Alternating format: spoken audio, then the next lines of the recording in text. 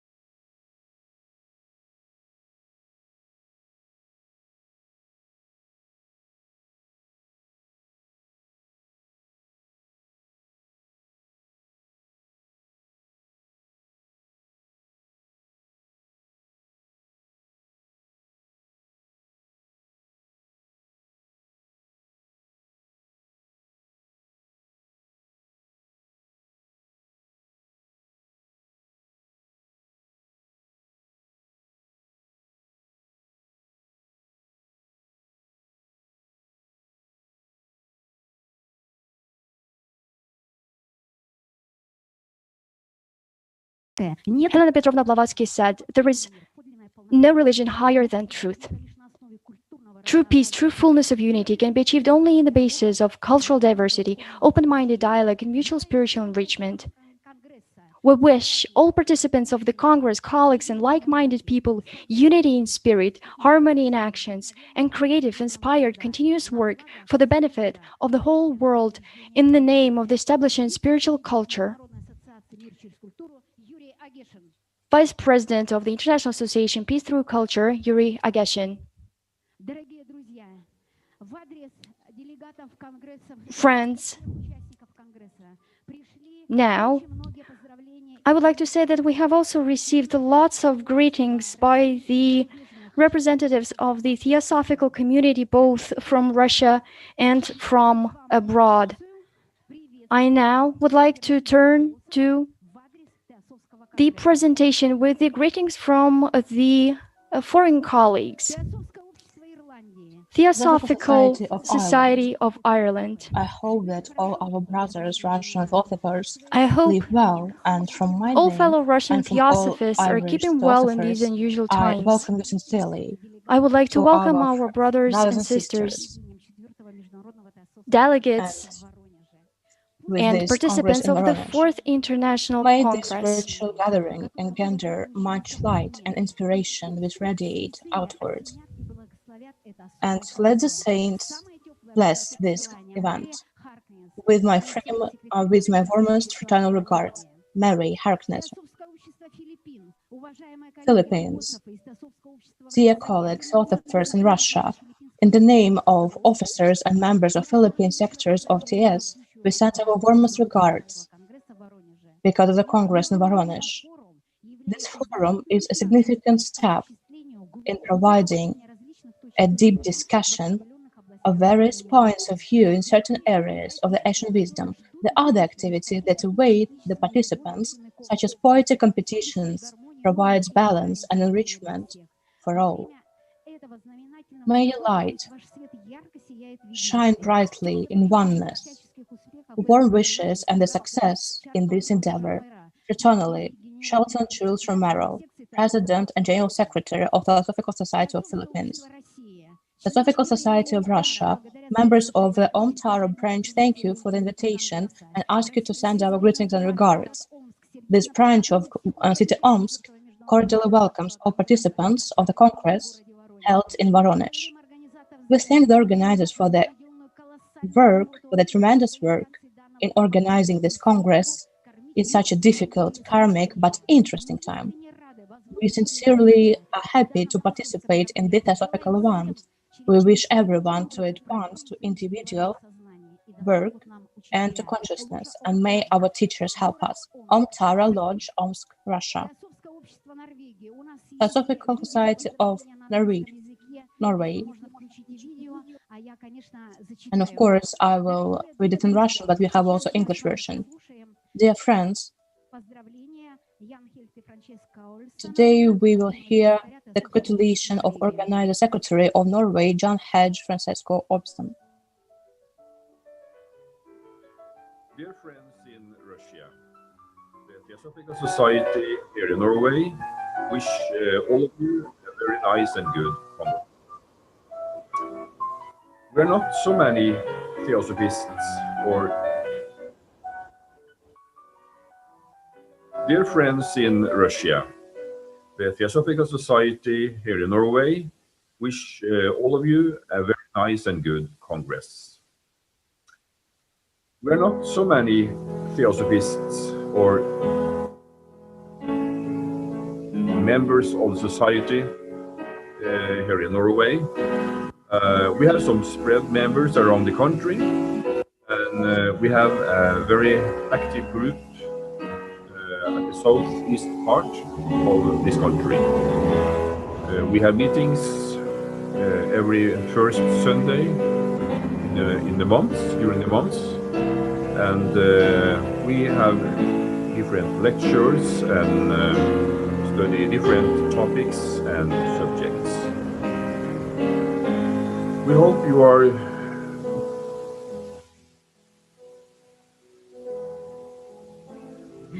Мы желаем вам всего хорошего в эти трудные дни пандемии. И We чтобы вы wish you all the best in this difficult time and that you remain healthy.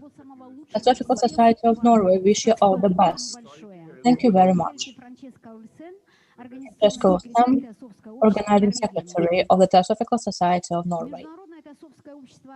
Multinational Theosophical Society adhere tonight. Dear fellow pastors in Russia, best wishes and greetings from India, Varanasi. May you have wonderful dialogues and exploration of truth. Your eternally Krishna life member Adhyar Chennai, Philippines. Our heart's regard, warmest regards in the Congress in November 2020 in Russia. May this Congress inspire all the delegates to inspire you all the activities why TS was formed. Our best wishes to this very successful Congress. Mrs. Rekha Nahar, the Golden Link Theosophical Lodge, TOS, Philippines. Theosophical Society of Russia, thank you for great organizing work on performing this Congress in Russia. Welcome all the participants of this scientific symposium, Cosmogenesis, Anthropogenesis, Theogenesis, a single evolution of consciousness. Today we have new demands of the knowledge of the person. This understanding should prevail over rational perception. This world will appear as it really is. The planetary spirit of the earth strikes the main note of truth, which is heard until the very end of Mamantara. To raise and maintain the speech of this note, the knowledgeable, the teachers come to earth. In the 19th century, among them came Elena Petrovna Blavatsky. The task of the all humanity is to support the teaching of Elena Petrovna Blavatsky to fulfill her mission to sound this note at a new height. The idea of Theosophy are directed by our joint efforts by all the participants of this Congress to formation of new worldview and consciousness of man. We wish you fruitful work in fulfilling the tasks of Theosophical women. Blavatsky Lodge of Theosophical Society, Cameron,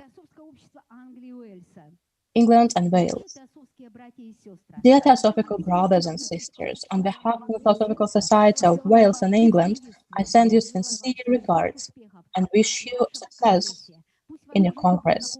May your life be filled with light and love and togetherness. Jenny Baker, President of England and Wales Society. Dear brothers and sisters, Theosophical Society of Greece, on behalf of the governing board, I would like to send you our warmest greetings and wish you success to the Fourth International Theosophical Congress. With fraternal greetings, Dr. Alexandros Bouchilangas, General Secretary, Theosophical Society in Greece. New Zealand Society. The members of this society would like to send you heartfelt wishes for the Fourth International Theosophical Congress, held on the 21st and 22nd of November. It's a difficult time around the globe with the COVID-19, and it's great that you are able to hold this online conference. The work you are doing to share and explore Theosophy is vital in this time when people ask for questions, for answers. We wish you all the best in your work with Russia. With warm regards, John Wassermans, National President of the Theosophical Society of New Zealand. Those who, dear friends, Theosophical Society of Argentina, those who suggest themselves as those who speak of love and Allah Buddha, for this Congress, let the voice of no sounds, let give you your efforts and help you give peace with great wishes. Manuel Arduino Pavon, Argentina. Russia. Seti Vidana branch welcomes this Congress and we wish you fruitful work. With respect, Yurga, Theosophical Society of Russia, Seti Vidana Lodge, India. Warm greetings to the Fourth International Theosophical Congress being held in Voronezh, Russia. This annual congress, organized by the more and more well-known Adamant Lodge of Russia, will be followed with the philosophers by entire world, and in my home city of Mumbai, many philosophers are active with those Lodge of Adamant. The discussion of the secret doctrine and the third book of the Kalachakra Tantra is also the interest. The Congress has been attracted by artists and poets, and each enriches spiritual contact of this conference. Wide coverage of the Russian conference was done by the Synergy Journal in Mumbai by the Guandan philosophers, Dr. Rajam, a senior member of Blavatsky Lodge. This year we look forward for a very fruitful discussion of the various topics. Warm regards, Arina Varandran, Honorable Treasurer of Mumbai Lodge in India. Theosophical Society of Slovenia. Dear friends, dear brothers and sisters, on behalf of the members of this lodge, I send you my best regards and best wishes in fruitful work at the Congress in Russia. May your work open the hearts of people and lead them to the knowledge of the oneness of life, which is the life of kindness, harmony, and wisdom. We wish you a joyful gathering and inspiring work. We are all with you side by side, dedicated to our common work. With warmest regards, Theosophical Society of Slovenia, Australia Society. Many thanks for your invitation and for all that you do. We are the Sunshine Coast Lodge, Queensland, Australia, send our greetings to all the delegates and brothers and sisters for a blessed and inspiring Congress. Bless you all for the efforts to connect us all, to spread the wisdom, to keep it alive, as you do. It is true Theosophy. Warmest thoughts, Ether Pokrant, President of the Sunshine Coast Lodge, Queensland, Australia, Theosophical Society of Russia. Dear friends, the Lodge Sophia, Moscow, welcomed the participants of this Congress dedicated to 145th anniversary of the foundation of the Society. From 1991, with the efforts of the members of Sophia Lodge, the Russian Theosophical Society was once again working. It was fortunately closed in 1918. Since 2010, in the Congress in Rome, our Lodge received the Lodge of the International Theosophical Society status, laying the base for the development of philosophy in Russia in a different status, as the member of international community of co-thinkers.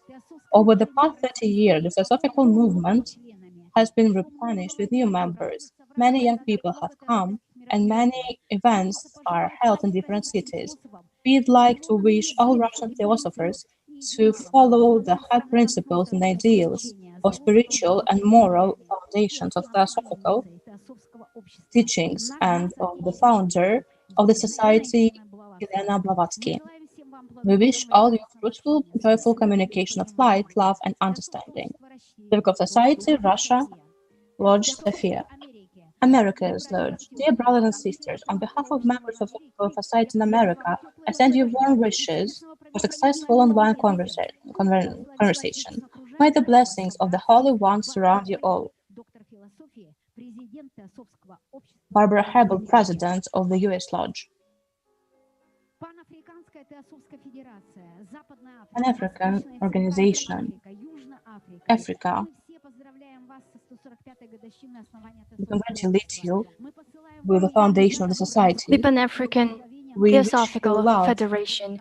We send to you and to the delegates our fraternal love and blessings for a successful and fruitful international congress. It is indeed auspicious that this congress is being held in Russia. Although the world has changed dramatically in so many ways since the birth of Madame Blavatsky, the depths of ancient wisdom contained in her writings is continued to be validated by enlightened scientists. We are therefore pleased that there is also a delegation of scientists involved in this Congress that are hopefully able to convey to all the delegates in easy to understand language the complex subjects of cosmogenesis, anthropogenesis, and theogenesis. Thomas George Davis, chairman of the Pan-African Theosophical Federation. The Theosophical Society in Orlando, Florida, dear fellow Theosophists, we're very proud of the tremendous and significant work you're doing to promote Theosophy, universal brotherhood, and goodwill among our courageous Russian brothers and sisters. May your convention be blessed with meaning and harmony and enlightened action for the benefit of humanity. Let us also focus on if there is to be peace in the world, it must begin with me. Radha Burnier tells us that peace is not the result of any cause, it is the absolute stillness of ultimate reality. We can get a better idea of this if we modify the words of the ancient Christian hymn to say, "Silent mind, holy mind, all is calm, all is bright. When the mind is still, there is peace." Blessings and warmest fraternal wishes from the members of Orlando Lodge. Karl Metzger, President of the Theosophical Society in Orlando, Florida.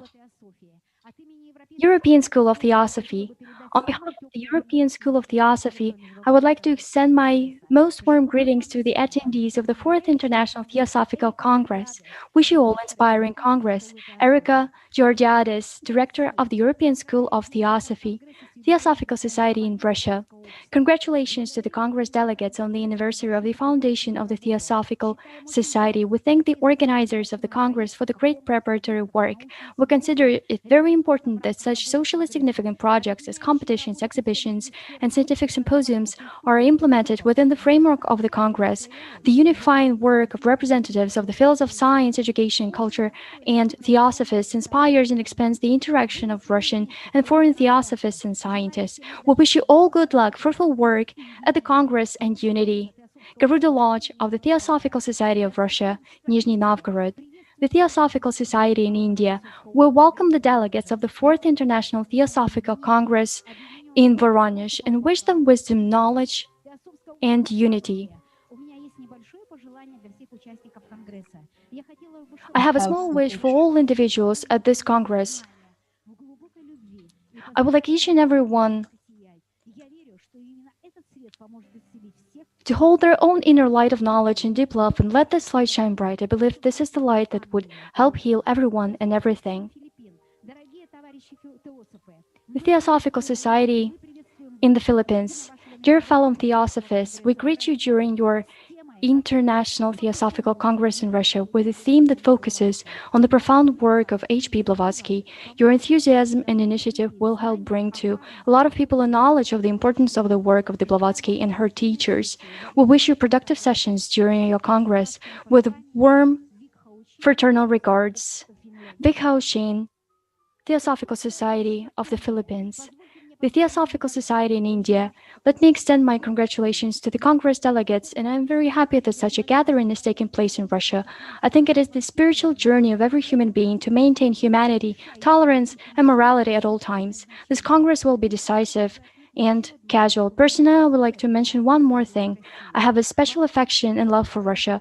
Perhaps it was Russian literature and movies that made me feel that way. Now, especially with a relationship with Theosophy, Russia has become my favorite again. My heartfelt congratulations once again to all the delegates. Mr. Gobi, Theosophical Society of India. The Theosophical Society in Russia will welcome the participants of the 4th International Theosophical Congress and wish them interesting and fruitful meetings in a friendly atmosphere. Let every speech and discussion help to strengthen fraternal feelings and advance towards the truth. Light of the Truth Lodge, Theosophical Society of Russia, Kemerovo. Friends, this is quite a long part dedicated to the greetings. It is very important. From all across our country, we've received congratulations and greetings. We now begin the first day of the work of the Congress. I thank everyone. I thank all the members of the Theosophical Society. I thank every lodge and everyone who presented their greetings to the 4th International Theosophical Congress. Now we will turn to the first speech. Mr. Mergen Ulanov. He graduated from the Kalmyk State University. He majored in history. He also defended his thesis on the topic Buddhism in the history of Russian philosophical thought of the late 19th, first half of the 20th centuries. In 2010, he defended his doctoral thesis on Buddhism in the sociocultural space of Russia, socio-philosophical analysis. He is a member of the Russian Philosophical Society and the Russian Sociological Society named after Kovalevsky. He is the author and co-author of more than 200 scientific publications on religious studies, including 10 monographs. Mirgen Ulanov, Doctor of Philosophy, Professor of Philosophy and History.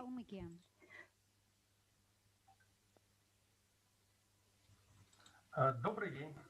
Меня слышно? Hello, everyone. Do you hear me? Yes, yes, indeed, we do hear you quite well. We're listening to you and we're glad to welcome you. Hello once again to all our friends, to all the like-minded people. I would like to greet you. And I also, first of all, would like to thank all of you. I thank Ms. Shabornikova for this great congress. It is indeed very difficult to organize such an event. The times are very trying, and it is really difficult to organize an event of this sort.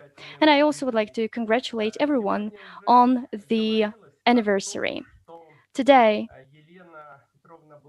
we've already said that Madame Blavatsky, who is our compatriot, is very important for us. For those who live in Kalmykia, she is all the more important. For quite a long time, she lived in Kalmykia, in the Kalmyk steppe, in the Astrakhan region as well. Her grandfather was a very important figure for the Kalmyk people.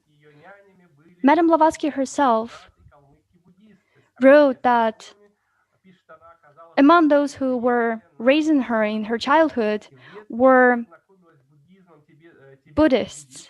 And right when she was a child, she got a chance to get familiar with the Buddhism of those who lived in Kalmykia. Madame Blavatsky was an indigo child right from the very age. She had lots of skills and abilities, and her grandfather took her to various churches and temples. And she, of course, had a chance to visit lots of monuments and places of significance. It is quite interesting that one of the places that she visited was a place where she actually started learning about Buddhism. She got to know Kalachakra Tantra, and she learned about the teachings of Asharma right from her early childhood. Helena Petrovna was initiated to some of the Buddhist teachings, including the esoteric teachings that have to do with Shambhala.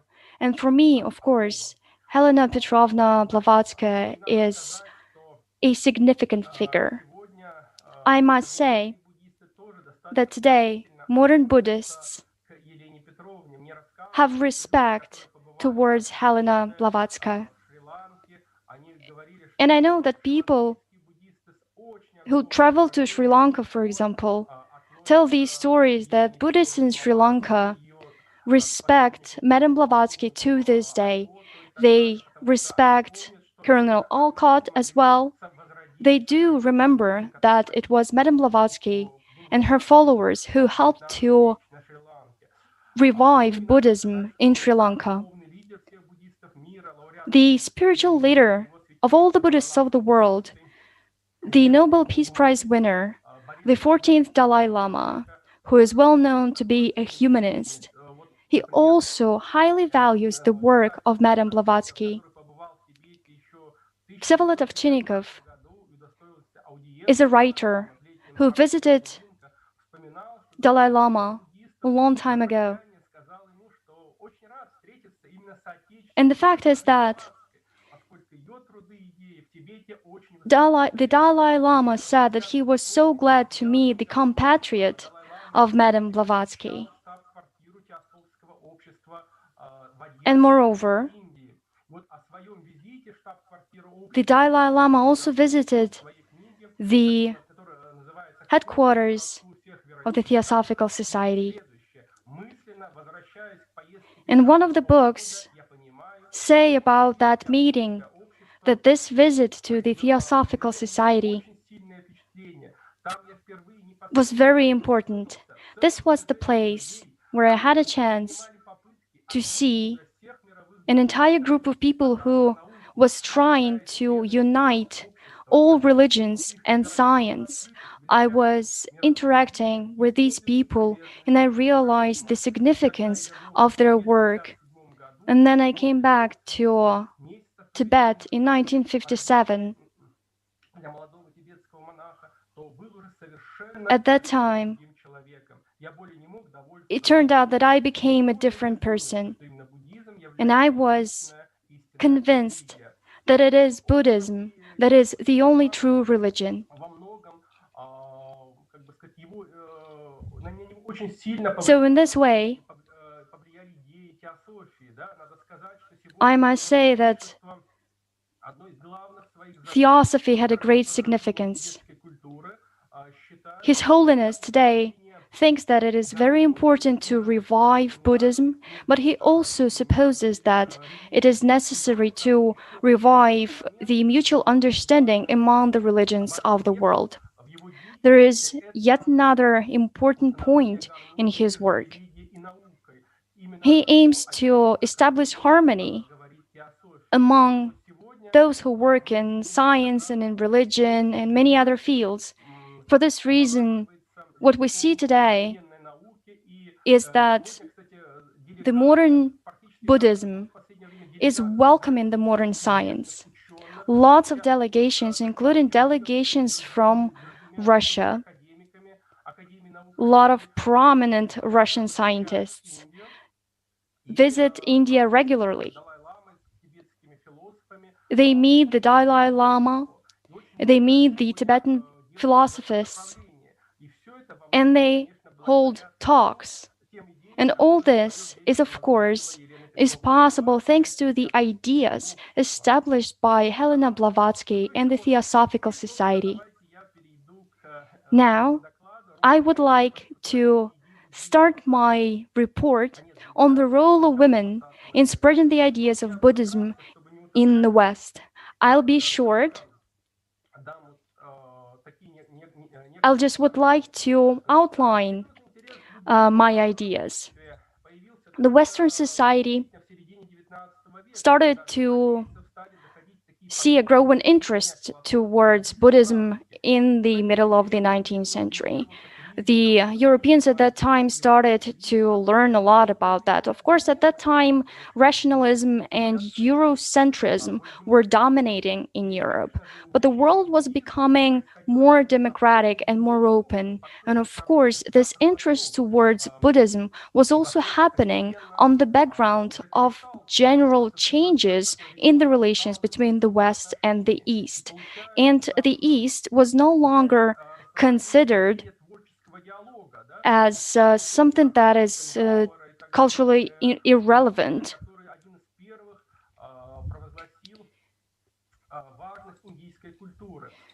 And there are very important people who said at that time that the Buddhist culture is very important. There were several channels through which the knowledge on Buddhism came to Europe.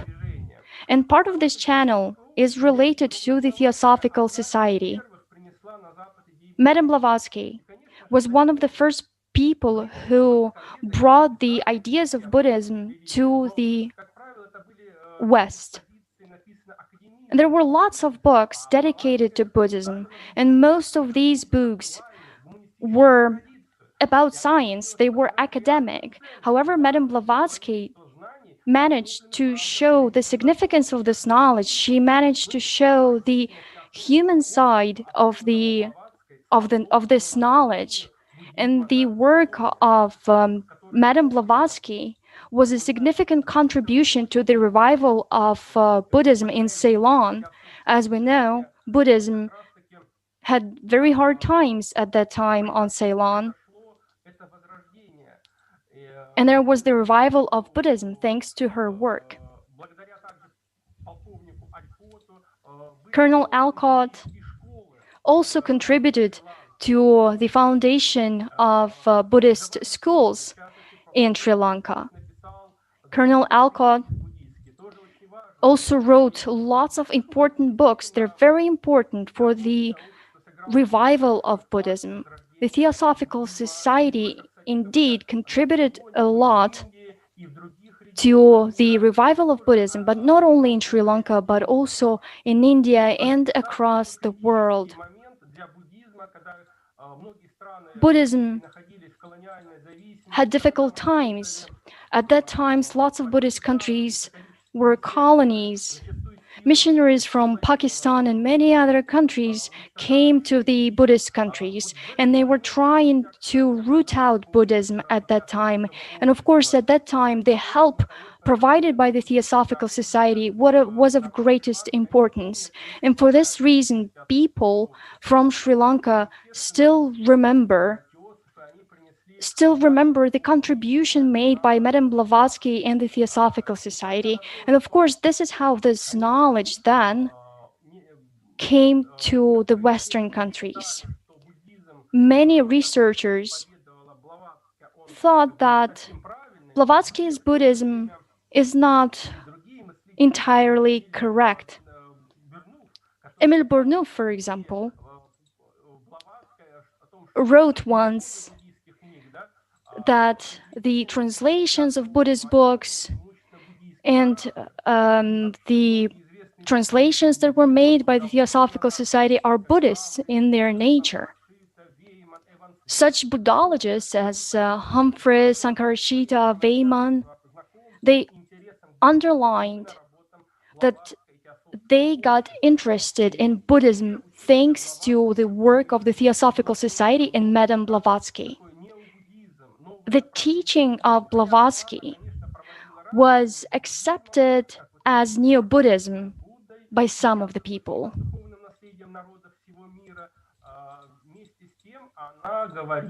Madame Blavatsky at the same time said that there is a special identity of the ethics of Theosophy and Buddhism, and she supposes that the ethics is the soul of Theosophy. And she says that Buddha was the very first one to preach this secret and special ethics to the world. And it was Buddha who made it so significant. And this is how Theosophy differs from many other traditions. Madame Blavatsky said that Buddha was the most perfect mortal being. She also paid a lot of attention to the esoteric side of Buddhism.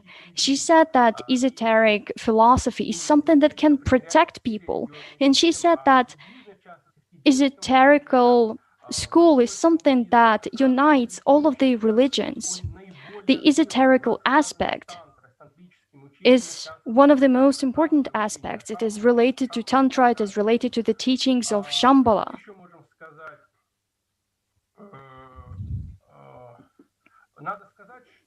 There is also something else that I would like to add. One of the most important people in India in the 20th century wrote in his book that Theosophical Society contributed a lot to the Indian culture. And the influence of the Theosophical Society on India was immense. And the government of India even ordered a special postal stamp, a stamp that has a slogan on it. The slogan says, "There is no religion higher than truth." And of course, the Theosophical Society also contributed to the popularization of Buddhism. It helped to spread the ideas of Buddhism. The chair of the Russian Theosophical Society very often referred to these theosophical ideas to the Buddhist ideas.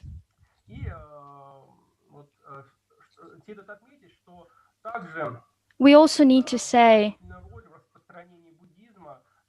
that in Russia there was another woman who was very important in the spreading of Buddhism ideas, and I'm talking about Helena Rurik. She was trying to spread the Buddhist knowledge to the West. And it also showed that it is indeed possible that these two cultures, the Western and the Eastern, can meet. The teachings of the Ruriks are considered to be the continuation of the Theosophical work, and many consider Agni Yoga and Theosophy be one and the same teaching. Helena Rurik also wrote an important book, The Foundations of Buddhism. And this book became known in very important times. I was a 17-year-old student, and I was captured by this book. It got me very interested in studying Buddhism. This is a book that helped me to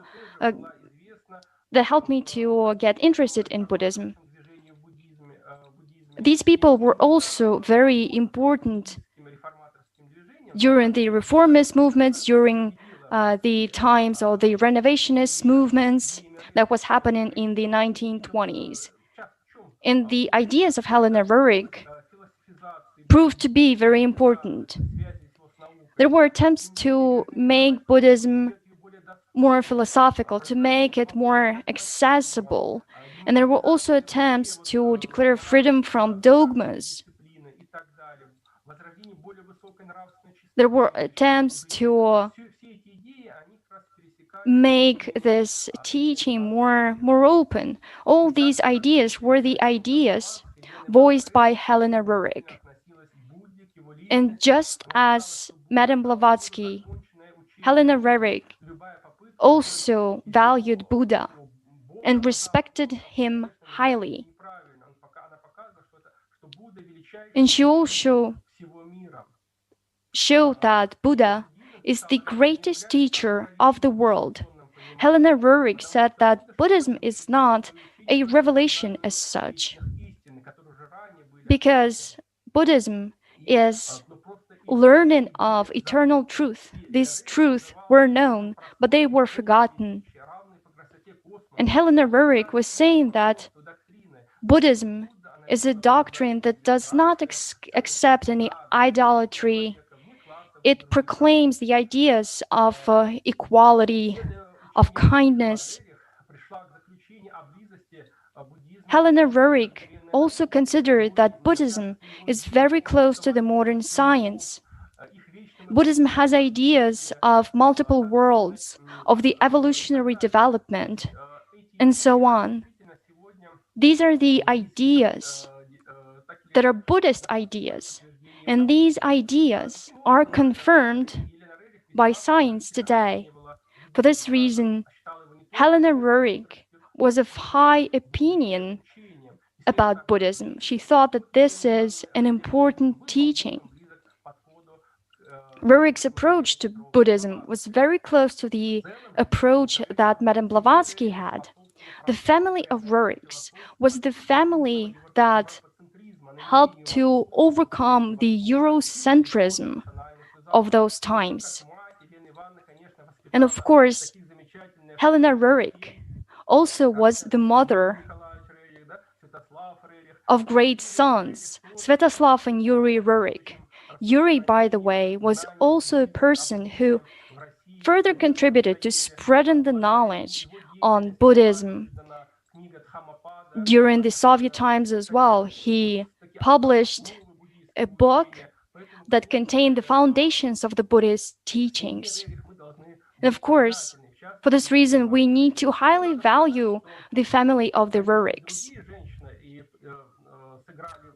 Of course, lots of other women contributed to the spread of Buddhism in the West. Carolina Busta and Miss Davis were the ones who spread the knowledge of Buddhism in the West. She was involved in translations, and she was also very available for the spread of the Buddhist ideas. Then Humphrey's family was also a family that contributed to the spread of the Buddhist knowledge. They also contributed to the foundation of the Buddhist society in the West. At first, they founded the London Buddhist Society, and this society published the Middle Way journal.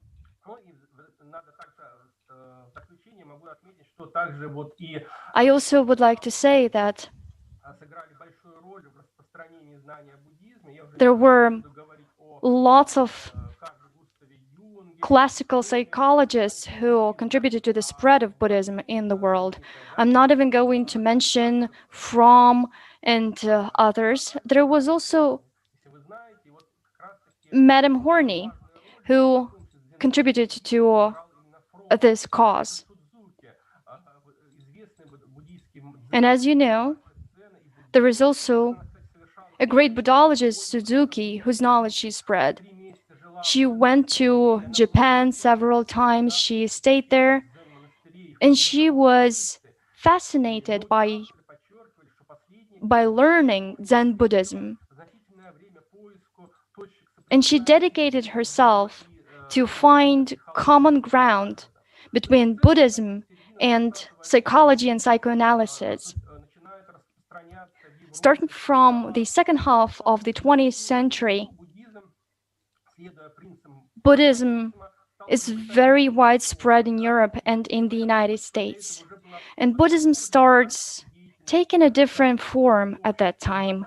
But the society at that time was, of course, ready because they were influenced by the Theosophical society. And the feminism ideas were spreading at that time as well. And the gender equality is also a very important idea in the West. Buddhism is widespread in the West today. There are lots of famous women in this area. They study Buddhism. They preach Buddhism.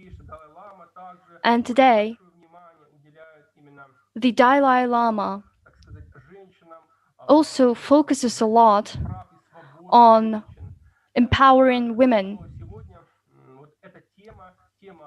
This means that today the topic of gender equality, of women empowerment, is becoming more and more popular among Buddhists. To conclude, I would like to thank everyone, to congratulate everyone with this important event. I also would like to wish you health in all respects, both spiritual and physical health. The Dalai Lama says that we're now entering a very difficult period, a difficult that will be characterized with lots of diseases. This is a very challenging time for our health. For this reason, we need to remember about our spiritual and mental health. And I think that this is what our Congress today aims to do. We aim to be in harmony. I thank you once again, and I congratulate you once again. Thank you, everyone. We thank you very much. We thank you very much for your report. We greet all of your colleagues, and we greet you as well. Now, dear friends, we invite Dr. Tapashri Kangule, Doctor of Statistical Science, Theosophical Society of England, London. She was born in India, and she is a member of the Theosophical Society of London, doctor in statistics, educated at Stratford University, Glasgow. Physics topic, mathematical aggregation of probabilistic expert judgments. Currently, Dr. Tapashri Ganguly is working as a statistician for a consulting company in management in London and specializes in the construction of models of human behavior. Research article is based on the works of Helen Petrovna Blavatsky. So, the borders of consciousness. London, Mrs. Tapashri Ganguly, London, please, you're welcome. Thank you. Please, you're welcome. Thank you so much. So, would I be sharing my slides or?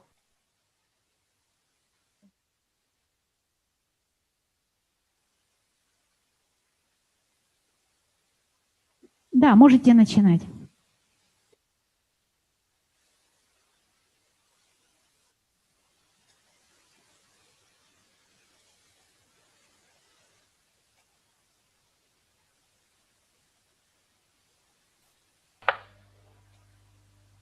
So please, Mrs. Tapashri. Yeah, okay. Thank you. First of all, it's not Mrs. I'm still not married. So it's just Dr. Tapashri Ganguly. And thank you for the honor, and thank you for being so kind and letting me share this space. So what I'll be talking about today is bounds of consciousness. And first of all, just very briefly start with, what do I mean by bounds of consciousness? And is this something that it's even possible? These are the questions that kind of come up at the very beginning, because we've heard of consciousness for a very long time, but we don't really know what exactly bounds of consciousness are. So what led to my search was, I always felt, since I come from a statistical background, that there has to be some sort of boundary conditions around what we are measuring. So when we talk of consciousness, what exactly are the bounds? And my hunch is that it is pretty much a lower bound of zero at every level of consciousness that we look at. And it's not really a minus infinity to plus infinity game. It's pretty much a 0 to infinity game. That's what was my hunch. And then I started experimenting and looking through the study and looking through the literature around consciousness. And with that in mind, the answer that actually got me to putting these slides together is, are really there bounds of consciousness? And the answer is yes, there are bounds of consciousness, and the lower bound of consciousness is 0, mathematically speaking. So if we move on to the next slide, please. So if we start off looking at, from a theosophical perspective, the 7 principles of human consciousness, and this is something that everybody, I think, is very familiar with. I don't really need to get through it, but it's put out by Helena Petrovna Blavatsky in the Key to Theosophy, and we know how she has defined this upper triangle and the lower self, which is sort of made up of this rectangle, if you like. So it consists of Atma, Buddhi, Manas in that particular order, and then the other bit that's made of like the physical body and the prana and the kama. And this is something everybody is familiar with when we talk of human consciousness within the theosophical literature. Now, I'm going to put a different spin to it, and I'm going to look at it from a Bayesian perspective. So if I really break this diagram down into 2 different aspects. So on the next slide, as you can see, that I have got the Bayesian belief network, which is broken down these 2 different diagrams into 2 different this diagram into 2 different contexts. So one, I call it the higher self, and one I'm calling it the lower self. So if we go on to the next slide, please. Yeah, so this is like providing a belief net perspective here. So in the belief net perspective, on the left-hand side of the screen, you have the upper triangle, which is composed of the Atma, Buddhi, Manas. And on your right-hand side, you have the Sthula Sharira, the Linga Sharira, Prana, and Kama. That's the physical body, or the lower part of the diagram that we saw before on the previous slide. Now, each of these entities within a Bayesian context, and I'm not very sure how many are familiar with the Bayesian context, but within a Bayesian context, each of these entities are called nodes. And the arrows basically represent the direction of the flow. So the nodes that have arrows that are leading into them are the nodes like, for example, if we take the HS on the left-hand side, we have the nodes leading into them. They are called the derived nodes. And the nodes that do not have any arrows leading into them are the parent nodes. So derived in Helena Petrovna Blavatsky terms, she calls these derived nodes as vehicles. So if we go into the Theosophical literature, what I call derived nodes statistically become vehicles according to her definition of these derivations. Now, what is interesting here, and then you have the antakarana, which is the connection between the higher self and the lower self. So that's the connection, and that is something that feeds both. So the arrow is pointing at both sides, so it is something that feeds both the sides of it. Can be either way. It's bidirectional, if you may like to call it that. So the idea is, when you basically put the entire network of the seven of the human consciousness into this particular framework, what you get is a probabilistic view of consciousness. Now, with a probabilistic view of human consciousness, now it becomes very mathematical to basically find out if this actually has any kind of mathematical bounds. Now, what do I really mean by bounds or borders? It would be worth pointing out here that bounds or borders are pretty much like something that is limited or restricted by something. So you cannot go beyond that. You have to have that particular limit to it. So which is what it means by bounds. So what is the bound of consciousness? If that's the question that we are trying to answer, hence this entire perspective of it. So if we could move ahead on the next slide, please. So I'm just going to focus on one because it's very hard to go over each node. So I'm just going to focus on the LS node, or the lower level node, which was the rectangle that you had at the bottom of the diagram on the human consciousness bit from Key to Theosophy.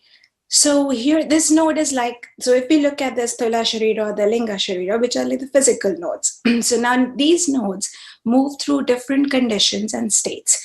Now, each condition brings a stream of knowledge, thus making each node represent an interactive form of the worlds. Now, here I'm going to bring in a scientist called Karl Popper, and I'm going to bring in his theory of the worlds, or the view of the worlds, which I'm going to elaborate in the next slide.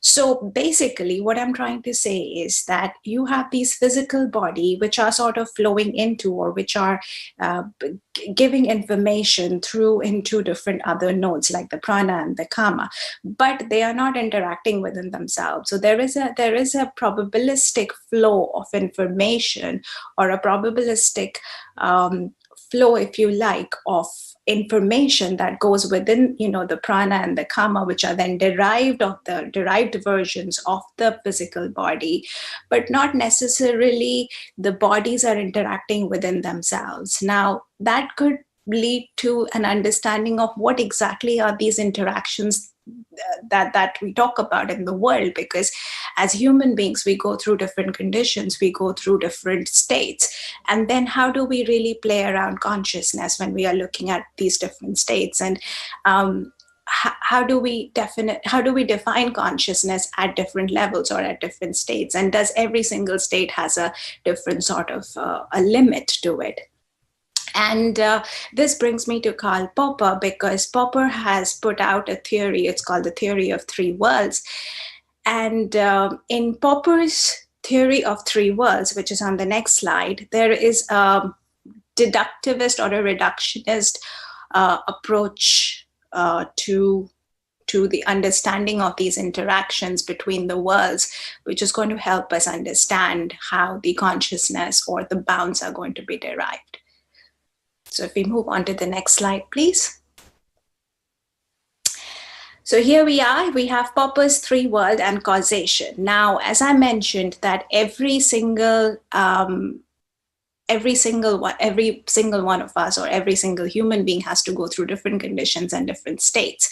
Now, Popper did put out this theory, and this is pretty much a causation, and it deals with the world interaction. So his theory of the three worlds were world one, which was pretty much the objects and the states and systems. World two was individual states of consciousness, perceptions, knowledge, emotions. And world three is a platonic world of ideas, world that exists nowhere, but which does have an existence and which does interact with human minds.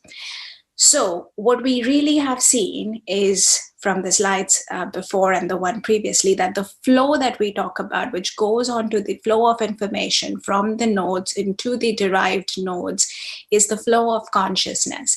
And these flow pretty much have a probabilistic view of them, because they keep changing given the states, given the conditions, given the various forms that one is in. And also the very important, it would be imperative to say here, like I did touch upon it briefly before, that there is a reductionist approach to understanding what happens. So it's pretty much we are building things up. So it's a reductionist approach. And that is also important, because if we don't go through that approach of causation, it will be very hard to find the bounds of consciousness that we are aiming to find, or that I'm aiming to find or put together through these few slides that I have it here.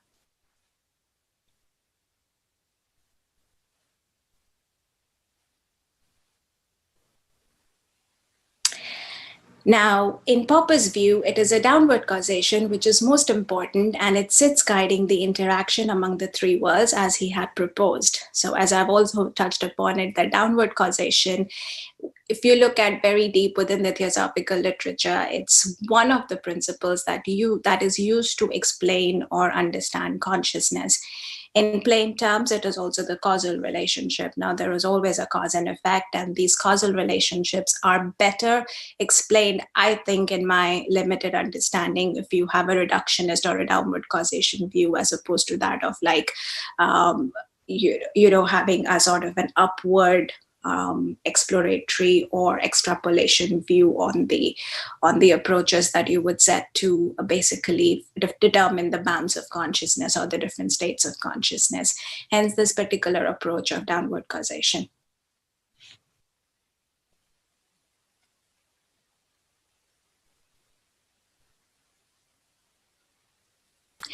So here is something that I came across, which I thought was very interesting. And this is a quote by Pascal, and I'm going to read it out. He said, "When I consider the short extent of my life, swallowed up in the eternity before and after, the small space that I fill or even see, engulfed in the infinite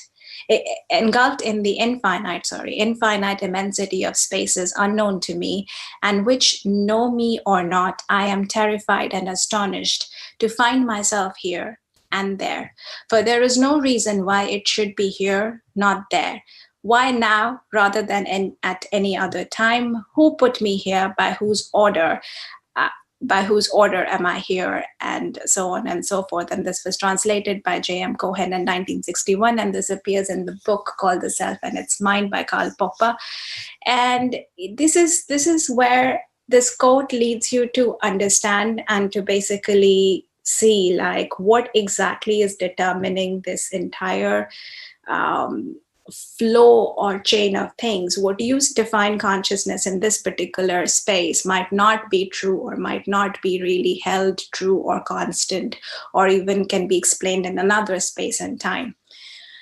So this is pretty much a concept of interaction, and causation definitely cannot happen without interaction. So we saw that causation, and when we started off with the Bayesian belief network, we definitely have these causal links, and then these causal links are definitely form of the interactions that happen across people, across different states, not only across the worlds, but also at a very granular level across different states of being. So if we come to interaction, and I have already explained that, but I'm just going to briefly go over it. It's pretty much worth mentioning that the brain is sort of, most scientific literature have tapped into the brain as the seat of consciousness, but it's not really the brain. It's pretty much the behavior that's the seat sits at the seat of consciousness. And if you look at along the lines of mind and body, it paves way for self-consciousness theories, which are a little different from when we talk about when we talk about consciousness as a whole. So according to Popper, full consciousness depends on having an abstract theory, which is linguistically formulated. So when we do not have a language to explain it, it gets really difficult to put it forward. Also, it's worth mentioning here that the brain can be thought of as a library, which can be tapped into for information and build up the awareness or consciousness when it comes to from the lower levels. Hence, the language will play a very, very crucial point up until here, but not beyond this. A, we do not have a language, and B, it will be very hard to explain it, even if we did have a language. And which is why it's a self-conscious theory where we are literally, which we are able to explain, but not beyond that.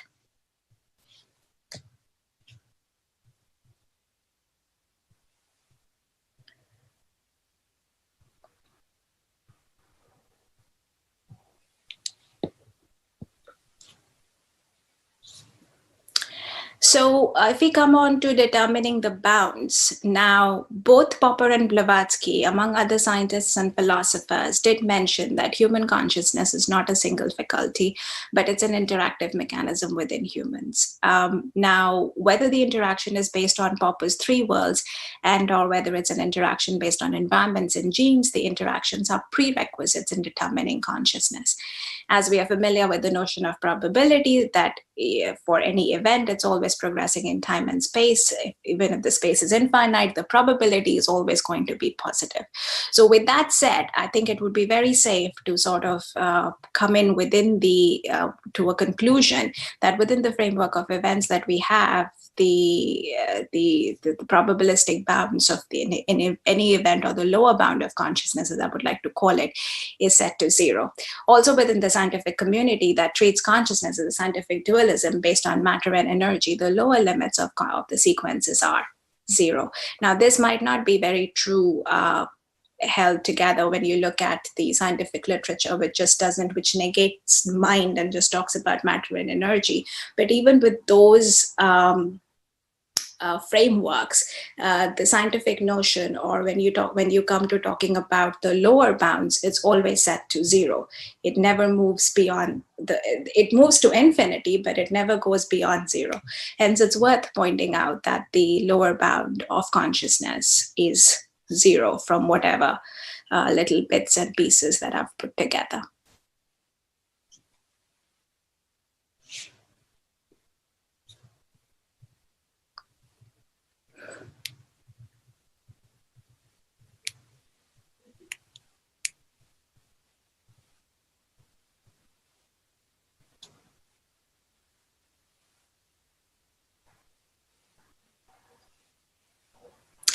So with that, I think I would like to thank everyone for listening in and for your precious time. And here are a few of the books and references that I used for this particular presentation. Thank you.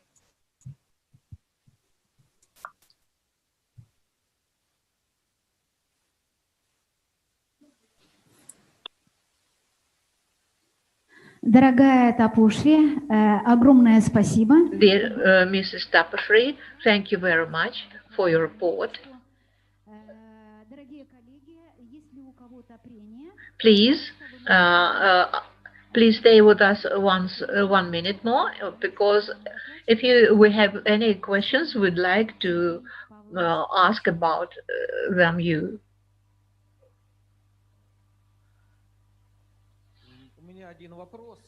I have one question.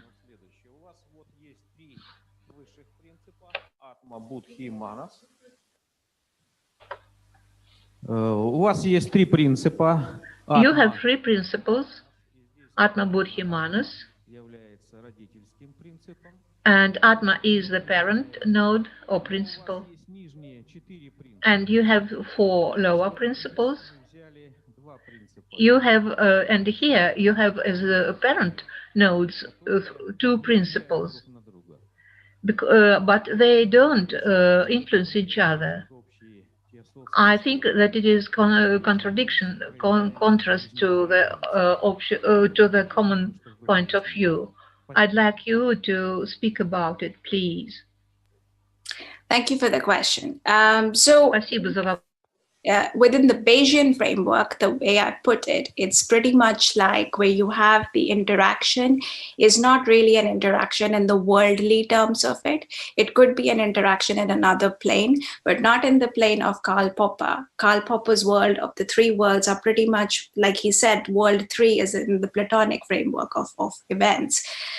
So the interaction very much is possible in a higher dimension, but in the lower dimension that we are mentioning it, or even if you look at a single line interaction, that interaction is not possible, which is the mathematical way of determining the bounds. Otherwise, it would be very difficult if we have to account for the higher level interactions going ahead. So once we know the bounds are coming to zero, the lower bounds are coming to zero, we can then map it onto a higher dimension because we are very familiar with it. But on a lower dimension, that interaction is pretty much is absent within the Bayesian framework. That's the way I put it. Does that answer? Thank you. Dear Ms. Tapashri, I think the answer is, thank you for the answer. And I want to add a little. When we speak that Atma has the ability and can come to the lower levels, Helen Petrovna says that she doesn't go anywhere, but it stays on her level, but it only penetrates everything, and on the sixth principle, the interconnection of different levels of consciousness appears. So thank you. It's a little addition to your answer. Thank you very much. Thank you.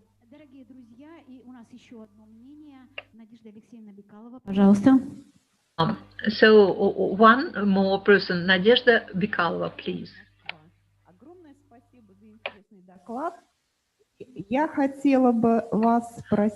I would like to ask you,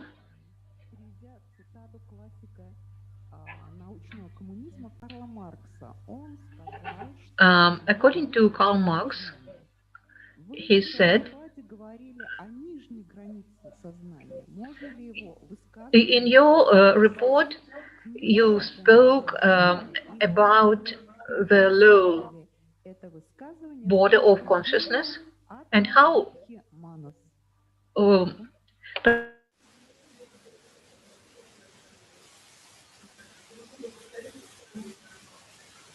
I ask you.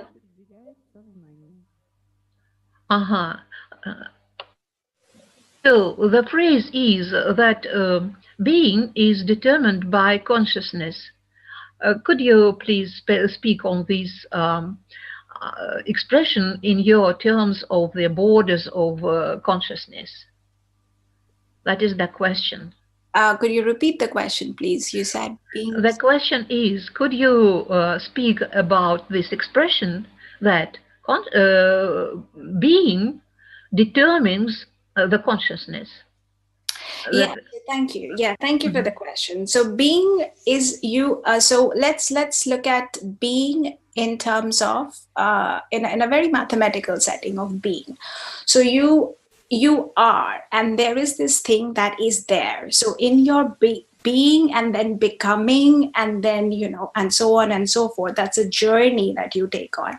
And that is also a journey that starts from a 0-1, that mathematically it's also a journey that's going to be on a 0-1 line. Now, wherever it starts, whether it starts at a 0 or whether it starts at a 1, it's a sum total that you would take up on an minus infinity to plus infinity big mathematical line, if you like to if you like to visualize it like that. And it is these little parts that are going to add up to make that complete line or your complete framework of so-called existence or being. And these little bounds that we have are bounds which are basically within this little framework, the little transitions that we make, that we sort of understand as life or human life, from a particular time stamp and different states and different conditions. And that is what's going to add up. So what bounds do, bounds basically are related to within that particular time frame that you are in right now. And that could be within a 0-1 line, but the entire line is the entire real line, if you like to think of it. It goes from minus infinity to plus infinity. Does that answer the question?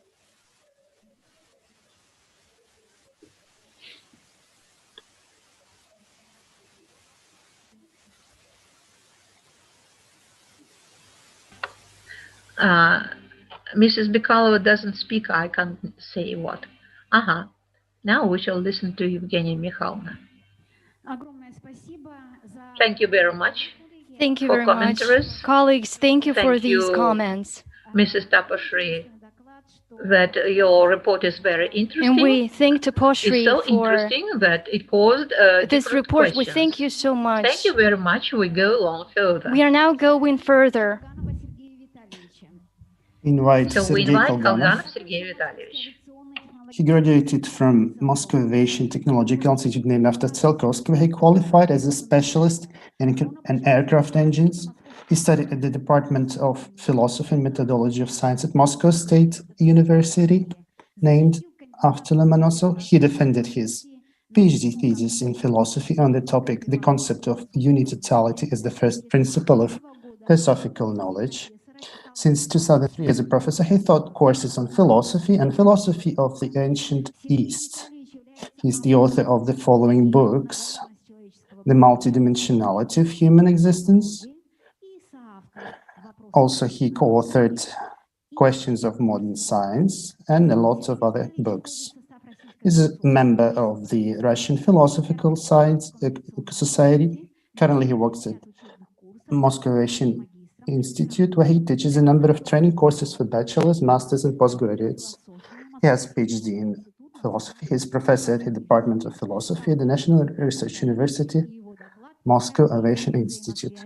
Now his speech, The Problem of the Relationship Between the Internal and the External in Monadology. Very glad to see you.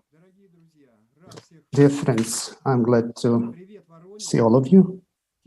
Greetings to Voronezh. The topic is the relationship between the internal and the external in monadology.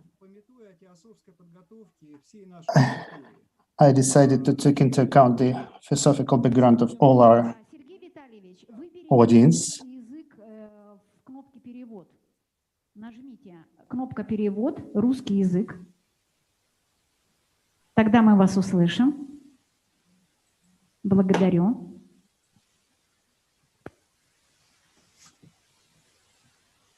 Так, слышно меня сейчас? So do you hear me?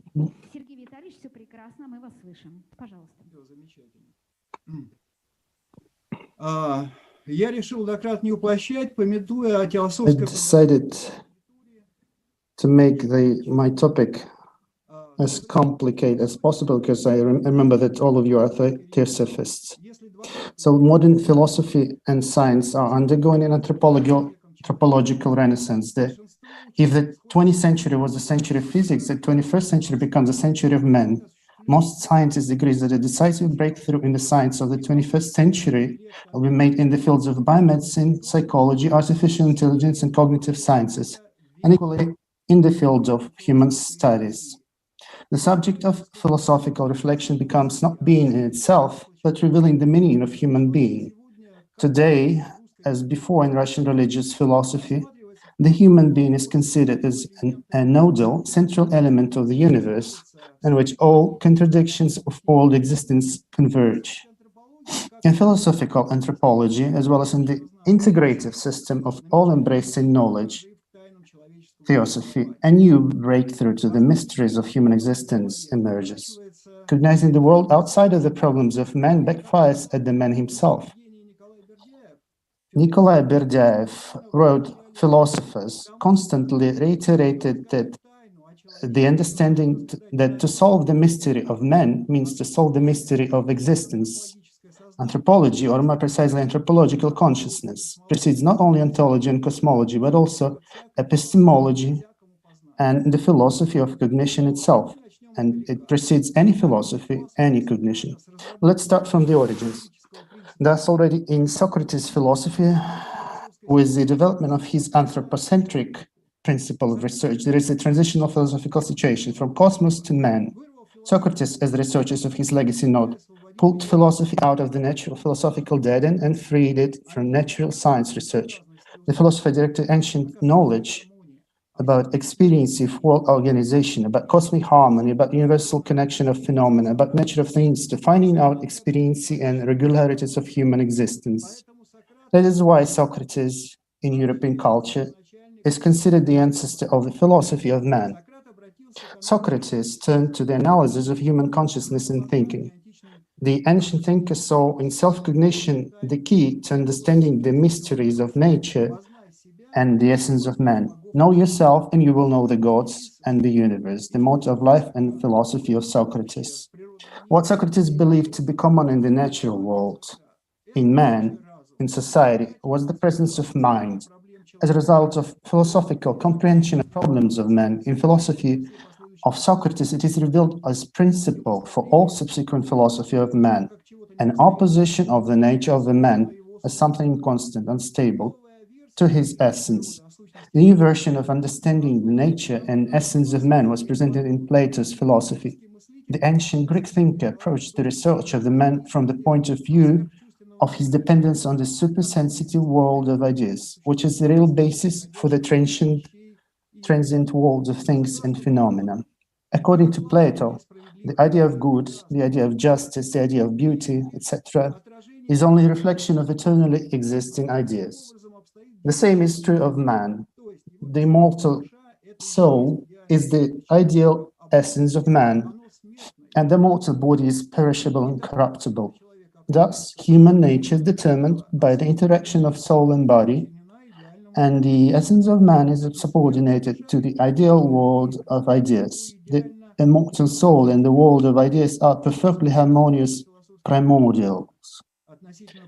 Plato's general philosophical conclusion about the problem of the relationship between nature and human essence was reduced to the following provisions. First, the essence of a man lies in his ability to achieve ideal states of personal and social being, virtues, justice, wisdom, abstinence, courage, ideal state, etc. Second, human nature should be changed according to the ideal essence. It has all negativism of human being, viciousness, injustice, stupidity, different types of imperfect state, system, etc., should be overcome.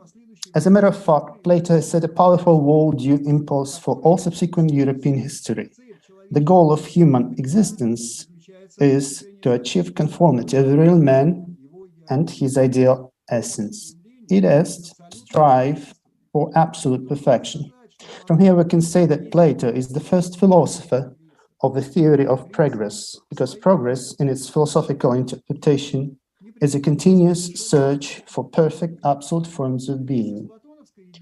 Together with Plato's idea of constant perfection of man entered the European consciousness also the idea of inauthenticity of real human existence, which should be improved and rebuilt all the time for the benefit of an abstract and inexhaustible ideal. Socrates, Plato, and Aristotle, in our opinion, discovered the main thing in man. His metaphysical break was true reality.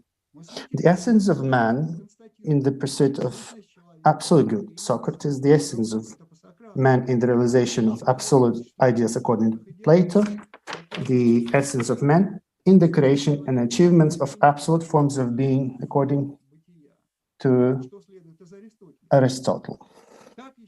Also in the era of antiquity, there has appeared a systematic teaching about microcosm and macrocosm, in particular in the philosophy of Pythagoras. Pythagoras declared in the achievement of world harmony that is harmony and of microcosm and macrocosm, the goal of his doctrine. The human soul, according to Pythagoras, is full of storms and disagreements, and the task is to realize in it the unity of harmony. Pythagoras saw the key to unraveling of mysteries of human existence in revealing mathematical relations between macrocosm and microcosm. The famous Russian theosophist Helena Blavatsky noted in her secret doctrine, the mystic decade of Pythagoras, where some of the first 4 digits is the way of expressing this idea. The 1 is God, the 2, matter, the 3, combining monad and duad, and partaking of the nature of what is the phenomenal world. The tetrad, or form of perfection, expresses the emptiness of all, and the decad, or sum of all, involves the entire cosmos. And she continued, the monad, the manifested one, is the principle of all things, from monads and the indeterminate duad, chaos, numbers, from numbers, points, from points, lines, from lines, superficies, from superficies, solids, from these solid bodies, whose elements are 4, fire, water, air, and earth, of all which transmuted, correlated, and totally changed the world consists. We also find in philosophical teachings about the parallel conformity of macrocosm, small universe, and macrocosm, big universe, in the very first philosophical works of the ancient Orient, Vedas, Upanishads, Yi Jain, etc. The main problem here gets its historical development in the understanding of the relationship man in the universe. Further, in process of development and philosophical thought, revealing relations of microcosm and macrocosm becomes characteristic for natural philosophy of pre-Socratics. In philosophy of Democritus, it is possible to find out interpretation of the man as a small world. In Plato and then in Stoics, theogenic concepts are developed where dynamics of the relation man-cosmos is crucial. The idea of micro and macrocosm also appears in Greek patristics. During the Renaissance, the relation of micro and macrocosm was the basis of anthropological views of Pico della Mirandola, Tommaso Campanella. Thus, Mirandola stated the special position of man in the universe as he is involved in everything earthly and heavenly. Mirandola's human being, by virtue of his cosmic freedom, is capable of creative transformation and self-determination that liken him to God. German mystics John Eckhart and Jacob Böhme have also elaborated on the interrelation of humans and cosmos. Mystical literature of that period is filled with topics of interaction between man and the cosmic whole. Theophrastus Paracelsus' principle, parallelism of the universe and man, suggests the possibility of man's magical influence on nature, based on his pantheistic philosophical doctrine. This way, in philosophy of Renaissance, there was an idea that the man can operate the world if he comprehends the essential laws of human and cosmic existence. In the Renaissance epoch, the approach to the man as a macrocosm got its extreme expression in anthropocentrism, a system of views according to which the man is the center of the existing world. The essence of anthropocentrism was in recognition of the action inside of the man of the same fundamental laws as in the whole universe. Proceeding from this, it was supposed that cognition of laws of own human existence will give the chance to manage cosmic processes. Just because man is the center of the world, precisely because everything that happens in him is a kind of hologram of the universe. Giordano Bruno tried to philosophize the idea of heliocentrism, which was formed in Europe under the influence of Copernican cosmology. Giordano Bruno developed the concept of cosmic organicism, according to which countless cosmic worlds are not only animated but also inhabited by different life forms. In the teachings of Bruno, noted the famous Russian philosopher Gurevich, infinity no longer means denial or restriction. On the contrary, it is identified with the immeasurable and incalculable wealth of reality and the unlimited power of human intellect. This is how Giordano Bruno understands and interprets the teaching of Copernicus. This doctrine, according to Giordano Bruno, was the first and decisive step to the self-release of man. Man no longer lives in the world as a prisoner, imprisoned within the walls of the ultimate physical universe. In the 17th, 18th century, the problems of micro and macrocosm are taken out of science, as it is dominated by mechanicalism, which explains the development of the world by the universal laws of the mechanical form of motion of matter, excluding the universality of cosmic spiritual relationship between man and the universe.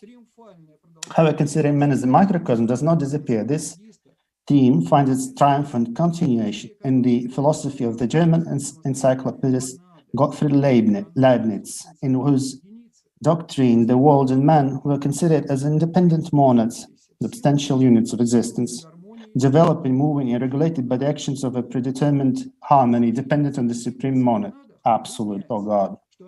When studying Leibniz's theory on monads, it turns out that the ancient teaching about man as a microcosm has now spread to all substances. Any monad is a microcosm. Therefore, it can be said that Leibniz's theory, according to which every monad represents all the others, is now a new version of the Hermetic doctrine of all in all. The idea of man as a microcosm, reflecting the whole universe, has previously resurfaced in Hellenic philosophy, in Plato's Timaeus, for instance, and permeates the whole mystical tradition. Man as a microcosm was rather recently pushed beyond the limits of scientific knowledge by mechanicalism. Then this concept was revived by Leibniz, and we see that it brings us closer to solving many mysteries. In Leibniz's monadology, monads are simple incorporeal substances through atoms of nature. The monads end up with mental activity consisting in perception and aspiration. Each monad represents the universe and is like a microcosm. It is necessary, therefore, to clarify the question what perceives and represents each monad. Leibniz's answer is unambiguous. Each monad represents all the others, in other words, the whole universe. Each substance expresses with precision the essence of all the others by virtue of the links that exist between them. A created monad reflects all the universe as a whole, and special monads, in other words, relating to the soul and the mind, are also characterized by conscious perception. Leibniz called this perception by the term of apperception.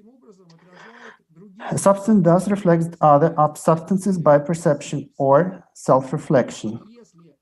And whereas René Descartes first described a reflexive physiological act for living systems, Leibniz actually established this property of self-reflection as a universal phenomena for all substances. The term self-reflection sometimes has different content, but its most common modern meaning is reflection. Intrapsychic reflection is also represented by the direction of consciousness toward itself and the relationship between consciousness and the unconscious. At the same time, the need for sign appears due to the fact that self-reflection itself has no content. It always only receives content from outside on the principle of a mirror. In the doctrine of the mentioned philosopher, monads are elements of all things. Monads are, first of all, spiritual atoms, centers of force. They are simple, indivisible substances, which Leibniz called monads precisely to indicate their simplicity and indivisibility, and entelechy to indicate their inherent inner perfection. In general, all things, bodies, are monadic aggregates. Everything that exists is either a simple monad or an aggregate of monads. In a word, monads are elements of all things. So if we're able to learn the nature of a monad, then we equally learn the nature of all that exists in the world. It's erroneous to assume that the monads are placed in some space and can mechanically and physically accumulate in a certain place of space. After all, they can be neither physical points because the physical point is divisible, nor geometric because the geometrical point being indivisible is still in space. Space is a phenomenon formed by monads, and therefore is not the starting point of existence. Therefore, monads are metaphysical points or centers of force activity. So Leibniz derives the whole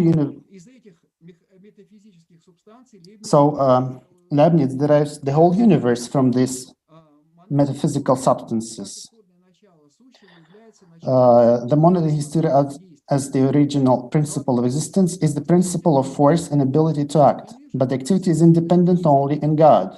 All other monads have limited, it has imperfect ability to act, and the reason for this is the materiality of the monads. It's obvious that materia prima, understood in this new sense, that is an obscure essence of each monad, limits its perceptivity. The vagueness of perception of a monad is manifested in the form of mass, impenetrability, and length. Corporality and extension are also called secondary matter by Leibniz.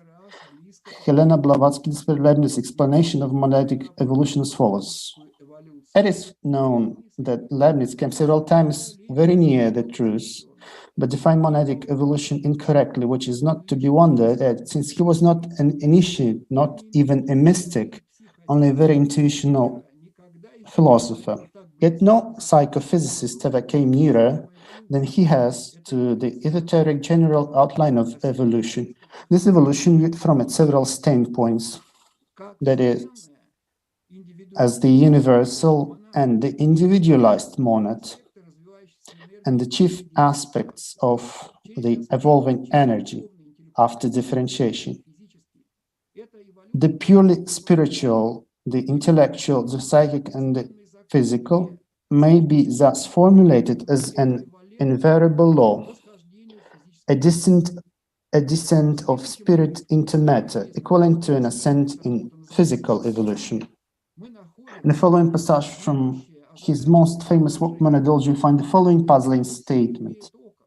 Monads do not have windows through which anything could enter or exit there. This means that each monad is a self-contained world, immune to any inducement or influences from outside. In other words, no monad can have a physical influence on another's inner being, and no monad is influenced by another. For the sake of communication and consistency between two monads in general, especially between a spiritual monad and a material monad, it should be assumed that what is extracted from within each monad is perfectly consistent with what the others extract of themselves, which creates a perfect harmony. All this is part of their own nature conceived by the Creator in a system of preset harmony. In one of his letters, Leibniz notes, I do not think it's possible that there is a system in which monads influence one another because they cannot find an acceptable way of communication. Moreover, it should be added that influence seems unnecessary, in fact. Why should one monad give to another what the other already has?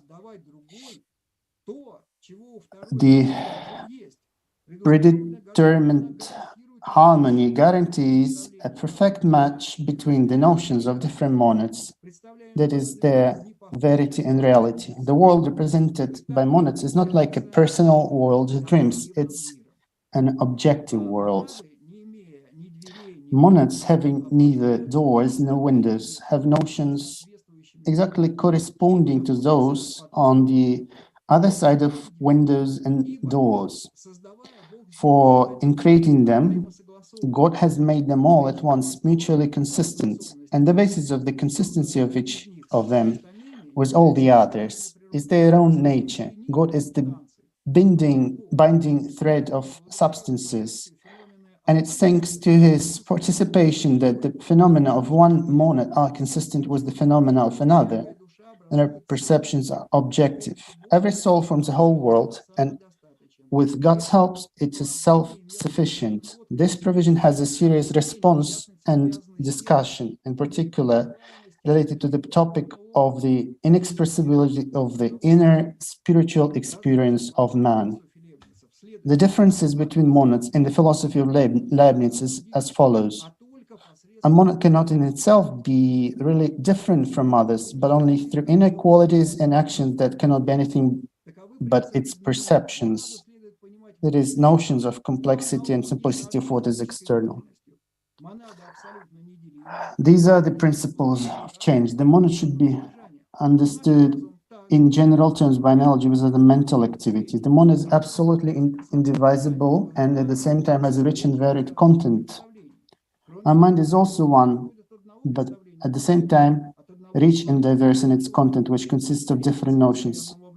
In addition, our mind moves from one view to another and from one desire to another, striving for constant renewal. The problem emerges from the above. If all monads represent the universe, how do they differ from each other? It turns out that each monad represents the whole universe, but with a different level of perception, differentiation, and at different angles of consideration. And it is the type of perspective that makes each monad not similar to others. According to Leibniz, the variety of perspectives in the notions is so great that different things not only differ from each other by species, but even within the same species, there are not at least two things that are absolutely identical when compared.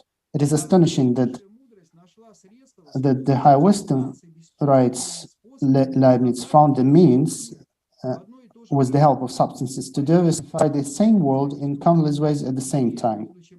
Therefore, the world already possesses infinite diversity in itself, and being diverse and expressed in different ways through a number of different notions, continues to receive a countless numbers hereof. Let us quote from his work, Discourse and Metaphysics. Every substance is like a whole world, like a living mirror of God, or the whole universe. It reflects the universe, in its own way. Just the same city is represented differently depending on the location of the observer. From here, the extraordinary wealth of reality is allowed, even if two monads, however modest and small they may be, are not identical. Then the universe, not only in its totality, but also in the smallest simple elements, gives infinite differentiation, which means infinite diversity. It should also be emphasized that the different angles in which monads represent the universe and the different levels of apprehension allow Leibniz to establish the hierarchy of monads.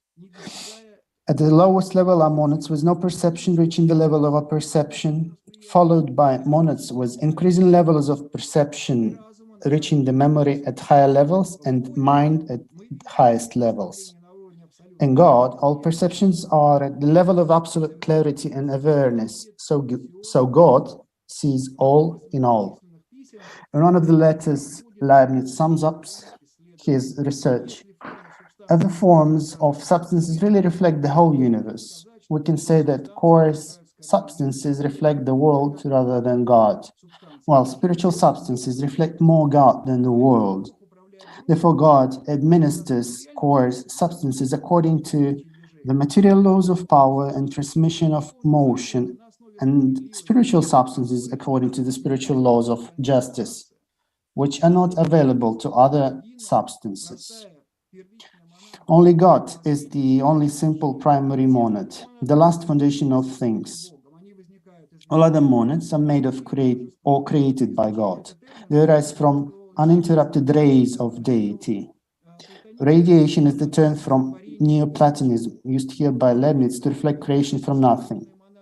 In addition, once created monads cannot die. They could only perish through being destroyed by God, who created them. A substance cannot arise except as being created, and perish except by destruction. One substance cannot be divided into two, and from two substances cannot be made one, so that the number of substances does not increase and does not decrease. According to Leibniz, any substance in general is not a simple cluster of monads, but an aggregate unified by one highest monad as the dominant entelechy. In animals, the dominant entelechy is the soul in the classical sense, as the principle of life. In humans, the dominant monad is the spiritual principle, the mental ability. Corporality in Leibniz is vitalistically colored. Everything is alive because every monad is alive, due to the fact that the monads forming each of the clusters are countless. their number exceeds any conceivable number. We can assume that each cluster has a number of other aggregates, decreasing in gradation, which repeat all the characteristics of larger ones, but in a reduced scale. This is like running to infinity in a constantly shrinking perspective. On the model of Russian dolls or nested dolls or Chinese boxes. In the teaching of Leibniz, since every monad became a permanent living mirror of the universe, a mirror of all the events of the universe, we, if we have a sufficiently insightful, inquisitive mind, can recognize in the smallest monad everything that has happened, is happening, and will happen in the future. We can see what is separated in time and space, the full history of the universe. Leibniz conveyed the meaning of this concept with an expressive formulation. The present always carries the fetus of a future. Each moment contains a set of times and events in time. This is also the principle of all in all on a chronological level. We cannot talk about either absolute birth or absolute death. What we call birth, propagation, is growth and development, while the phenomenon we call death is decline and regression. What we call birth and death, in fact, are appearance and disappearance. The germ cells already have all the parts and organs of the future body, and development consists only in the deployment of the existing rudiments. In Leibniz monad, there are not laid down reasons for its self-origination and self-destruction, but there are laid down reasons for the emergence of material and corporeal components. These components repeatedly arise and disappear over the existence periods of an unmanifested system. These are local states, which are the results of cyclic strengthening or weakening of polar forces. These very states, under certain conditions, are perceived sensual as corporeal. The unmanifested in its polar cycles periodically destroys material corporeal as some minor change of its state. It is worth mentioning the assessment of Leibniz theory in view of theosophical ideas about the evolution of man and cosmos, which began to gain popularity in the second half of the 19th century. Blavatsky is saying, the student must now be shown the fundamental distinction between the system of Leibniz and that of occult philosophy on the question of the monads, and this may be done with his monadology before us. It may be correctly stated that were Leibniz and Spinoza's systems reconciled, the essence and spirit of esoteric philosophy would be made to appear from the shock of the two, as opposed to the Cartesian system, emerge the truths of the archaic doctrine. I think I can finalize here. Thank you for your attention. Let me heartily thank you for the organizers and the interpreters. Sergey Vitalyevich, we are much thankful for your research work. Of course, the topic of monad is so diverse, so we can dedicate the whole Congress to this topic. It's a pity that in the framework of such a symposium, we cannot deepen this theme, but you have just told about many issues related to this topic, so I would like to discuss a few of them, just for a few seconds. You've talked about the phenomena, that the monad is phenomenal. This is the question. But what if we say that the monad is nominal, according to the secret decree? There is a monad of the universe, a monad of the human's evolution. Those are two different kinds of monads. And then we have a question.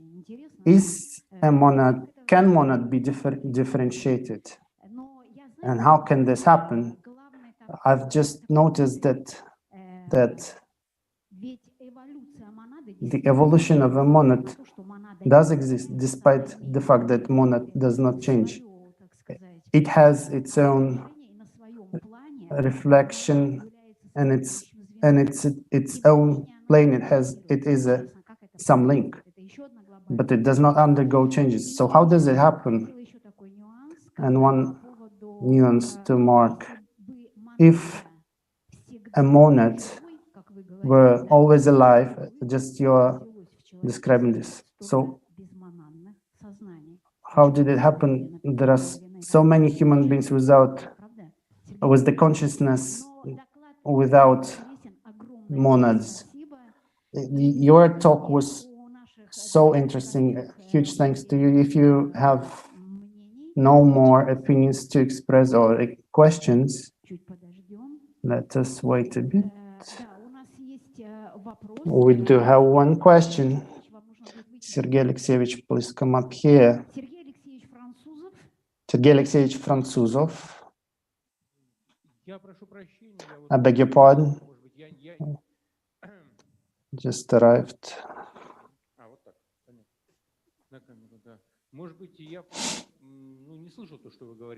Maybe I didn't hear all the things you just said. How, do you believe, do you agree with Leibniz's point of view on theodicea?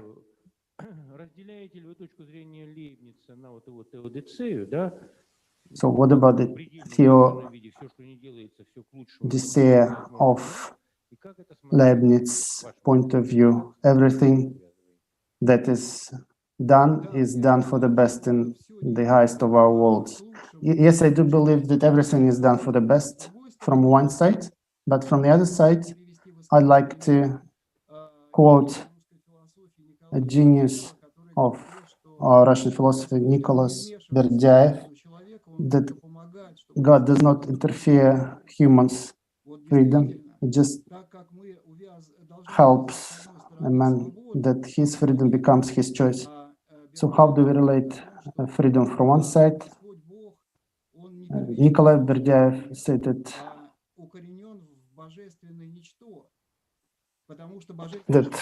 humans' freedom is rooted in godly nothing, and this godly nothing is in fact a variety of manifestations, and therefore a monad, such a monad has a deterministic laws that regulates the world and provides an option for choosing between good and bad. That's what relates to the first part of your questions. Thank you so much for your answer. A big thank to you. Надежда Александровна закончила Ленинградский финансово-экономический институт имени Вознесенского, специальность финансы и кредит, дипломатическую академию при МИДе Российской Федерации, специальность у нее международные отношения, институт англо-американского языка при Государственном университете штата Орегон, город Южный, Соединенные Штаты Америки. Надежда Александровна депутат Государственной Думы Федерального собрания первого созыва 1993-1995 годов. Член Комитета по международным делам и по экономической политике. Надежда Александровна является автором и соавтором 3 книг и более 100 научных работ в области экономики, финансов, философии, в том числе опубликованных в ведущих отечественных и зарубежных изданиях. Калова Надежда Александровна, кандидат экономических наук, доцент Московского федерального университета, юридической академии, профессор Международной славянской академии, член президиума Международной ассоциации «Мир через культуру». И ее доклад «Символ Троицы» в трудах Елены Петровны Блаватской и Николая Константиновича Рериха. The Trinity in the works of Helen Blavatsky and Nicholas Rerik.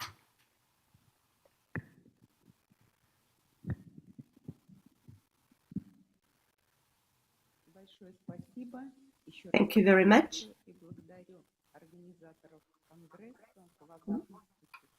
I'm very grateful to the organizers of the Congress for the opportunity to give my speech. So the symbol of the Trinity in the works of Blavatsky and Rerik. The symbol of the Trinity is one of the key concepts in Theosophy, which was a subject of deep research by Elena Blavatsky and Reri. It's an outstanding religious philosopher, writer, and co-founder of the Theosophical Society. She calls the theological trinity the first basic axiom of the sacred doctrine, the metaphysical one absolute being symbolized by the finite mind. Теологическую троицу как, цитата, метафизическое, единое, абсолютное бытие, символизируемое конечным разумом. Цитата от ЕПБ.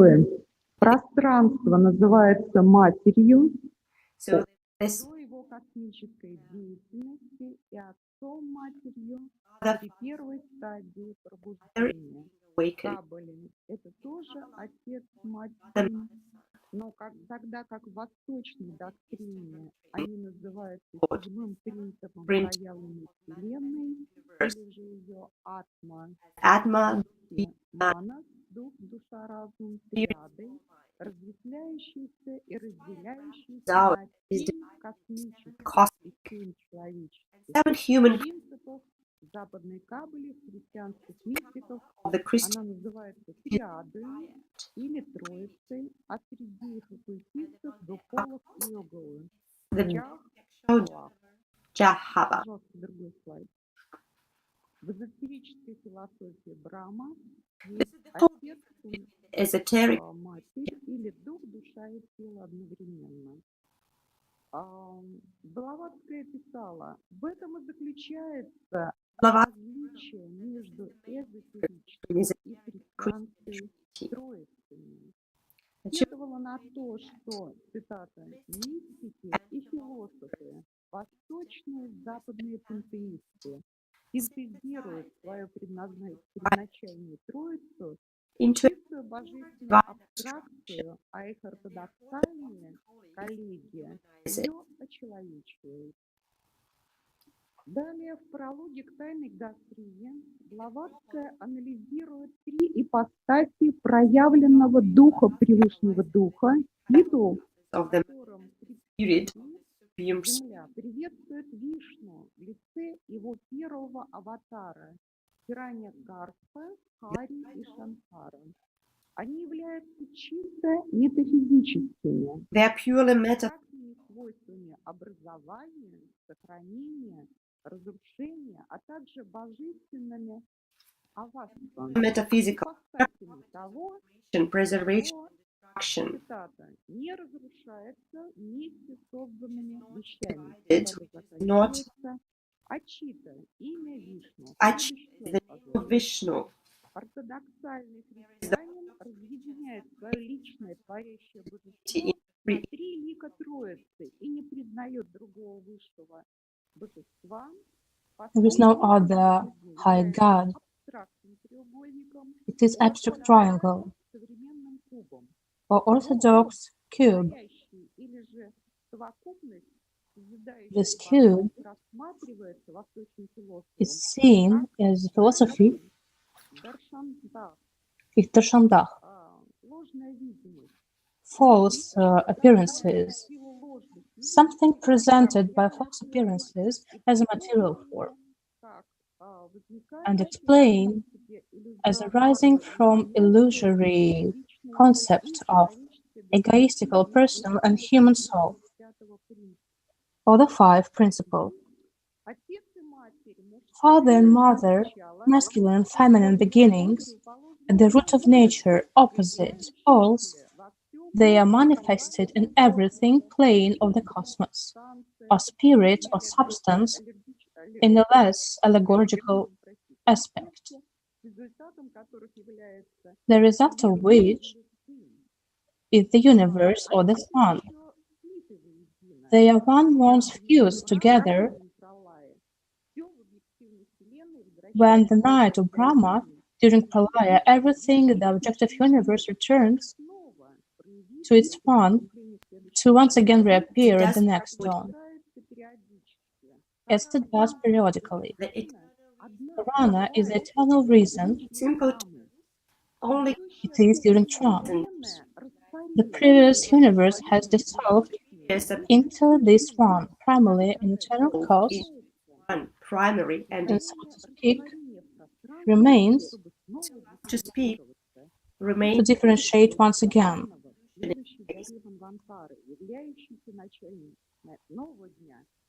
beginning of the new day,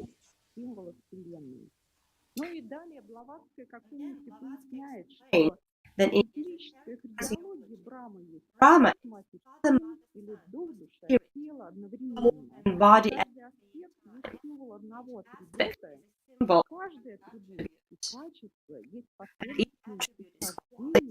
is the success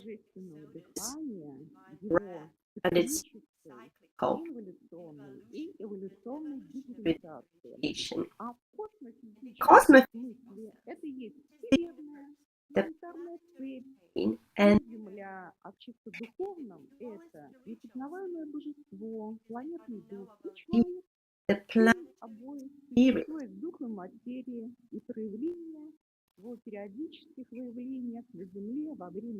Man, the son of both.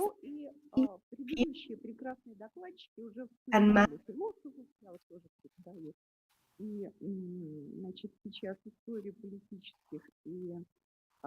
юридических учений и историю таких религиозных движений. И мне было любопытно взглянуть на это с точки зрения теософии. И за много лет Христа были триады, как троица богов в Древней Вавилонии и Ассирии. Помним, что французская энциклопедия говорится про область мироздания. Вселенная была разделена на три части, каждая из которых стала владением Бога. Ану принадлежало небо. Земля была дана Авелю. Стал правителем вод. Вместе они составляли триаду великих богов. Индуистская троица, она существовала веками до нашей эры. И мы хорошо знаем Шиву, бог разрушения. Это один из богов троицы, другие два бога. Брахма, бог творения, Вишну, бог сохранения равновесия. И в египетской религии, конечно, мы не можем не вспомнить Осириса, Исиду, Лора. И что касается христианского периода, то концепция троичного богословия христианской троицы начала формироваться на Никейском соборе в 325 году нашей эры. Там было утверждено, что Христос Trinity. Упоминание о Святом Духе в качестве третьего лица триединого Бога. И некрещенный сам император Константин на Никейском соборе, как отмечает британская энциклопедия, поняв, что религиозное разделение представляет угрозу для своей власти, для империи, желая укрепить владение, лично принадлежал к формулировку, что Христос является носителем той же природы, что и Отец Бог, то есть единосущен Богу. Далее последующий император Феодосий установил вероучение then Theodosius Emperor, в качестве стандарта для государства и as a standard of state, созвал Константинопольский собор. and he created the Constantinople government, and at the same level, he spoke of the one God. And then Trinity was formulated as a dogma, as a symbol of belief. The saying that we worship the Trinity God. It is Trinity God, and still there are not three gods but one God. Athanasi, who died in 375 before our era, he was for this agreement. He did not agree with this belief, but it was known in the Eastern Church before the 20th century, and the scientists agreed that the symbol of belief was created in the south of France in 5th century. Thus, it was very influential, of course, in Spain and France, and it was in 6th to 7th centuries of our era. Then it was in Germany, and later in Rome. Thus, the creation of Trinity is evil being, and that's why it is not a good moment of Christian belief. Philosophy of Plato was mentioned by the previous speaker, and it is about goodness and beauty, about the God Son, God Father, and Saint Spirit, and Plato did not speak about Trinity. He didn't speak about the God nature. His teachings was based on the teachings of a previous time. Such philosophical movements were by spirit believers, and they said about God and the nature. Then Plato, the philosopher as well, he is the founder of Neoplatonism, and he saw Trinity is the first one, the Spirit,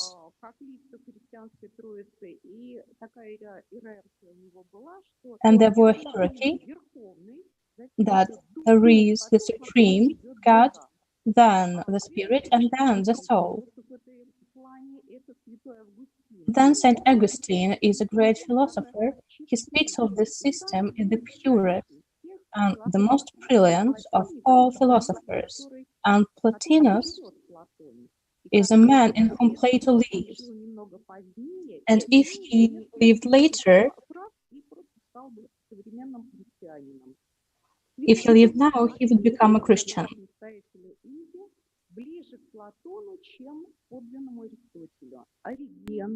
Который является современником Платина, и у которого тот был преподавателем философии, учил, что первое лицо выше второго, выше и второе выше третьего.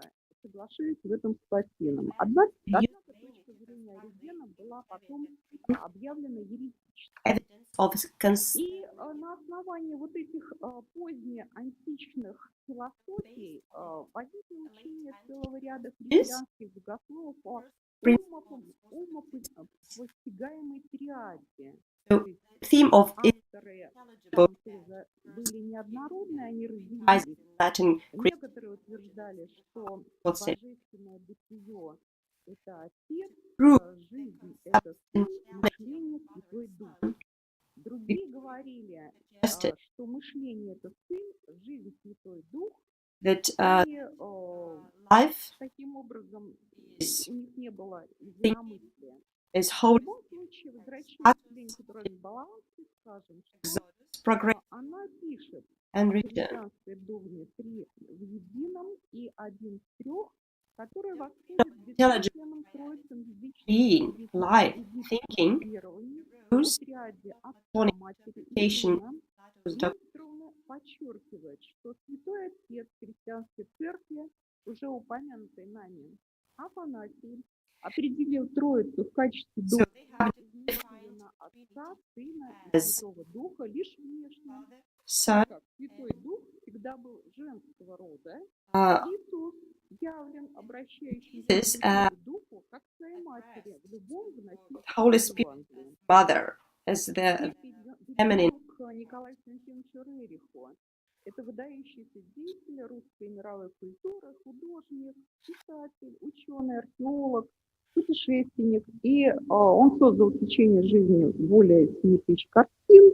И в своей статье «Знак Троицы» писал, что первая идея знамени мира появилась у меня от иконы Святой Троицы в Сергиевой Лавре.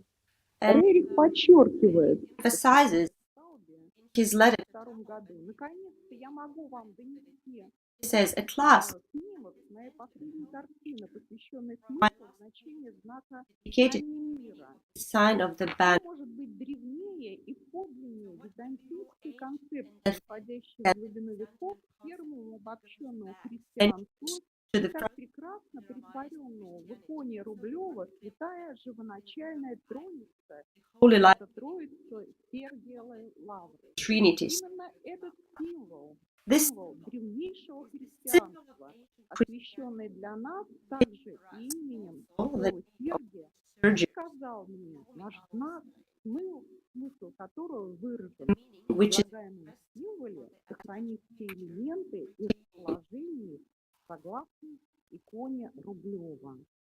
Сама миротворческая деятельность явилась одним из главных миссий Николая Константиновича Рериха.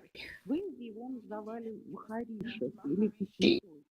И Рерих единственный человек в истории человечества, чье личное мировоззрение легло в основу... Warach is the only person who was the founder of multinational law of the culture, and we study this document right now.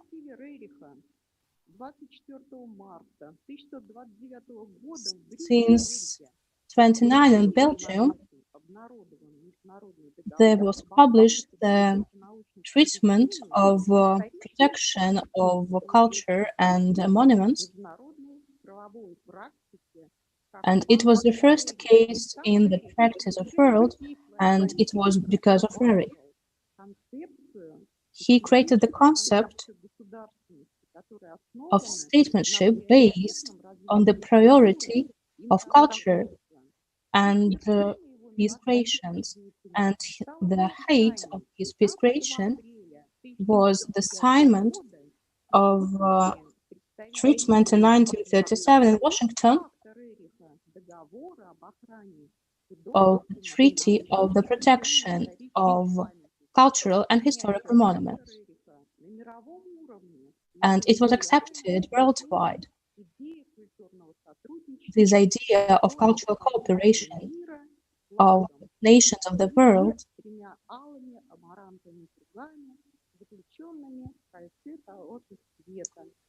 it was all devoted to the light.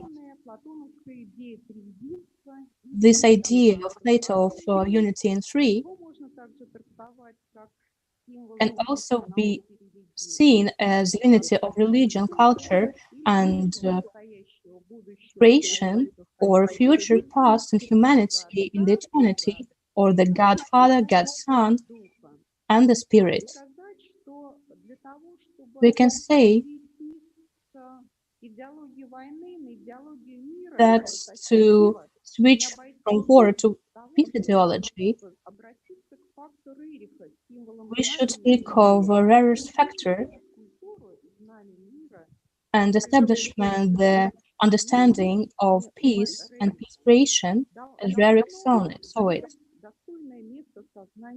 It should be a priority of the modern people, and it already exists in many countries. Many countries try to ratify this document,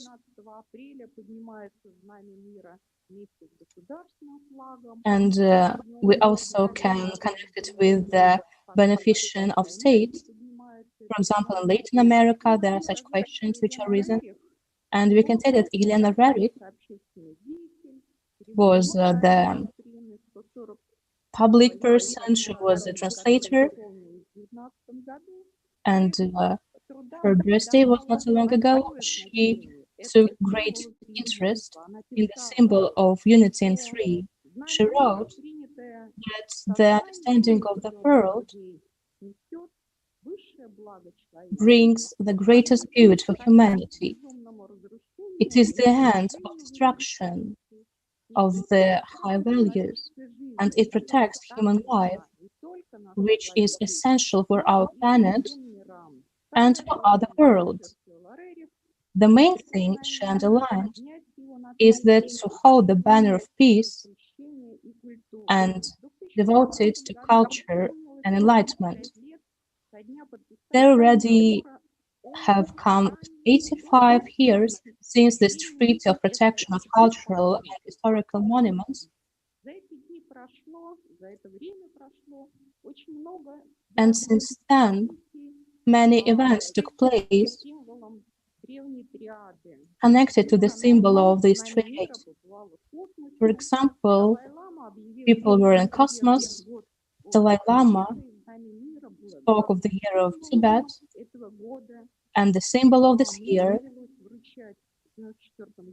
and I had the honor in '94 this peace banner, and many organizations are united by this banner of peace. And we work against drugs. We can say that the name of this Congress, the Fourth Theosophical Congress in Voronezh, Cosmogenesis, Anthropogenesis, and Theogenesis, is the universal evolution of consciousness. It is also a triad, which is a symbol of unity of our world, and one of the many possibilities of the symbols of the future, which sees future as a peace in the whole nation culture. Thank you very much, Alexandrovna, for such motivational speech about history. And I've noticed many interesting facts, and I have a question. You spoke of Orthodox Christianity, which speaks of three faces of Trinity. So what are we talking about? Well, three faces of Trinity in Christianity. What is it? If the Trinity, it is already three. The story of Christianity says that there are some moments when we see that the story is written by people. I only spoke about symbol. Can you speak about the symbol? Three faces of Trinity. What is it? What is it in symbolism? We have already heard about history. It is a symbol of belief. It is Father, Son, and Spirit. It is a classical symbol of belief, which exists as the understanding of Trinity and Christianity. Thank you very much for your answer. We see that Theosophers learn this secret doctrine and made a natural statement about this symbol. So, three faces of Trinity, if you comment on it, we speak of the ninth creation. So you haven't covered the symbol properly, and we have already known about the history. Thank you very much. We'd better hear about the theosophical terms and its scientific interpretation connected with Orthodox Christianity. The Trinity is three. And if dear colleagues speak of three faces, and we are in nine creation, and it's a different plane in development or evolution of humanity, and there is no such symbol here, such Orthodox Christianity is putting down these symbols. And thank you very much. One question, and Sergei Alexeyevich is also eager to ask a question or comment. There were mentioned some names, three, unity in one, or Trinity. Are these one concept or many? You know, at first I'd like to say that as a teacher, that history is still actual. We were speaking of different level of cognition. For example, the previous speaker spoke about planes. There are different consciousness planes, and there are some terms that are in the secret doctrine. I was relying on them, and that's why I remain in my point. And can you please comment on this? Trinity, unity in one, what is the difference? I feel that it is one. There may be some philosophical concepts in many planes, and I cannot give you the definite term. And the goal of my speech was to show the line since the ancient history to our time and give the point of view of Blavatsky and Rerich about this great symbol of unity and three, which is also a symbol of the Congress. Thank you very much. We understand your answer. Please, Sergei Alexeyevich, professor of St. Petersburg University.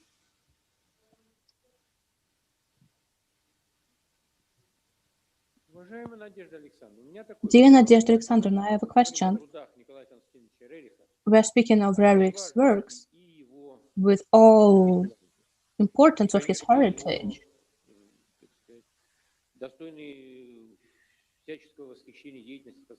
and his great cultural impact. He was still an artist. And didn't you try to show this concept in connection with icons? Because I saw his pictures and they held great impact on me. Every detail were very interesting. So did you try to make this parallel? Thank you for this great question. I can say that Rerich was also a lawyer. His main degree is a lawyer degree. He studied in St. Petersburg, and thus, in his works, he used artifactual material. There are many studies on this question, and many elements of his pictures he takes from the real people. And when he suggested this banner of peace, he says that the history of the symbol in many centuries before our era in India, in Mesopotamia, in Arizona, literally everywhere. So it cannot be by luck. He was led by great teachers like Blavatsky, and we cannot treat his symbolism as the elements which we know unconsciously. We understand him step by step. Thank you very much, Nadezhda Alexandrovna. Great speech and many emotions, many questions. And still, we want to return back to our Theosophical Congress. Thank you very much. Dear friends, in this day, This is the anniversary dedicated to the foundation of the Theosophical Society. And today, we would like to award the certificates of the Theosophical Society. Our Congress is held online. And I now would like to read out the names of those who received the certificates this day. Larissa Tsarkova, Moscow. Congratulations. Yuri Tsarkov, Moscow. Our congratulations. Denis Vasilyev from Belgorod. You received the certificate from the Theosophical Society. Lyudmila Ignatkova from Sochi. Sergei Mishin from Moscow. Maxim Mirgorod from Nabережные Челны. Now I would like to invite President of the Adamant Lodge, the head of the Moscow Theosophical School, Vladimir Yary. These certificates are now being awarded to the people that I listed above. We thank you. We thank you very much. We thank you very much for your contribution, and we thank you for your participation. All across Russia, people will receive these important certificates from the Theosophical Society. Thank you very much.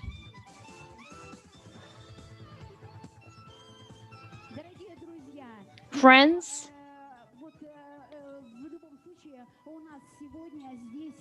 today we have here those who are visiting the Congress physically, though the Congress is being held online. And today we have a chance to shake their hands and to award them with the certificates of the Theosophical Society. Ms. Timashevskaya. Eleonora Timashevskaya from Voronezh. Please give her your round of applause. Alexander Brezhnev from Moscow.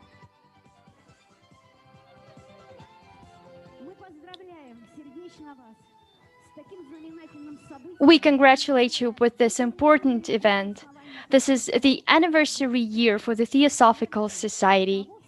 You've become the members of the perfect society that was founded by Madame Blavatsky. Please tell us a couple of words. I would like to thank all of the members of the Theosophical Society of Russia, and I will try to do my best to be a good member of the Theosophical Society. Thank you very much. Thank you very much indeed. Now the young generation is coming into this world, and now young people are very different. Young people now accumulate theosophical knowledge easily. They are very active members of the Theosophical Society. Now, let's turn to Alexander Brezhnev. Do you like the certificate? Yes, I do like it. I would like to greet all of the participants of the Congress. This is indeed a great honor, and I will try to do my best.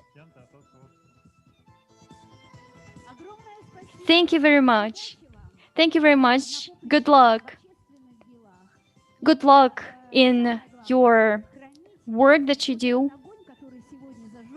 And please do keep this light that we've seen today. Please do maintain this approach and this attitude to the Theosophical Society in every situation. Thank you very much. We have now awarded these certificates to 8 members of the Theosophical Society. We have 2 people who participate online today. They've been awarded these certificates. Would you like to say a couple of words? Let's turn to Denis Vasilyev from Belgorod.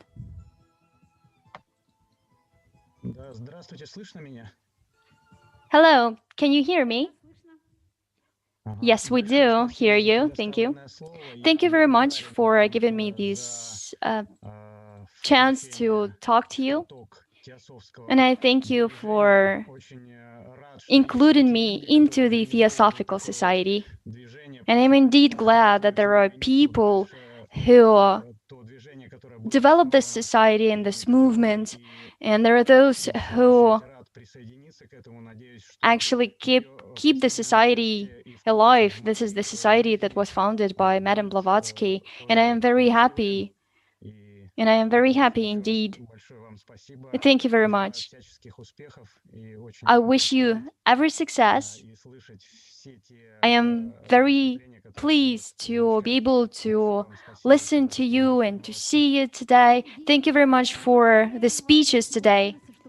Denise, we express our heartfelt congratulations to you. and you've become one of the important members of the society. Now let's turn to Maxim Mirgorod from Nabережные Челны. Maxim has received the certificates today. You can say a couple of words. Hello, everyone. Can you hear me? Yes, we hear you perfectly. I would like to express my deepest gratitude to the organizers, to all of the speakers and participants. I also would like to sincerely congratulate every like-minded person, and I congratulate you with the 145th anniversary of the foundation of the society. And I would like to say that the main principle of Theosophy is that humanity is united. Together we will win. Thank you very much, Maxim.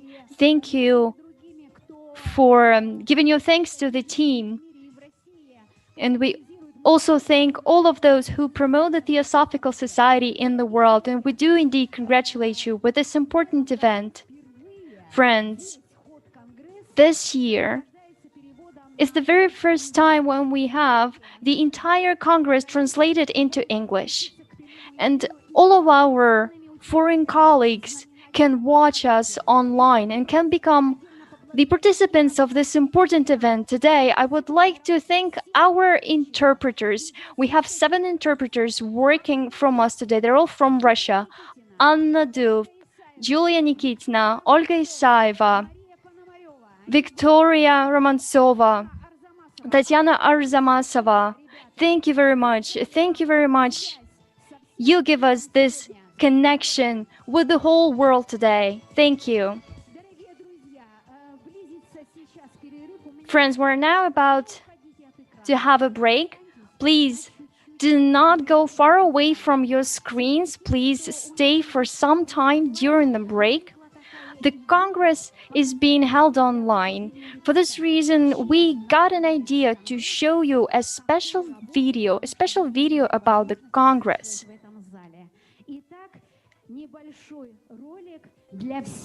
So here is the video that we would like to show you.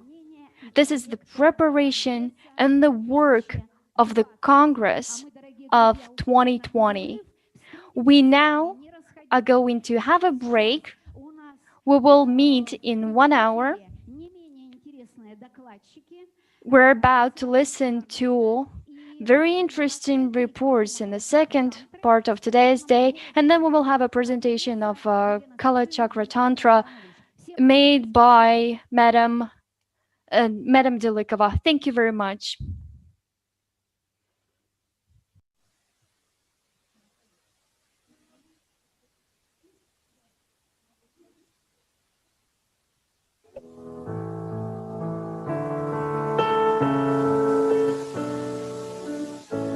И то, что мы для вас готовили, для наших зрителей, для наших участников, делегатов, докладчиков, оно как бы немножко остается за кадром. И мы сегодня хотели бы вас познакомить со всей работой Конгресса. Чем наполняется внутренняя ее часть. То, что вы сегодня увидите в 11 часов, это будет уже реализация. А из чего это наполнено, я бы хотела сейчас вам немного рассказать. У нас наши ролики многочисленные идут по всему этажу, который ведет к залу Петр I. Именно там начнется Международный Теософский конгресс, который посвящен, как вы знаете, Дню основания Теософского общества. И мы с вами сегодня юбилейную дату празднуем Теософского общества. Вот здесь у нас, конечно, приготовлена прежде всего регистрация, куда должны были прийти все наши делегаты. Here's the place where all of the delegates are supposed to be registered. We have a list of participants. This is the list of the participants. Lots of participants registered for this event. Unfortunately, not everyone was able to come, but we are waiting to see you in the future. Every speaker that you will see today from abroad or from Russia receives the certificate of participation. And those people who will be physically present will receive the certificates today, and those who participate online will receive an electronic copy of this certificate. And we also share our opinions, our congratulations about the Congress with you all the time. You can also see here, we have a special book display. This is a new project for us. Publishers started approaching us, and they wanted to show their books to the delegates of our Congress. Our Ukrainian colleagues shared their work with us. They've shared with us this beautiful book by William Judge. And I hope that this book will be interesting for everyone. Amrita Rus is a publishing house that has prepared this book. They did this together with a publishing house from Kemerovo. This is a collection of articles by Judge. The Secret Doctrine of Madame Blavatsky. This is actually the manuscripts. These are the manuscripts. It is exactly what the publishing house has prepared for us. We also have the next book here. This is the Theosophy in Kabbalah. There is interesting stories about symbols. Symbols, it is quite impressive indeed. Now, we will take a look at the main work. This is a collection edition. This is the new book. It is 2 volumes, published just now. This is the Secret Doctrine. Of course, I would like to show you what these books look like. You can see how beautiful it is. You see how beautiful the front pages are. You can see the paper. This is indeed a collection edition of the Secret Doctrine, both first and second volume. This edition was prepared in accordance with the Riga edition of the Secret Doctrine. And you do know that the Riga edition was prepared by Helena Rurik. That's why it's so important. A book by Mr. Baganov, Eternity is the Time of the Gods. This is a unique system to approach the Secret Doctrine.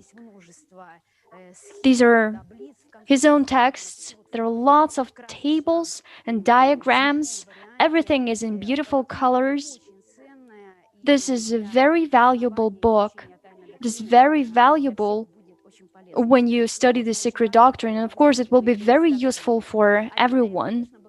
I also would like to say a couple of words about the Albatross publishing house. You do know that Albatross is a publishing house that was launched quite recently. Theosophists from India, the Philippines, and Russia participated in this project, and we now have the first copies of the magazine.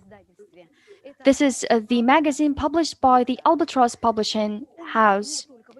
This is the magazine that is called the Theosophical Vector.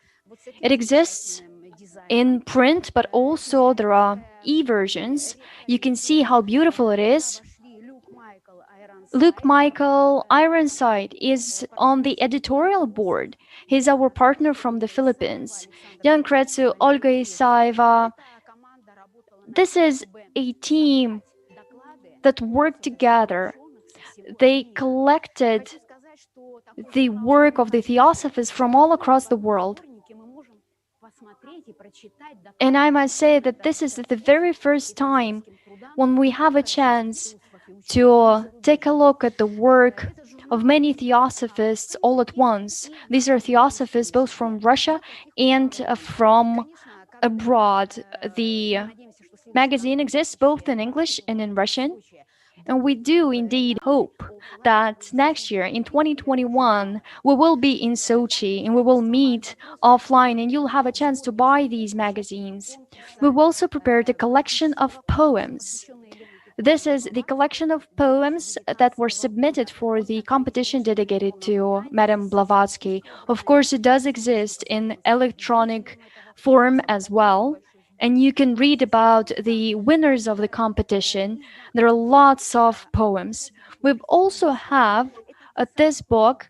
This is the book that includes those who participated in the art exhibition.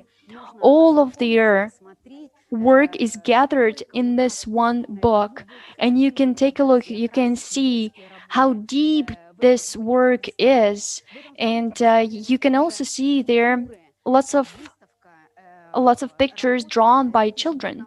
And you see here the sculptures as well. They were exhibited in 2019.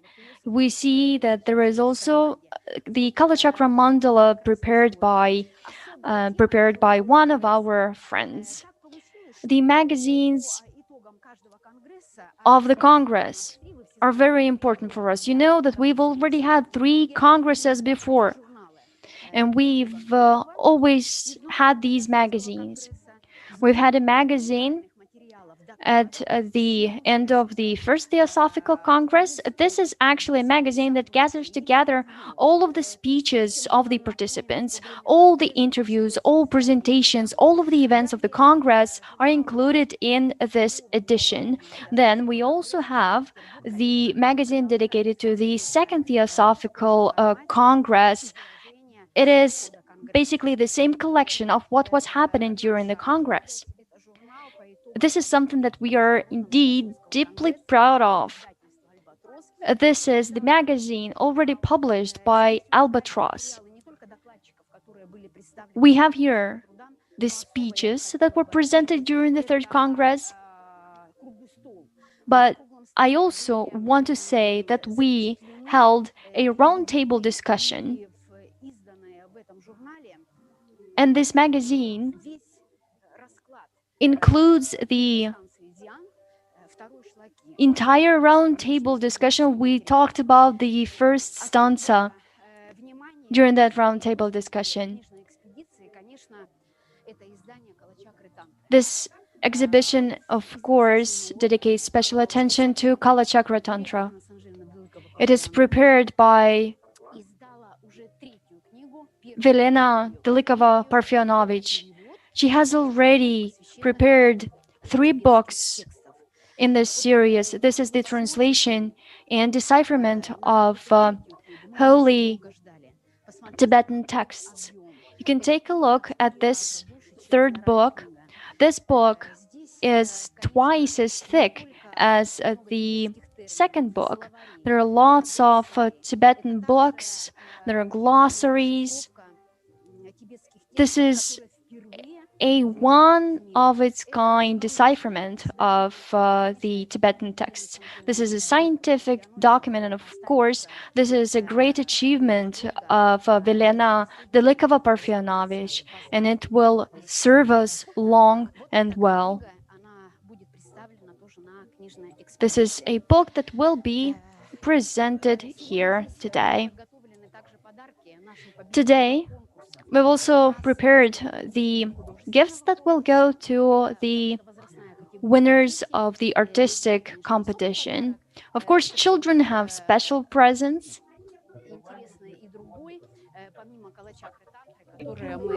This is quite interesting. We usually present the Kalachakra Tantra books, but children receive this beautiful gift. But this is a secret for now, of course, and I'm not going to tell you the names. We will learn who these people are during the award ceremony. Kalachakra Tantra is awaiting for the winners to be announced. We will, of course, send all of this to the winners. Now, let's proceed to this conference room where the 4th Congress will take place. We are now in this room. that is prepared for all of the participants. Yes, the participants are not here. Most of you are online. Still, you can see that everything is prepared, and you have a feeling as if you're truly entering the conference room at the Ramada Plaza Hotel in Voronezh.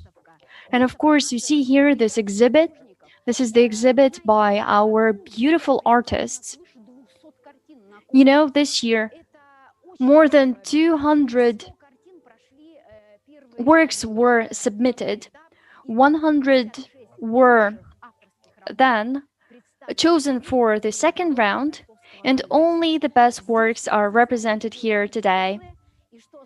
It is both adults and children who participated. Children's work is especially interesting.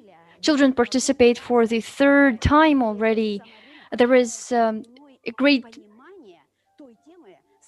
magnitude of the understanding of the topic that they work with. There are different colors as well, and the understanding of the theosophical concept is very important. We're discussing cosmogenesis, anthropogenesis, but children understand this and they already reflect this in their artistic work.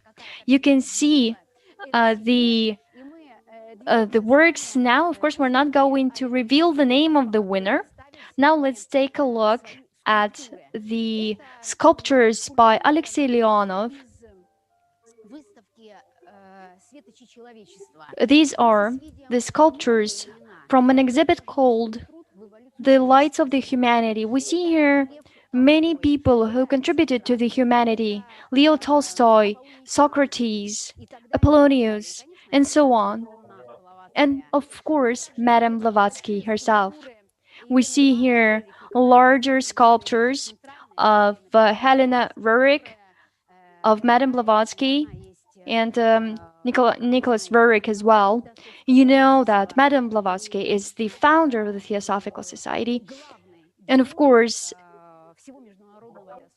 she is the main hero for the entire international theosophical community. Alexei Leonov is well known in the artistic world. He made lots of sculptures of Gagarin, Tsiolkovsky. The bust of Madame Blavatsky is in Adyar in Chennai. There is also one of the busts of Helena Blavatsky by Leonov in the UN headquarters in New York. We see that the exhibit continues here. We see all this beautiful work, and this is the main place where the conference will be broadcast from. You'll see all of the reports. You'll see everyone there on the stage.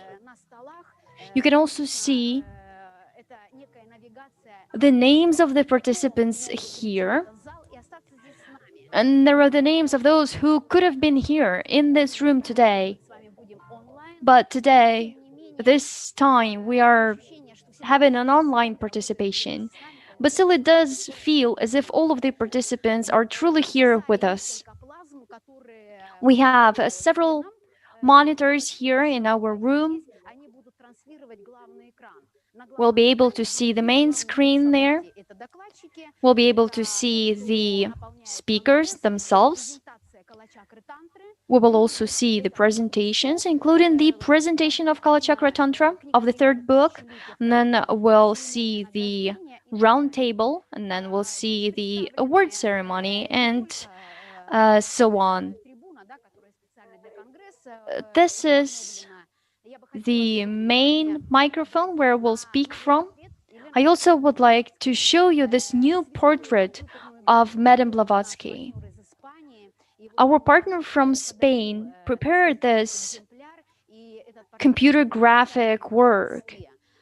It was further printed, and we also have this frame. It was handmade. These are main theosophical symbols.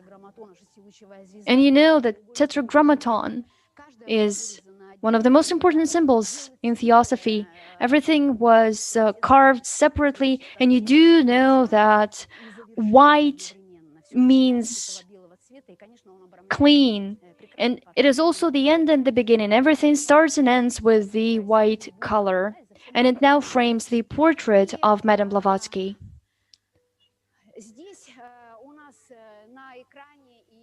Here, we have a screen, and we'll have several people, or rather several groups of people working with us. We have our translators working with us, and then we have foreign participants who listen to the translation as well. And there are also Russian participants who listen to the Russian translation. It was quite difficult to prepare all of this from the technical standpoint. There are several sound channels, several video channels. It was quite difficult to link this all together. This is actually the very first experience of this sort. You are all well aware that in January 2020, a great project took place. That was a bid to host the Theosophical Congress among Russian cities. This was actually a very special attempt to communicate with the Russian cities. More than 15 cities participated in this contest, and then more than 9 were admitted into the final stage. Lots of interesting materials were prepared. We've actually worked out the criteria to assess the participants. A special expert council was created. 8 theosophical lodges from Russia participated. 9 cities were admitted into the final stage, and Voronezh won the bid. And for this reason, we are here today. And for this reason, in 2020, we have this Congress being held in Voronezh. And then next year, we're going to Sochi. And then in 2023, we will meet in Moscow. Friends, we're about to start very soon. We're running all the technical tests, and we'll see you at 11 a.m. We wish you all the best, and we'll be together at this important day.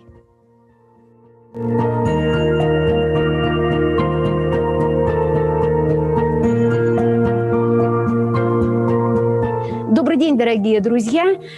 Уже совсем скоро начнется 4-й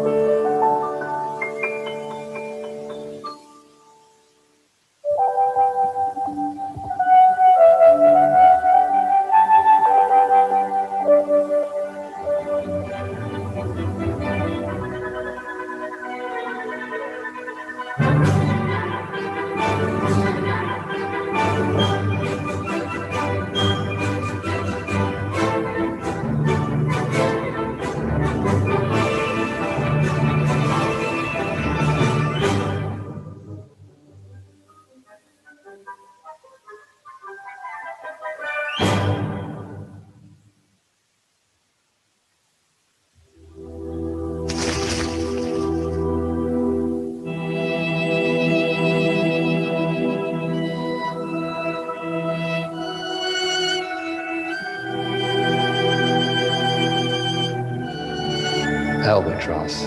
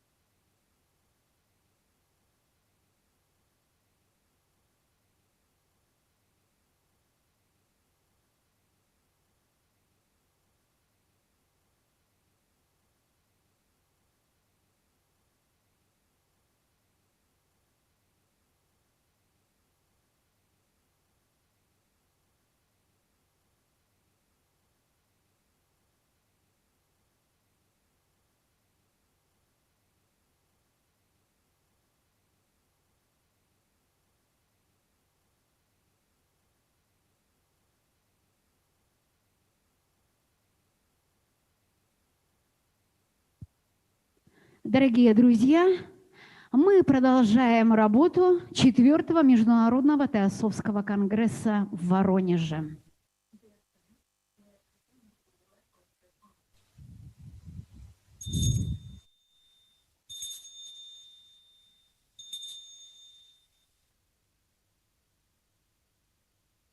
И первый докладчик, который открывает вторую половину рабочего конгресса, Черятьев Михаил Николаевич. Михаил Николаевич окончил химический факультет Ленинградского государственного университета. Осуществлял исследования в области космической антропоэкологии. Один из создателей и ученый-секретарь комиссии по разработке научного и культурного наследия Николая Константиновича Рериха при научном совете по космическим исследованиям для народного хозяйства Академии наук СССР.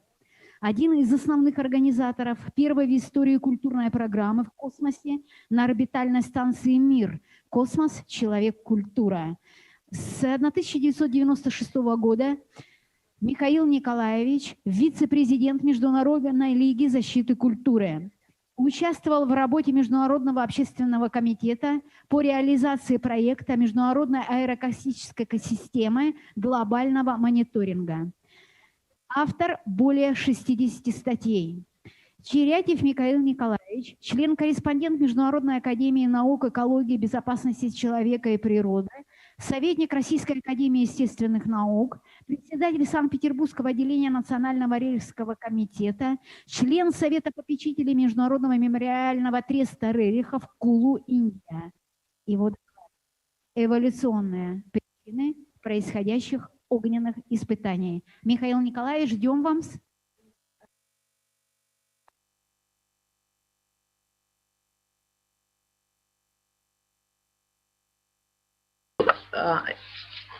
Mr. Chiratyev.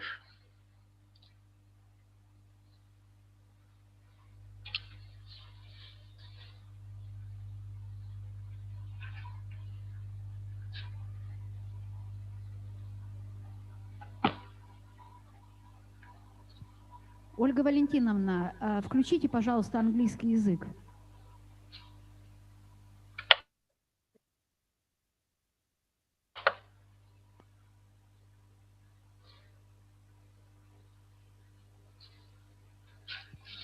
Михаил Николаевич, вы готовы войти в группу? Максим, посмотри, пожалуйста.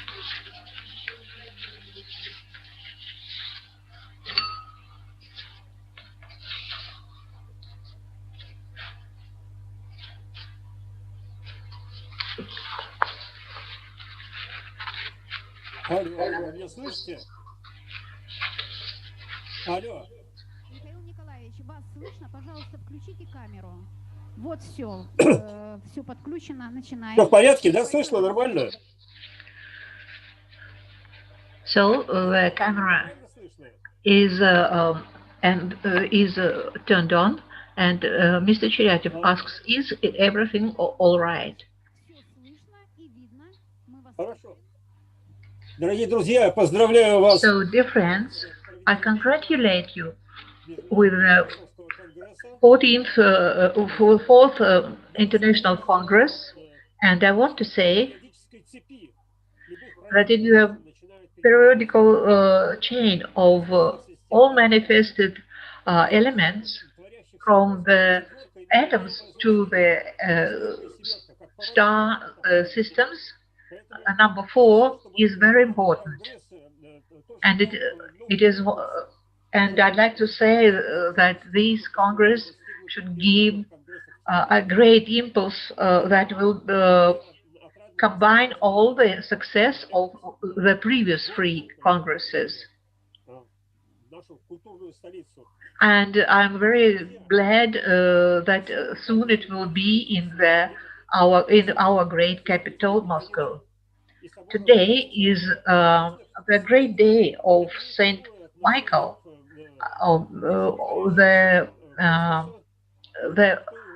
who is the main in the host of heaven angels, and all the source, all the force of power is given by the Archangel Michael, and it is the time of trials for the whole humanity. А потом уже в более свободном полете прокомментируем более сущностные стороны того, о чем... I would like to read all the report and then to comment on the things that will be in the report. So, the high knowledge is impossible for those who try to judge spirit with the mind attached to its material vessel. A man might seek confirmation of wisdom and knowledge in such external manifestations as material evidence. He is unworthy to the initiated great mysteries of the book of sacred Sophia. Anyone who denies the spirit and doubts its starting for the joinment for the material shell, a priori will never be able to penetrate these secrets, the words of Helen Blavatsky. It's time to gather stones in the construction of the new world. In the 20th century, what is a qualitative leap to bringing the modern physical picture of the world closer to the concepts of Eastern philosophy. Scientific ideas really began to change, especially thanks to quantum mechanics.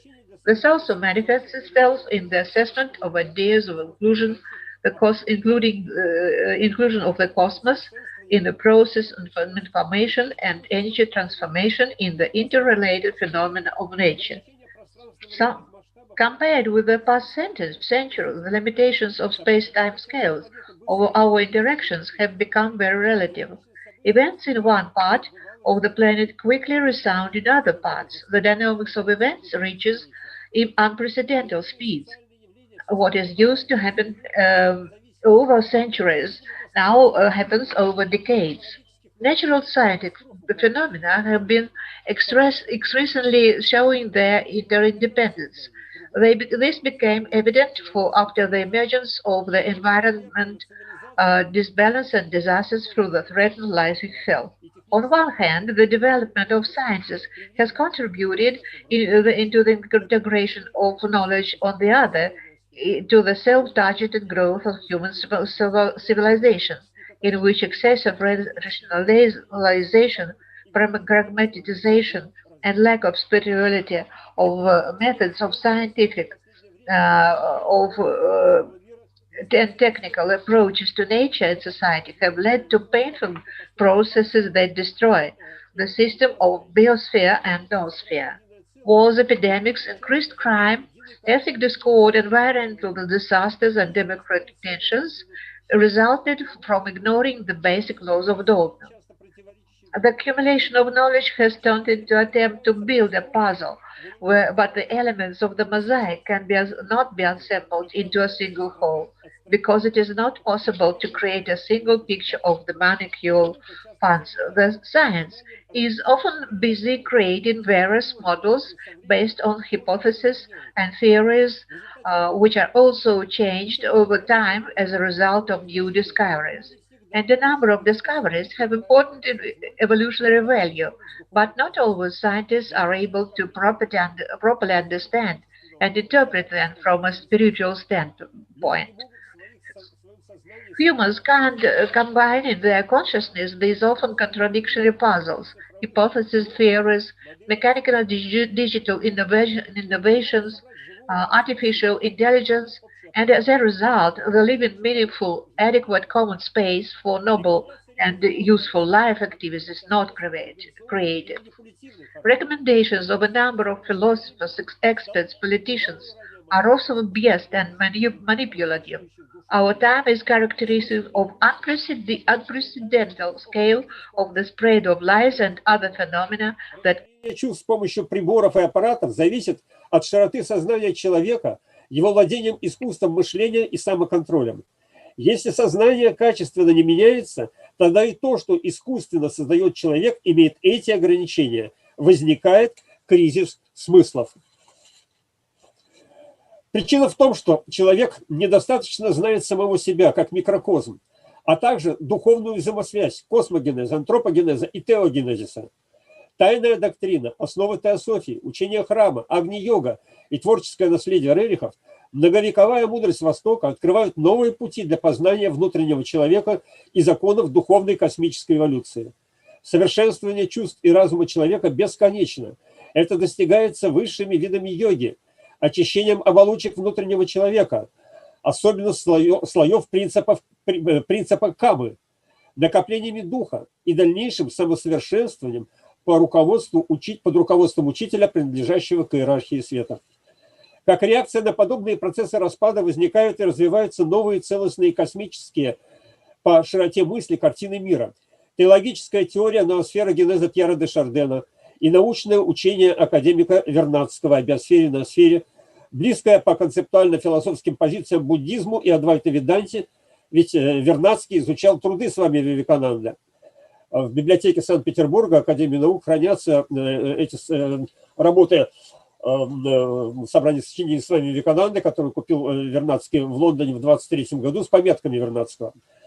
Также эволюционную пользу принесли основные представления ярких мыслителей русского космизма, философы, ученые, художники, музыканты, поэты, религиозные деятели, которые способствовали воссозданию целостной, одухотворенной картины мира.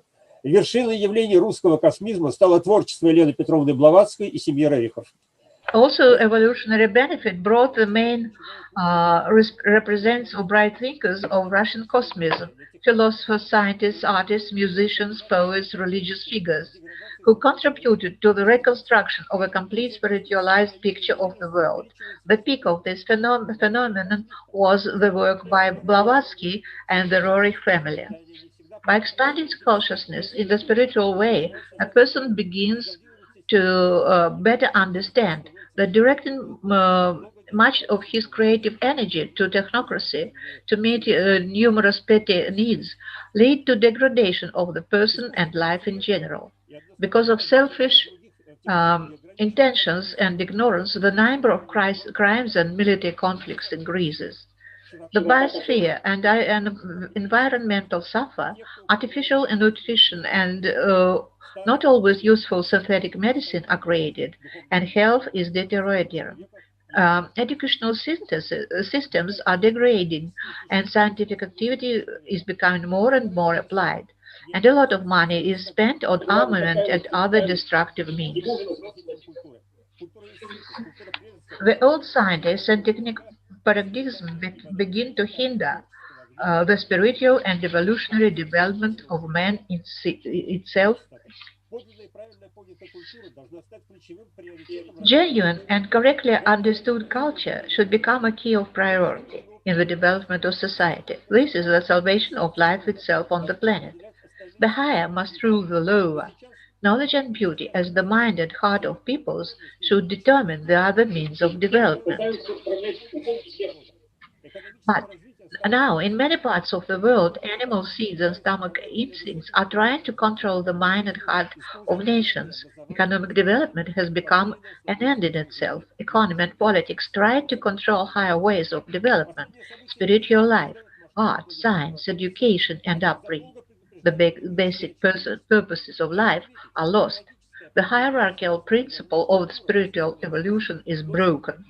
The last event in the world confirmed the scale of the planetary crisis, about which the great teachers of mankind warned long ago. The outstanding Russian cosmos scientist Tsiolkovsky's disciple Alexander Chizhevsky and a number of his modern followers proved that the cycles of epidemics are connected with cosmic factors. Our great scientist, academician Vernadsky, spoke about the powerful cosmic influence of man on the biosphere, and the large-scale epidemic should also be considered in this connection. The creation of the Theosophical Society 145 years ago, the publication of the letters of Mahatmas and the secret doctrine, the lessons of the teaching of the temple, the teachings of living ethics, prepared humanity for the realization of inevitably of the global cyclic transition to a new level of evolutionary development. The sixth sub-race of the fifth root race in the fourth circle. From the teaching of living ethics and the works of relics, we know that apparently this time has come for transition of mankind to this new stage of development, which is associated with the end of Kali Yuga and beginning of Satya Yuga. Waves of new cosmic fire energies are becoming to Earth. The magnetic axis of the Earth started to move towards Siberia, but the consciousness of many people was unprepared to these important dates in history. The biological epidemic must be considered to in relation to the moral epidemic, and that begins much earlier in the psychic epidemic, and now generating waves of madness in different countries. But the respect and cultural movements of the people from different countries have made a great recovery in this process. But nevertheless, ignorance and selfishness lead to serious losses and create a lot of problems. Helena Roderick wrote in 1938, "You know that there may be times worse than war. You well know that we regard war as an infamy for the humanity. How then shall we name the times that would be worse than war? Perhaps one could call the putrefaction of humanity Armageddon should not be understood as physical war. Armageddon is full of uncalculable changes. Epidemics will be the least of calamities. The main destructive results will come from psychic perversion. People will lose confidence. They will sharpen their minds in mutual injury. They will learn to hate all that exists beyond the boundaries of their own dwellings, falling into a state of irresponsibility and sinking into depravity. To this madness will be added one more, the most shameful one, the revival of the battle between masculine and feminine principles. Although most people are afraid of their grossest form and authorities are taking external measures against the coronavirus epidemic, um, not suspecting that it is acting through the blood, has its source in the polluted astral component of the inner man, and the blood serves as physical upadhi or vehicle for kama, prana, and linga sharira. In this way, the epidemic of coronavirus spreads largely through the blood, but the blood is the carrier of principal karma and is saturated with prana, which at the physical level is represented by oxygen. If the canal is separated, then the blood clots and thrombus formation occurs, which is observed in this epidemic. Red blood cells associated with photic energy, and the cause of this disease also depends on the qualities of the man. That is why the people who have the first blood group, which belongs to the element of fire, of course, have the highest immunity. The spiritual state of the human determines mainly this protection. That the teachings of living ethics claim the cause of diseases lie in the root of the bond between the physical and astral world. The body reflects all the effects from the affirmations taking place at the all strata and recesses of the cosmos. It seems to be clear as to what indissoluble correlation exists between macrocosm and microcosm. But except for the enlightened consciousness, this concept is not taken into consideration. If it were known how atmospheric pressure influences the organism, would one not strive for? The bond between the bodies and the interaction of currents must be investigated. For it is impossible to determine precisely the condition of organism in its elements throughout establishing the fiery correspondence. Sensitive investigation of the spiritual and psychic states will provide the possibility of discovering the fluids of dissolution. In the world, Taxica of adversaries acted on unprecedented scale, but the people will come forward under the hierarchy of forces of light, and next ascending stage of cosmos evolution. And now I will speak more precisely on the themes. It is not accidental that in 1931, while preparing the Pact of Rurich, it was the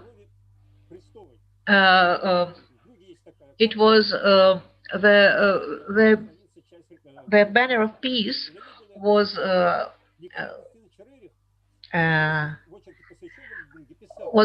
intermixed with blood, with saint blood, and in a special devoted to this ceremony church.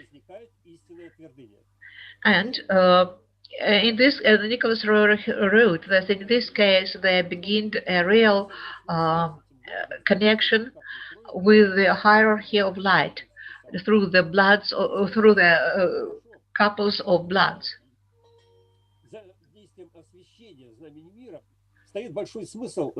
And there is a great sense under this ceremony, because the higher triad, Atma Buddhi Manas, or Father, Mother, Son of the East culture,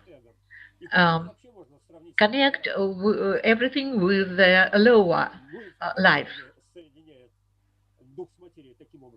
And they connect with spirit with matter, material. And the higher manas, which is a part of, becomes the part of the four lower principles. And it creates, and in this way is created a great creative power, and the material lucidity begins to look for, begins to be responsible for this formation of for the process of this formation.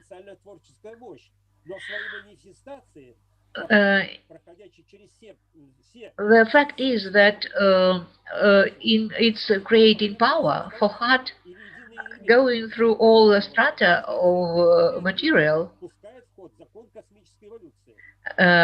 opens the law of cosmic evolution, which gives to life all the difference of cosmic material. And Fahat is the part of all the material which is the part of creating nature,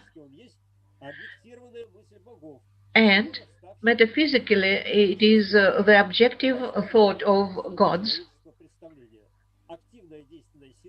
It is the active, powerful force, which in its power creates, bears the fourth principle of nature. So, while this power begins to act on our earth because certain times have come to our to our earth,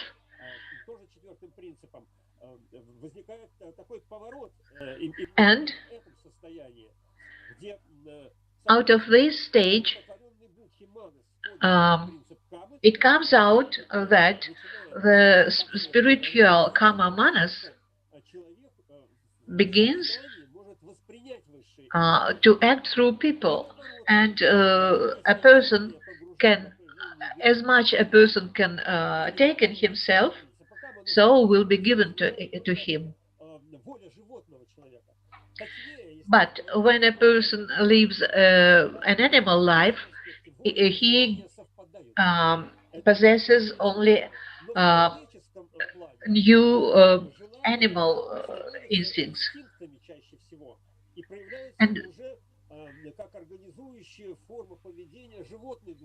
And these new instincts and desires become the part of the animal part of human's body. And the purification of desires is the first main task of all the people. And the humanity is late to become with these processes, because it is used to, it is now lives in the impersonal connection with all material, and humanity becomes a slave, connected only with material things in this space, in this new space and spiritual space.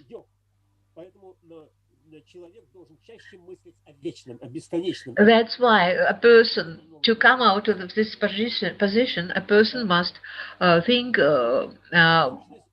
much about spiritual things. And that is the essence of the immunity that will become connected with every person. And the time will come when a person who is spiritual will be able to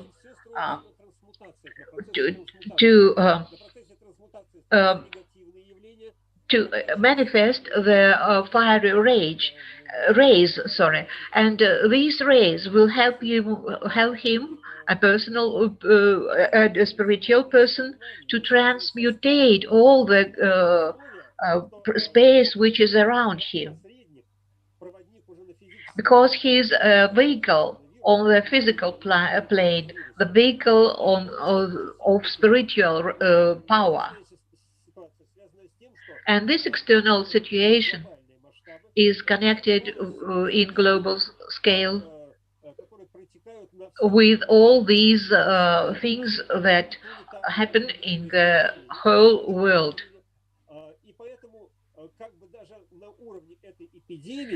And on the level of these epidemics of coronavirus, a person begins to be guided by these transmutations of astral,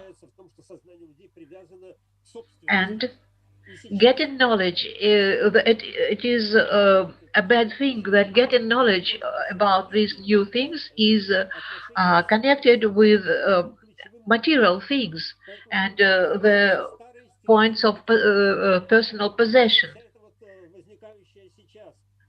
And all these manifested now things, the problems in education, isolation of people, and going away from personal relations, this all is this all interferes the worlds, subtle and physical, which are interconnected more and more. The subtle world is connected very much with desires and thoughts of people, but it is not studied now. And the harmony begins only from this subtle world. And the harmony of the, or disharmony of the subtle world influences the state of the person on different, on many and different levels. It is connected with meridians and with nervous centers, and all the mankind is ill with it. Fiery energies interfere into nervous plexuses or centers, and they go through the through the meridians. They go into the inner person, and they make him ill.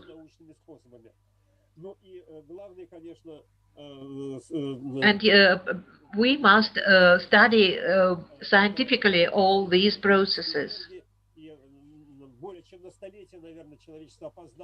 And the person is late. Oh, sorry, the humanity is late more than 100 years, more than a century, to begin to study all these processes, which were given by the spiritual people of the ancient worlds.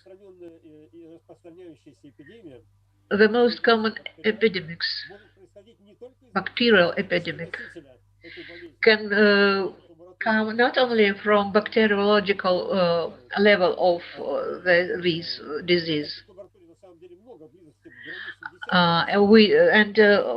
The laboratories study even just this bacteriological level.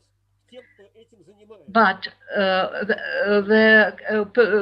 reason is on astral level, and that is why these subtle forms begin to connect with the persons who study them.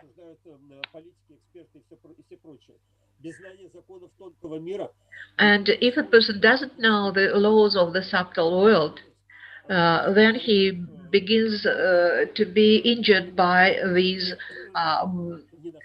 subtle forms of the disease. And there are joint forms of these diseases which come from different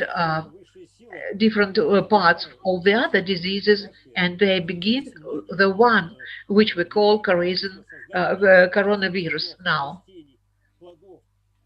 There are many plants and fruit of the humanity which the mankind gave birth to by its negative thoughts, and they also help to, so to say, to make the diseases wider. And now we pay for these negative thoughts in our food, in our plants, and so on. From the atom to the star systems, all the forms of the being are the fruit of thought. And the thought connects all the chains of the worlds. And that is why, now I want to say a bit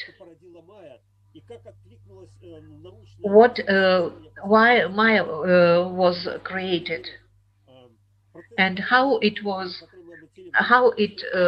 influenced on the connecting the worlds. Many scientific discoveries begin to, and the fruits of the discoveries begin to implement more, begin to implement into our life. Very different things. For example, dark energy, plasma, the quantum reactions, the changed states of consciousness, the studying of live organisms, new methods of suggestive influences, the works of the couple, of the Kirlian couple, the searching for new sources of energy, cosmic ecology and parapsychology, psychology. These are the fruit of the scientific revolution to change the people's life. All these things are the source of psychic energy, and in this, and we must see in them the source of psychic energy and the fruits of psychic energy. And not only psychic energy, but the true culture. According to the laws of karma and reincarnation, the person will be in close connection with the reasons which which humanity creates and which determine our further life.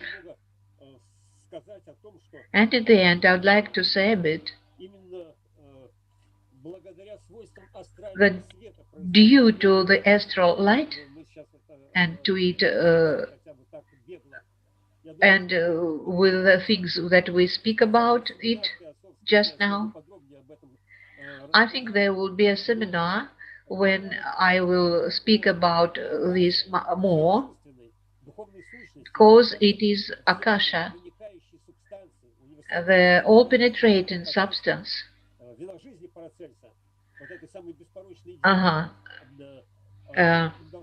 Was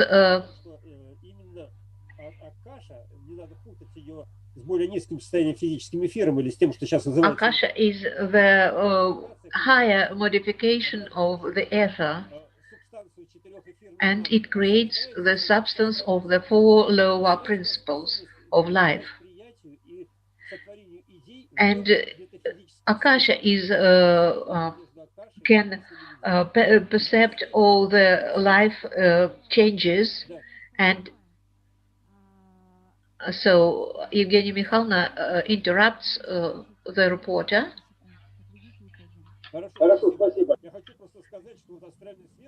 In the end, Mr. Cheratev wants to say that it is like that Akasha is like a miracle.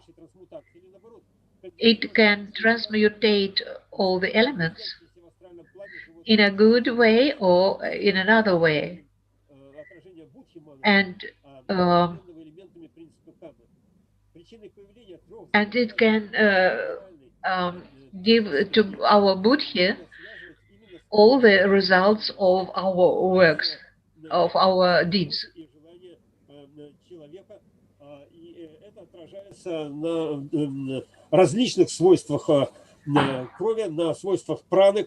All this has its influence and the result in different ways of the organism and in all the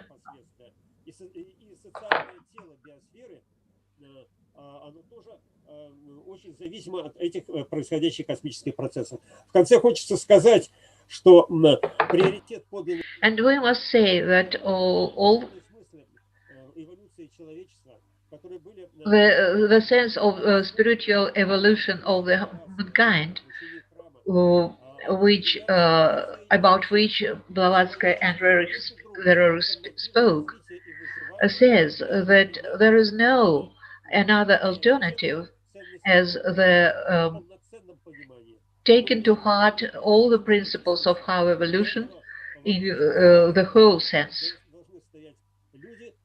That is why we are responsible to give people the knowledge and to strive to the common good. Thank you for your listening to the report.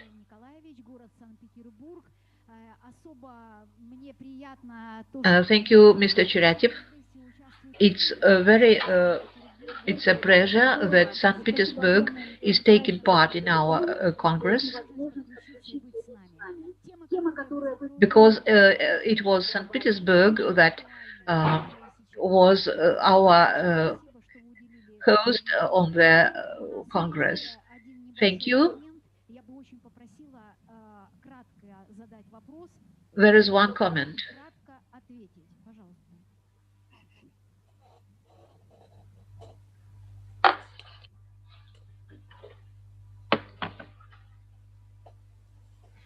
Добрый день. У меня одно небольшое замечание. I have only one little comment. I couldn't but react. You said that quantum physics, quantum mechanics, that the consciousness of the observer influences the result.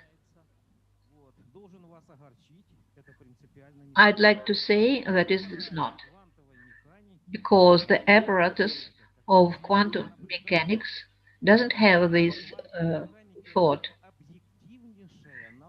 The apparatus of quantum mechanics is an objective scientific mechanism, and I would like to have the ideal result. So, Mr. Chiratev answers.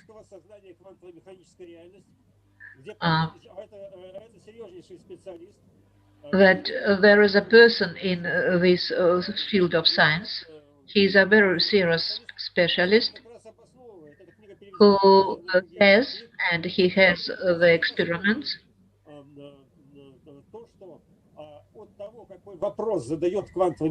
that the type of the question influences the observer, the type of the questions of the observer influences the micro world.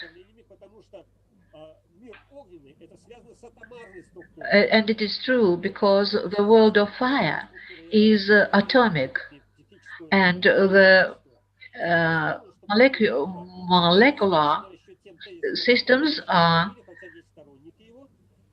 lower than atomic. Then the studies of these scientists are right. Mr. Chiratev, says Evgenia Mikhailovna, thank you very much.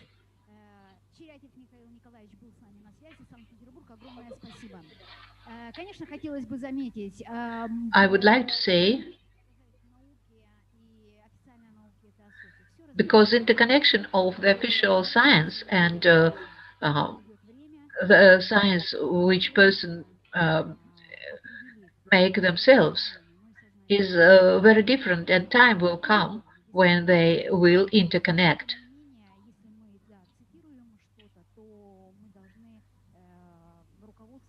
And if we give a quote, we must be on the basis of what is known, and the basis of the secret doctrine and Agni Yoga are the most serious and basic teachings on which we stand. And the evolution doesn't stand on its place. Thank you. Franzosov Sergei Alexeyevich. He is from St. Petersburg. He had great success in school, and he entered the Eastern faculty of St. Petersburg University, which he finished in 1985.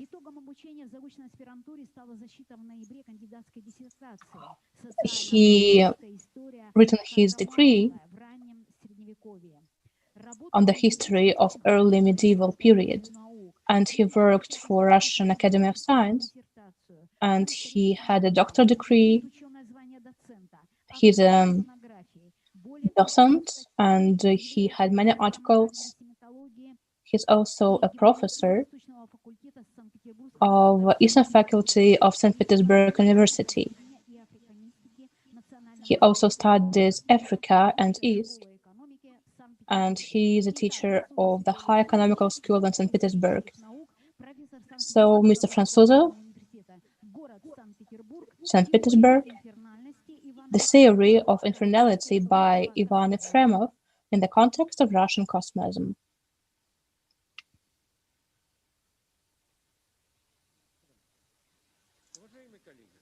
Dear colleagues, among the thinkers who have made a significant contribution to the development of philosophy and worldview,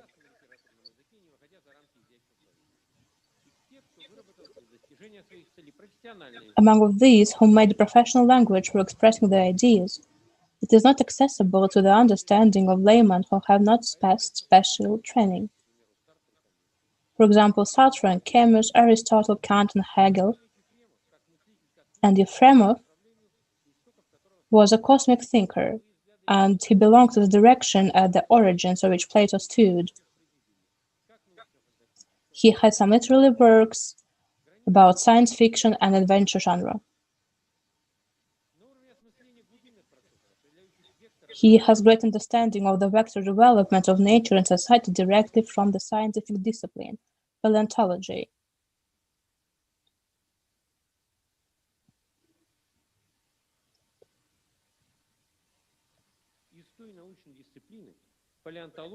And with this discipline in which he achieved great success, he created a new section within his framework that studies the patterns of pural processes and formation of location of fossils of organisms.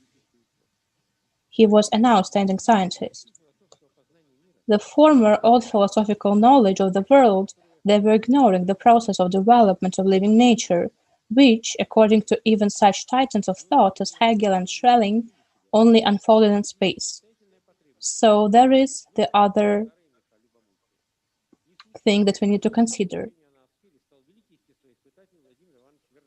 Vladimir Ivanovich Vernadsky is no accident that he was the founder of the noosphere theory. And Vernadsky and Efremov are considered to be the brightest representatives of Russian cosmism. So what is the essence of this theory of infernality? The whole process of evolution is considered by him as a satanic path of ruthless cruelty, by living beings seeking improvement blinded through natural selection. I'd like to quote the hour of Baal. It's only natural, and it's the brightest understanding of infernality. And there are many lives who will lose. The natural selection was the main in our evolution, but as well we need to develop our feelings.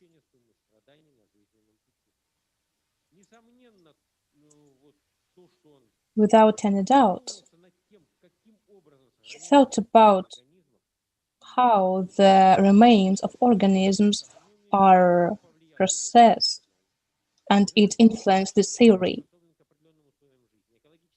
There should be special conditions for living, and biologists thought about them, and they create the echo inferno.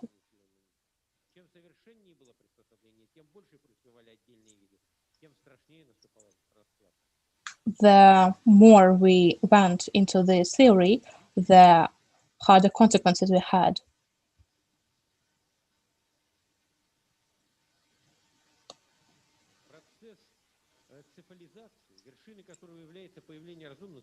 The process of civilization, which is the highest point of our human being, with a neural system, the creation of human being is the process which we can see even right now. And altruism can help with it. The idea of human being is to understand, to be together with other beings, and to be altruistic, and not only be an animal. The third analysis presented in full in science fiction novel by Fremov, The Hour of Fool. It is anti-utopia, which is not extremely right. It was created in 1964 to 1996. In Feyerabud's conversation with Chedida in Chapter 4, The Echo of Inferno, in a lecture given by Vernoren at the Institute of the Planet Torments in Chapter 12, The Crystal Window. I hope that you have read this. So they speak of the people of Earth in social harmony,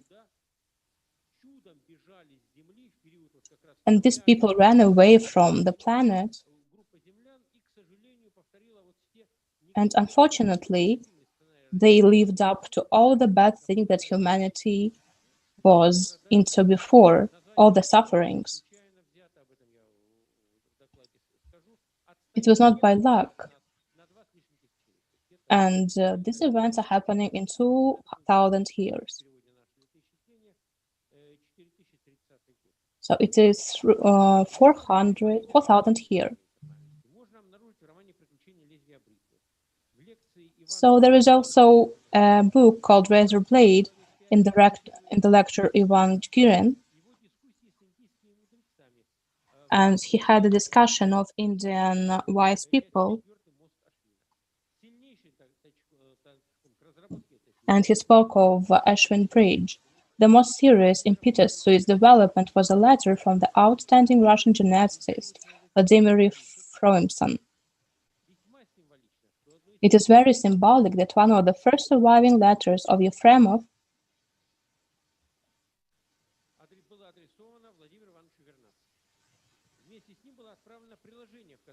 and there also was an application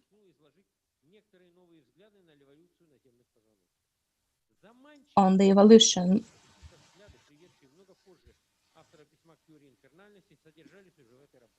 Some views were already in this work, but there was nothing really new. The main hero of the Razor Blade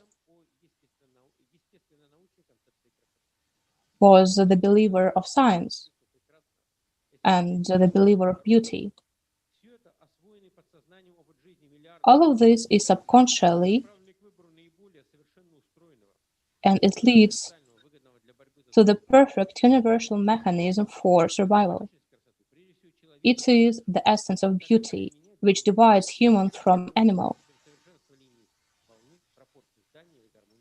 The proportion, the harmony are as well, they are very important. We speak of the different signs, and beauty is mathematical. Beauty is synergy.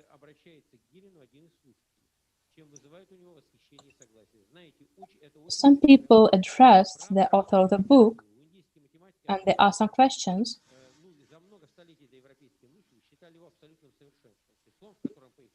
Many people believe that the number is perfect. The beauty is a great response to the genetical problem. It is a very bright form. The whole process of evolution of human being, we know that in our galaxy,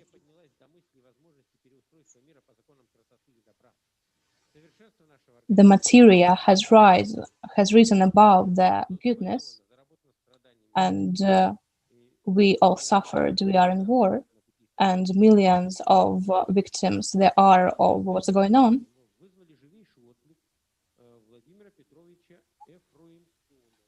And Vladimir Petrovich had great response to it.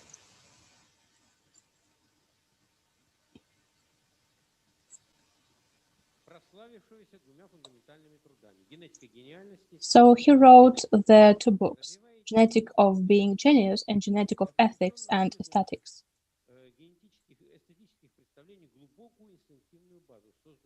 There is an instinctive base. It looks like the combination of colors, and it speaks of the victim which either cannot be eaten, either else, and it coincides with the combinations of colors.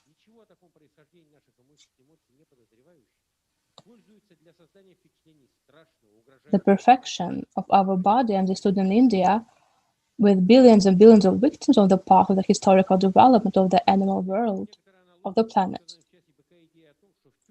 There can be an analogy to when some animals eat others and it's like something devilistic.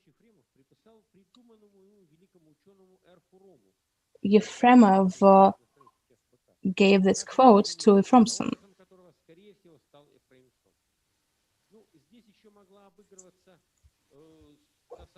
There should be a coincidence, because Ephraimson and Yefremov means the same in Russian.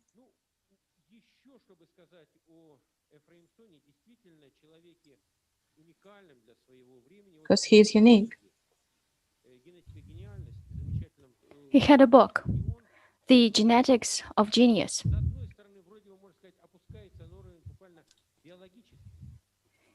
And it means that, in part, this is something that is biological.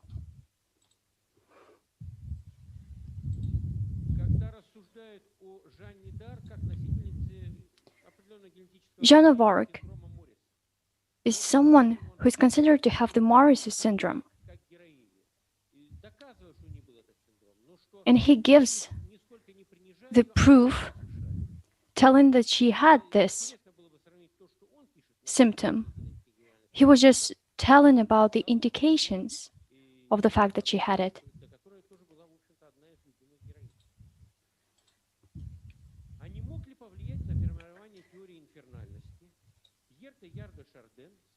Maybe Yarda Chardin also influenced the formation of the theory of infernality.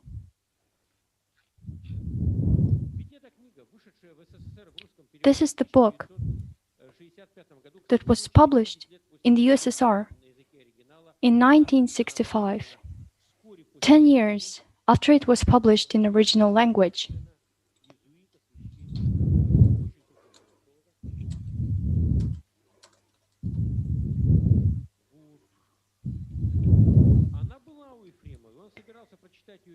This is what Yefremov had. Yefremov had this book. He was about to read it. And the French scientists knew about it. Art, poetry, spoke about all this before.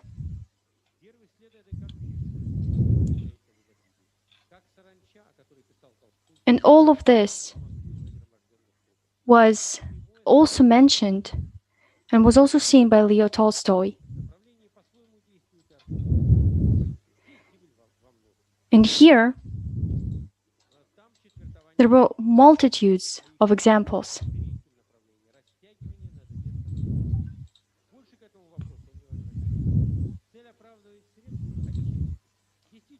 And in part, The work of Jardin says that there is a certain culmination, the certain omega point. The Chardin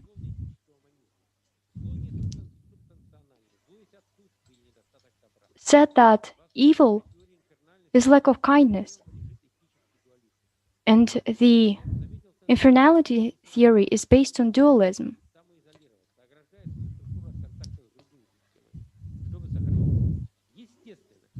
And of course,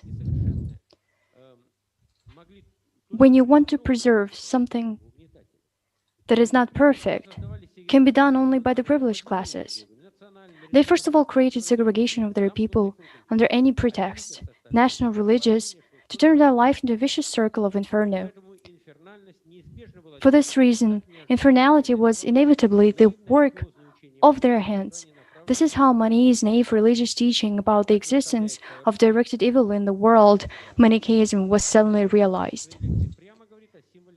And Vernorian in his lecture directly speaks about the symbol of directed evil.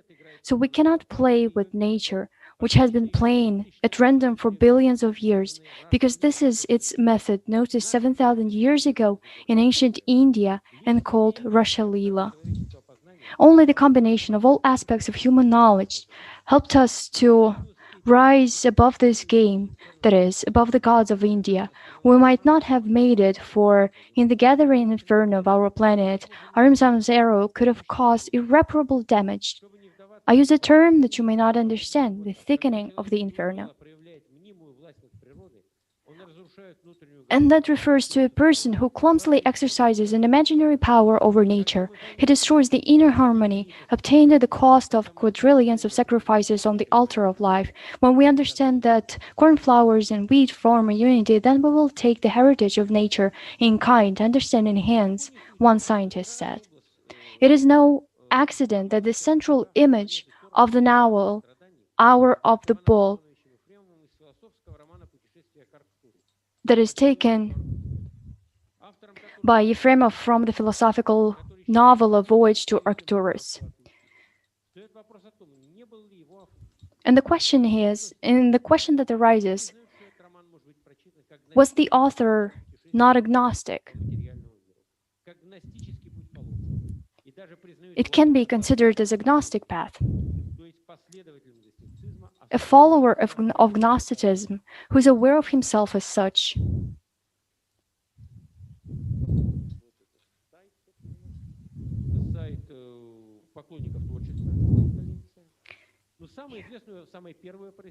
This is the website, but the most famous work is A Voyage to Arcturus.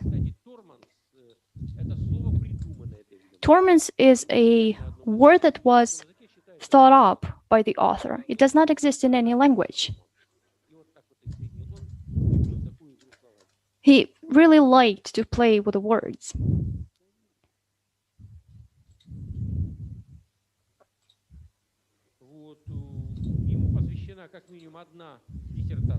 At least one dissertation is dedicated to this work. It was a dissertation by a French scientist, Sillet. And here are the publications about him as an occultist and diagnostist. What is the role of Gnosticism? It is hard to answer, because his views included different points, different aspects.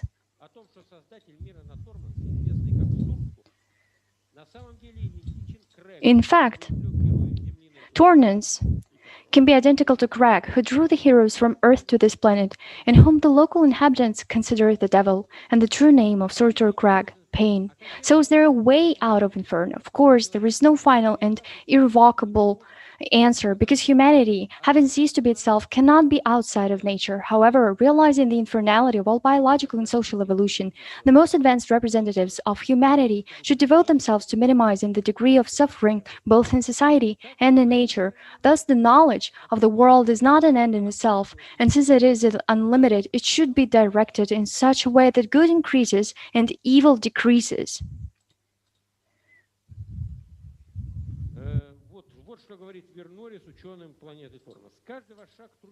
Here is what was said. Every step is difficult, but the steps should be aimed at decreasing the suffering of the humanity. This is the way out of Inferno. This is the only way out. This is essentially the Bodhisattva path. Ivan Yefremov said about this directly.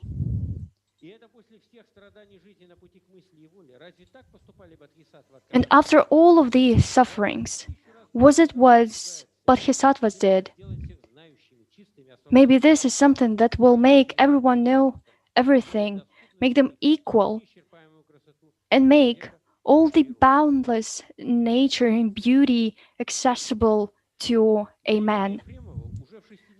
For Ivan Yefremov, who already in the 60s saw that the Western civilization had reached a dead end, it was obvious that the society of the future should have a different civilizational basis, which can, with a certain degree of convention, be called Indo-Buddhist.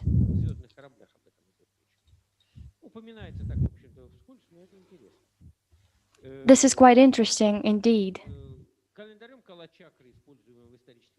The Kalachakra calendar used in historical research and a number of moral norms drawn from Buddhism.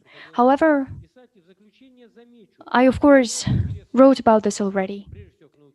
Great interest to the Eastern teachings was shown by famous scientist Vernadsky, and he thought that all ideas regarding how something living came from something that is not living is not indeed possible.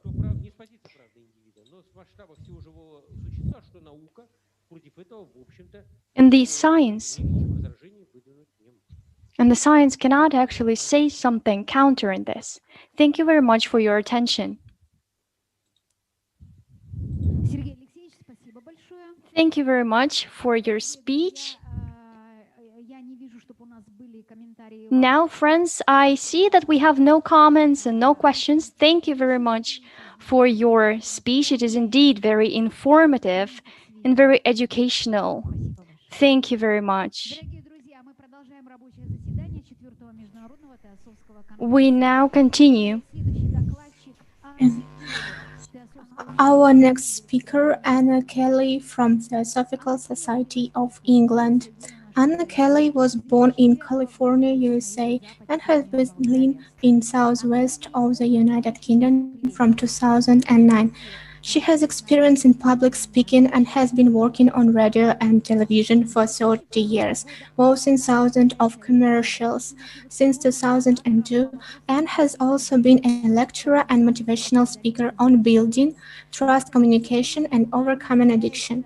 Anne is currently a media human resources officer for the core volunteer team of the Virtual Center for Theosophical Reach and official trustee of the Theosophical Society's charitable foundation in Scotland, and also works in media broadcasting in the Theosophical Society's headquarters in London, England. In 2016, she founded her own publishing company called Yogi Philosophy Publication to republish and create audiobooks of 3 sacred theosophical classics, The Voice of Silence, Light on the Path, and the 14 Lessons on Yoga, Philosophy, and Eastern Occultism. The report of Anna Kelly, Theosophy in Practical Application. Thank you. Thank you very much for that beautiful introduction. I'm very honored to be here. Thank you so much. Can you hear me okay? Can everybody hear? Yeah? Okay, good. Дорогая Анна, хороший звук, мы вас слышим. Продолжайте, пожалуйста. Когда нужно будет включить презентацию, скажите. Okay, I'm going to go ahead and just begin and allow you to put up the slides when you feel it is time. I'll call for slide 1 and we can start that way, if that works. It is an honor to be here at the 4th International Theosophical Congress among fellow dedicated theosophists, as well as scientists from all over Russia and many countries across the world.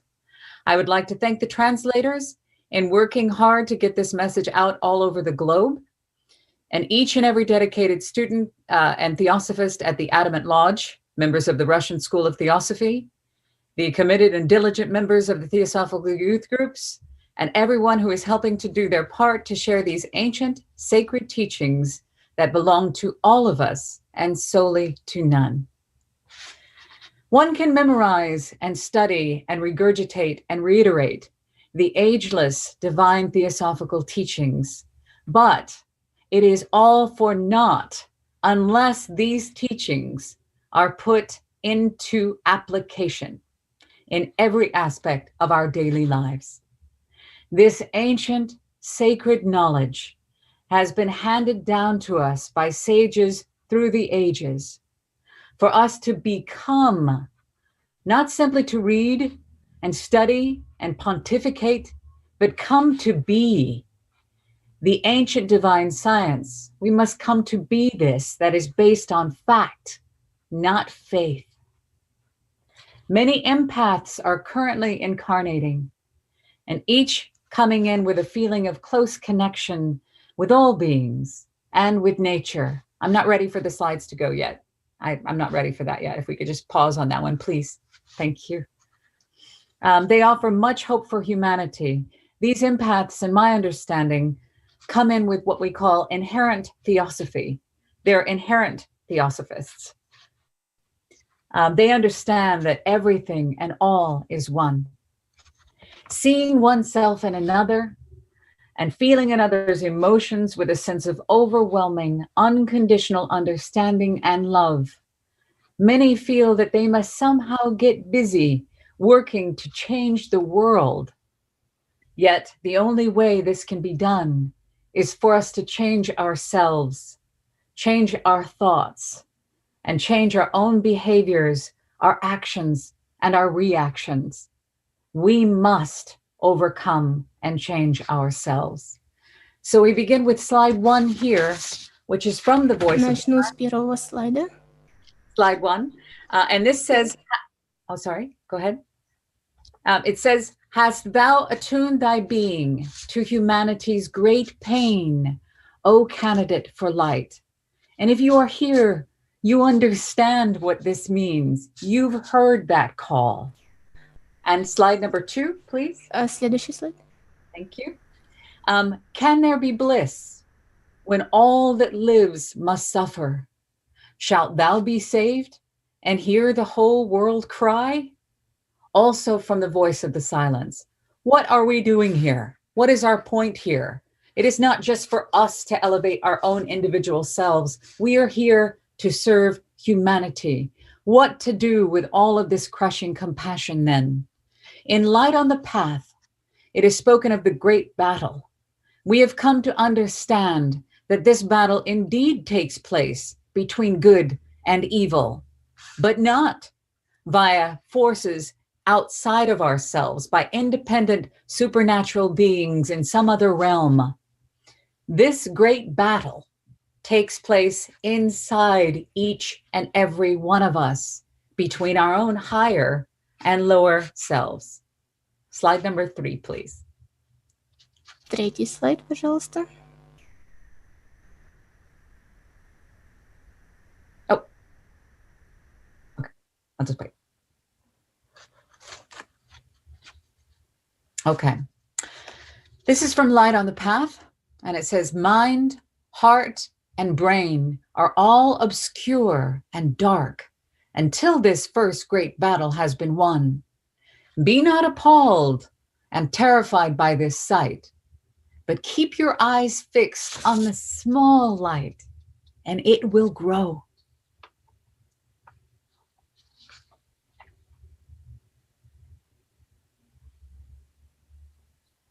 It will grow.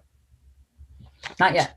Well, we'll get to that in a second. But to identify and differentiate between the higher and lower selves, I often refer to the age-old virtues and vices of man. The definition of virtue is good moral character, humility against pride, kindness against envy, temperance against gluttony, Chastity doesn't mean you have to be celibate, but chastity against lust. Patience against anger. Not ready to move on those slides yet. Hold that one thought, please. Charity and liberality against greed, and diligence against sloth.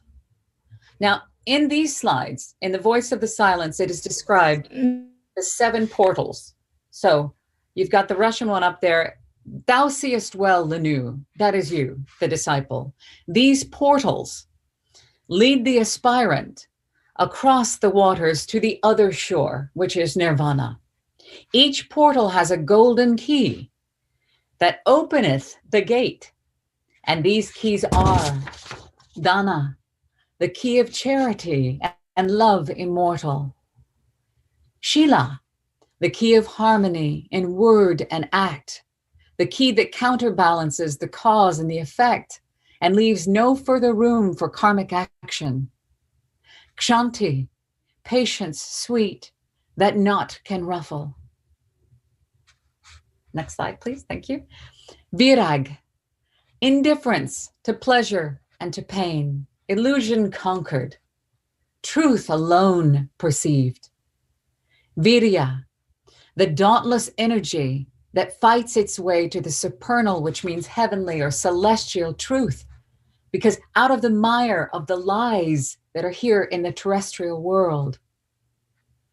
Dhyana, whose golden gate once opened, leads the Naljor, the adept, that's you, toward the realm of Sat, divine essence, absoluteness, beingness, eternal, and its ceaseless contemplation.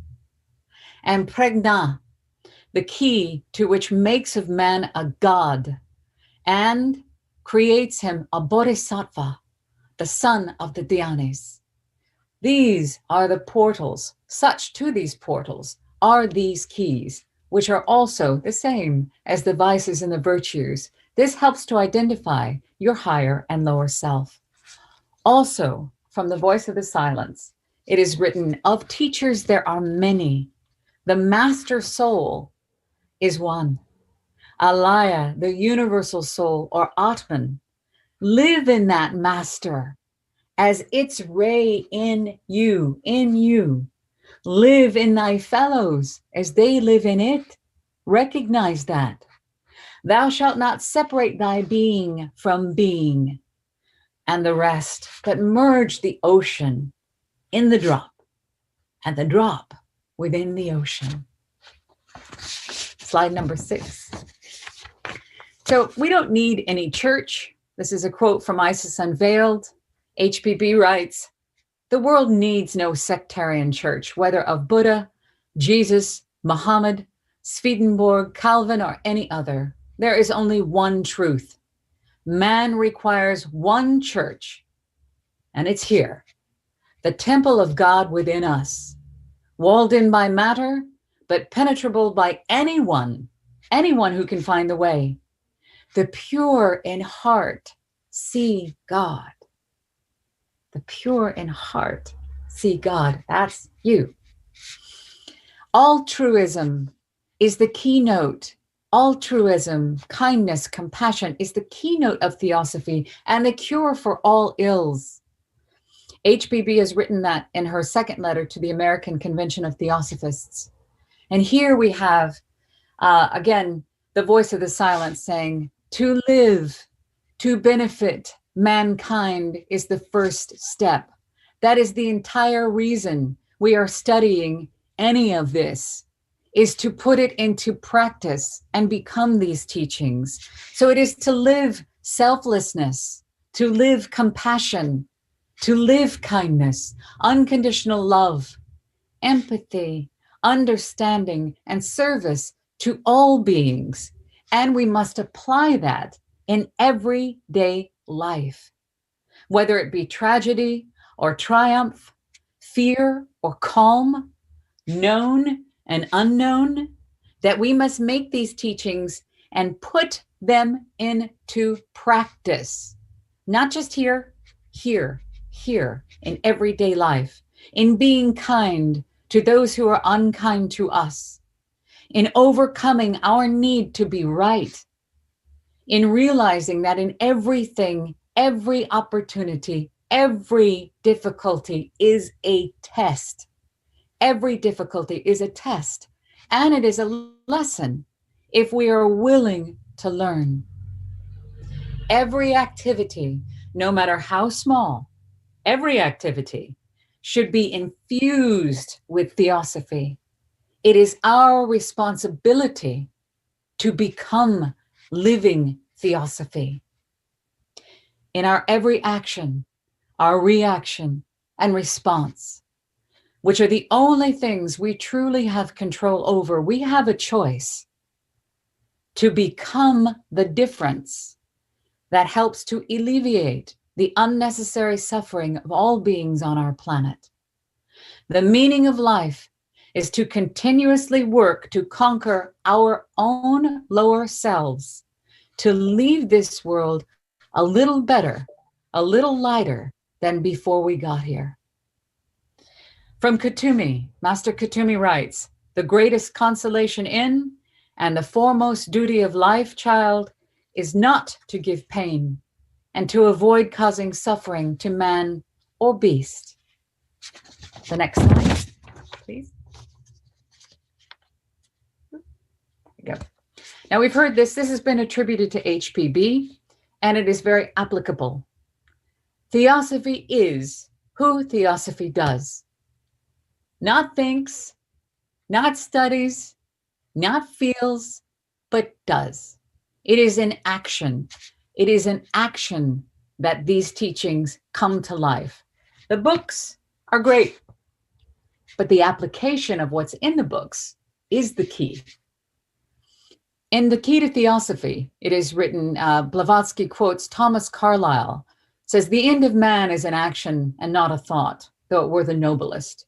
So we can think, we can study, we can get degrees, but it's about what we do that makes the difference.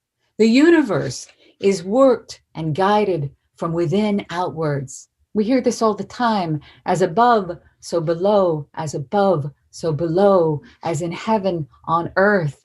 The man, the microcosm, and the miniature copy of all that is, the macrocosm, the living witness to this universal law and to the mode of its action. That's from the secret doctrine. Again, as above, so it is below. We must become it. It is our responsibility. Next slide, please. Theosophy cannot be bought, and this is my understanding, it cannot be taught. It can be earned, and it can be learned. The timeless sacred words of truth, simply just terms until put into action by mankind. We could read books until the end of time on how to drive an automobile, tirelessly memorizing the names and functions of the parts, and we may technically understand the premise of the engineering and have heard of other people's experience behind the wheel, but until we sit in the seat and actually take to the roads, we do not understand until we do it ourselves. We have not truly learned how to drive a car until it is done ourselves. As scientists perform experiments to prove theories, we humans must have a personal experience and personal experiences to prove our own understanding. Silence is not empty. It is full of answers. We were born with our very own built-in guidance system, our own sat-nav. Theosophy is humanity's textbook. If we work every day, in every way, to overcome ourselves, to subdue the beast within us, the brute nature, and always reach for a better way to act, to respond, and react, then we, like candles in the blackest night, can help to illuminate the darkness. Theosophy gives us every tool and paves the way for each of us as individuals to understand our connection. Let us unite as the cells of the endless, boundless being that we are. For together, in self-assessment and reflection and realignment, we can become the opposite to that which still plagues humanity. That is selfishness, ignorance, superstition, fear, which is often known as hate, greed, all causes of perpetual, unnecessary suffering.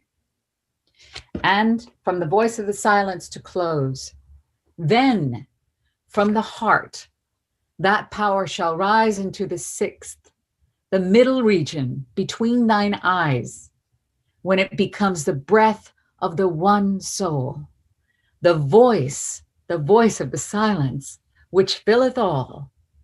'Tis only then that thou can become a walker of the sky. Thank you.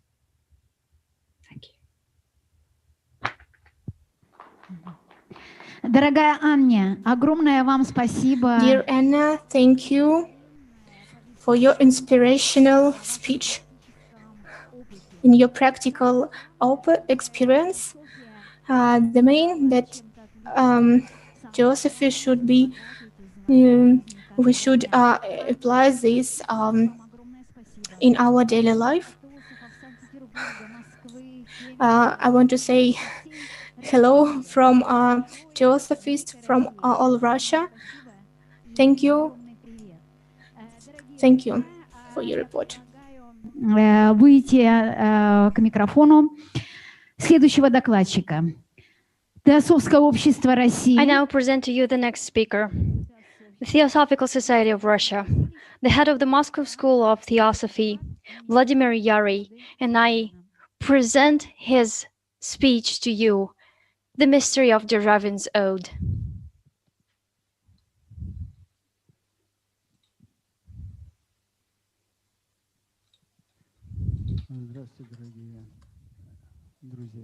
Friends, hello to everyone.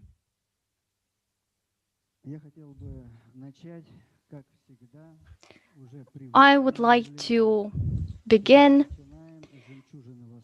and it is quite traditional for us to start with The Pearl of the East by Madame Blavatsky. And it says that we're guided by the thought. Today, on November the 21st, is the day of the fiery dragon, and the thought for this day is the following. There is someone who brings gifts to the humanity, and therefore the humanity is in debt to that who brings the gifts. And this is what we're doing today. We want to be thankful to the very humanity that accepts and that receives. But this is the debt of the humanity. This is the debt that we have because of this knowledge. Today is the day of the blazing dragon. This is the Kala Chakra Shambhala calendar. It is taken from Madame Blavatsky's book. It is based on the mythology of the Isis Unveiled. This is the system that was prepared by Vladimir Bakhanov. He starts with the black dragon. Today, we have a day of the blazing dragon. And of course, we move from the astral plane to the plane of consciousness. And this blazing dragon says that the age of Aquarius starts. And how is it launched? How does it start? It is based on the principle of the blazing dog or the fiery dog. The fiery dog lasts for 1 month, and this day is then reflected in the whole day, in the whole year. The dog symbolizes the firmness of the spirit. This is the plane of the individuality, or rather, the plane of essence of Agnidana. That is the essence that has accumulated the entire energy of the light. This is Darya Prakriti. And Adinidana is what will become the energy of Fahad. The age of Aquarius starts with a dog. It is the firmness. It is the confirmation of individuality in spirit. And that is how the age of Aquarius starts. And that is the wisdom of the spirit. Dragon is the symbol of wisdom, and the dog is the symbol of the firmness of the spirit. These are two opposite things, and they work together. But there is also fire, day, month, and this fiery horse. It is also a symbol. Horse is the symbol of justice, and right in front of it is the fiery rat. The horse symbolizes justice, law, and the rat symbolizes the karmic law. This is the law of cause and consequence. This is an interesting combination. It is placed on the ray of space. This is the purple ray, and it is also on the ray of time. Time and space exist in this tertiary unity. Fahad, space, and time. It all sends a thought. Time and thought are synonyms in this case. We have consciousness. It includes three principles: Atma, Buddhi, and Manas. This is consciousness. And then this consciousness naturally should manifest thought. This thought is manifested in time. We know that there is consciousness, and it means that we have the past, the present, and the future, which means that we have the perception of the current thought in space, and we have a certain period of time. There is the cycle. The consciousness shows the cycles of perfection, the cycles of evolution. It is necessary to know the laws. It is necessary to know what karma is. Then, the wisdom of the spirit will rule, and the unity of the personality will lead us into a new era. It is a phenomenon that is extended in time, and every personality should enter this era individuality. It does not happen collectively. Today, I would like to tell you about one of the odes of Державин. It is called God.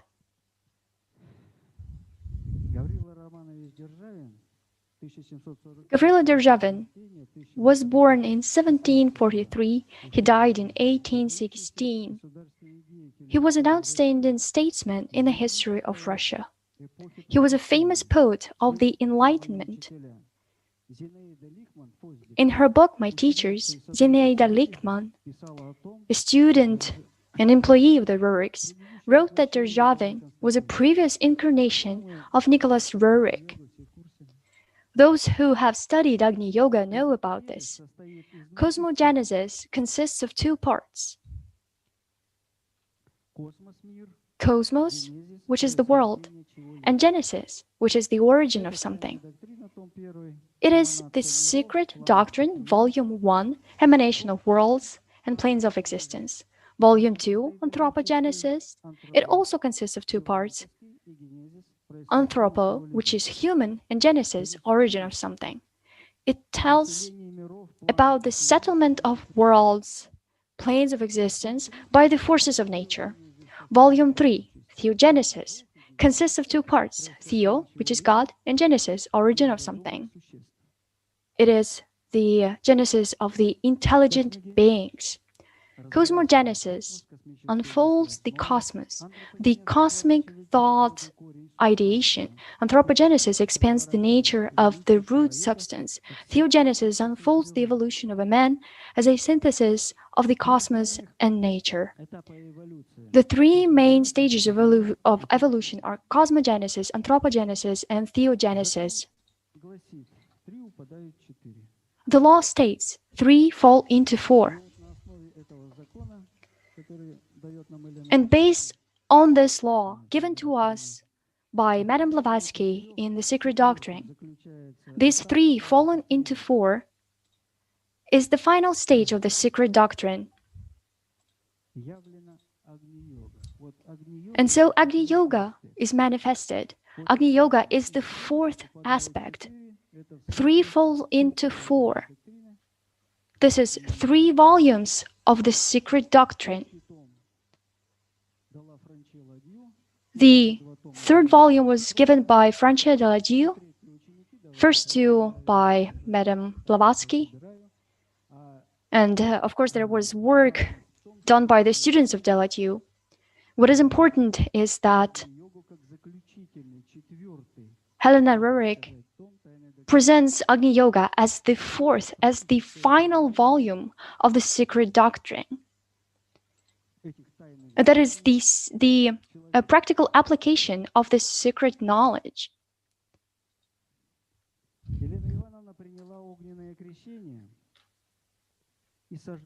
Helena Rurik received the baptizing by fire, and she burned her lower astral, skandhas, the personal attributes, and thus the gates to distant worlds opened. The greatness of the feat of the woman for the benefit of all mankind has been accomplished. And now humanity has the opportunity to become individually and then in the future collectively cosmic co-workers. In the 18th century,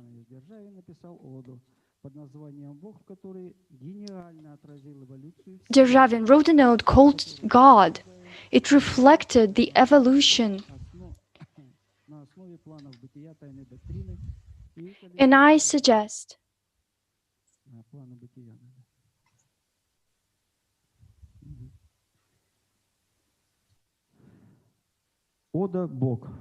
Ode to God.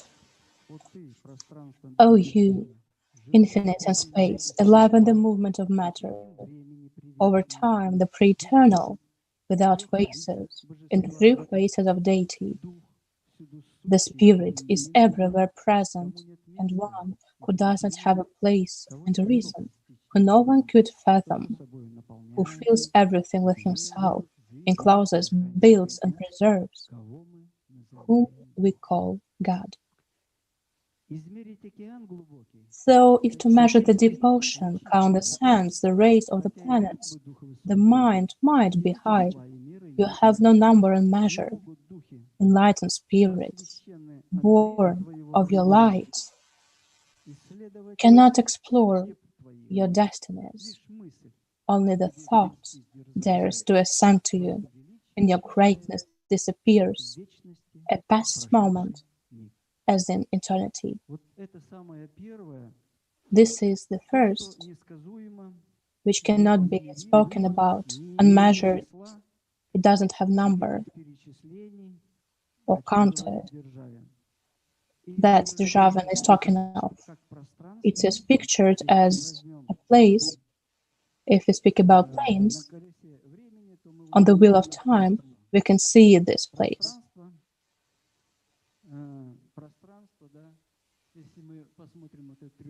Here is the space, there is a triangle, the spirit's place. And the highest, and we can see the following, the white disc on the black background. It is the place of spirits without any forms.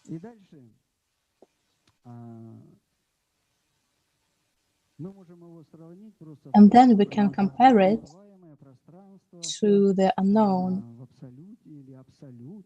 the absolute, the plane of world of spirit beyond forms, the incomprehensible and eternal universal mind. So the white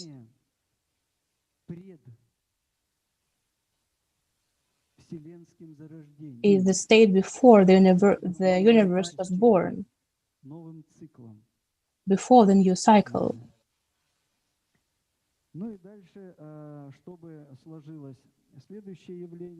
And then,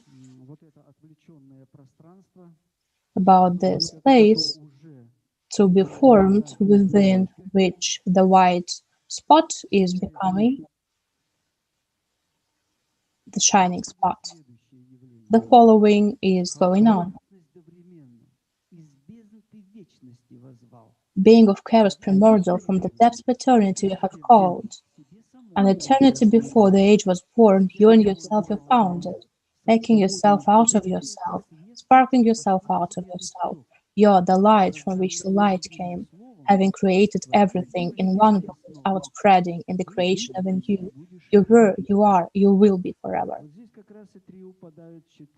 Exactly there, three fall into four, following the awakening of the eternal consciousness. You call to the eternity, and so on, in the sigh, from the state of primary chaos located in the depths of eternity, there is a gathering of intelligent forces. In the focus of the idea of universal thought. So there is in-breath from between the depth, from the depth of the cosmos. This eternity was called. So there is a breath in, the concentration of these deities. You contain a chain of being in yourself. You keep it and make it alive. You match the end with the beginning, and you give the death to your belly.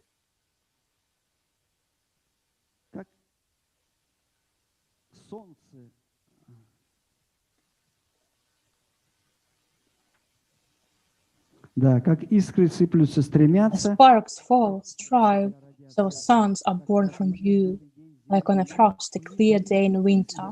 Marks of front sparkles, rotate, swell, shine, so are the stars in the abysses below you. And on the plane of prototypes, please show with the mouse. So here it is, the plane of prototypes, nirvana.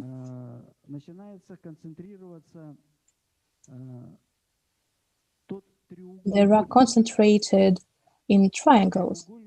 The triangle, which has no form, it's like three dots. Three dots that symbolize the spirit without any form. They will further become more and more bigger, and on the plane of prototypes, like the mother world, sun of the space of light, is the symbol of circle with dot.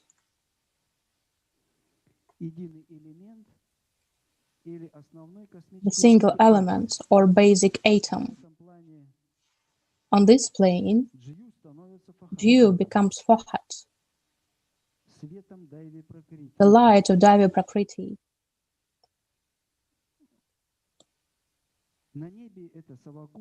In the sky, there is a totality of all creative ideas And on Earth, there is the totality of electrodynamic and creative forces.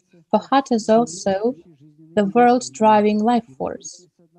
It is both a mover and something that is moved. On the plane of prototypes, he is a father and son in one. On the plane of reason and creativity, the next plane, please show it. So in this plane, Fahat is represented by a hierarchy of flames of the 7 rays of fire. The symbol is a 7-ray star in the world of Devas, whose generic name is a hierarchy of Tian Kogans. So right there, you can see the world of Devas. You can see it on the wheel. So the Leo stars is this plane of beingness. Millions of lighted luminaries, in their mercy flow, they make your laws.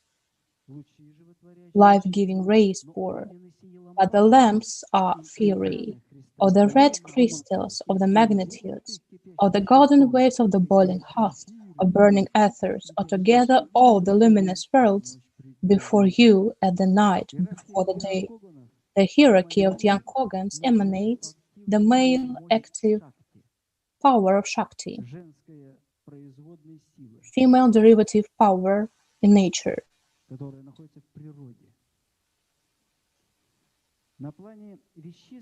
On the physical and educational plane, please show this plane. So here this plane is on the wheel.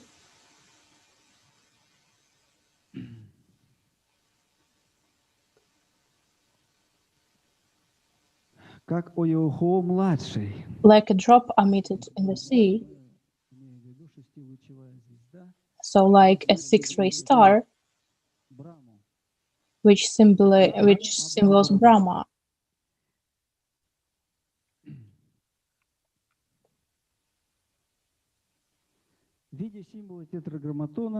Seeing the symbol of tetragrammaton, the hierarchy of Dhyani Buddhas, spirits, materia, create laws.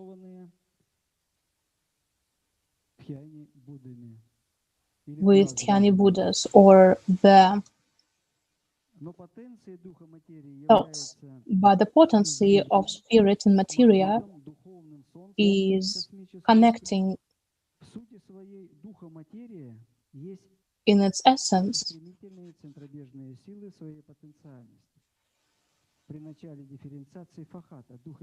It is in the beginning of the differentiation of Vahata, the differences became polarities. Vahat is breath out. Thus, the eternal breath and its duration of in-breath and out-breath, pralaya and manvantaras, that are cycles in time, past and present and future, for the non-eternal temporary state of consciousness or Maya.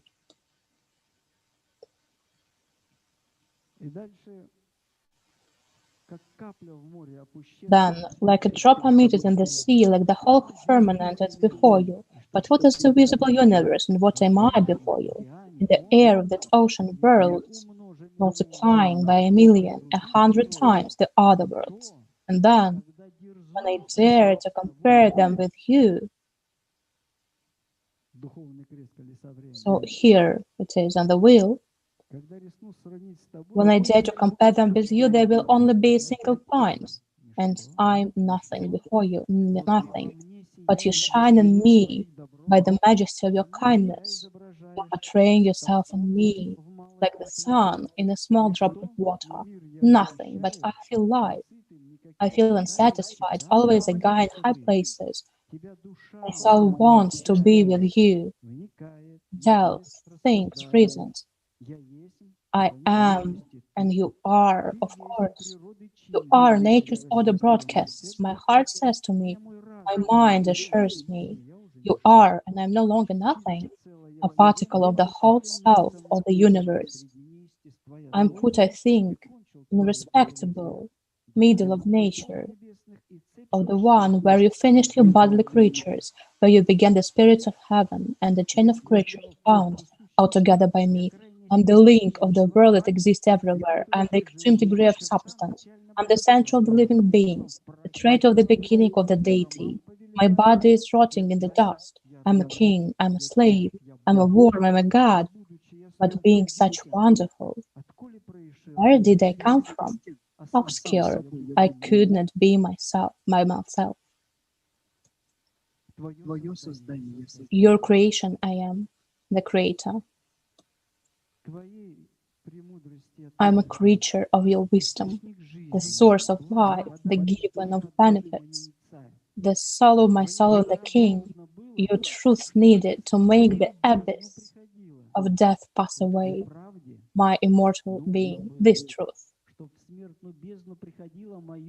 that my spirit may be clothed immortality, and I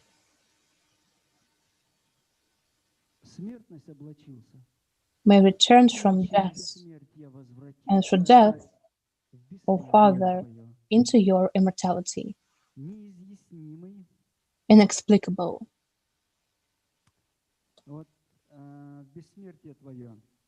Well, immortality. So we can see that Dejavan immerses us in the seventh and fourth manifested world, visible cosmos, or in the world of external sense organs for humanity to learn the essence of things through earthly experience, interacting with matter through suffering and reflection to refine and expand consciousness to accommodate eternity. You know, there is a very interesting moment. What Dejavan says here, he says about the cosmic human. On the one hand, Oyaho, the order, the seven-ray star, it's on the plane of creativity and wisdom. Here, in this world, this hierarchy of ray and the cycle, there are seven rays,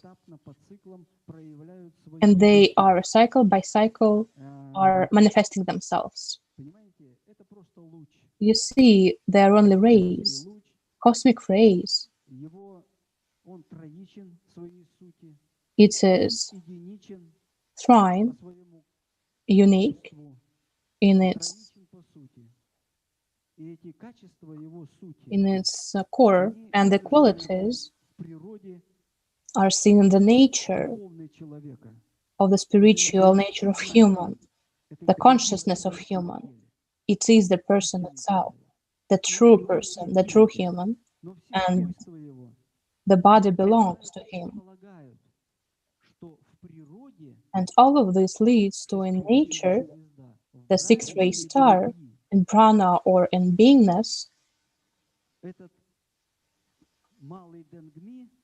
this small dangma or human, or yoho, the junior, is the inner human being that has 5 organs, or 6, and the 7th one is inside of him. This property of the whole parts of human, or the possibility to understand about this human, this doctrine speaks. It doesn't speak of the human with different bodies, but it speaks of the inner human, who has a 6-ray star like pentagram.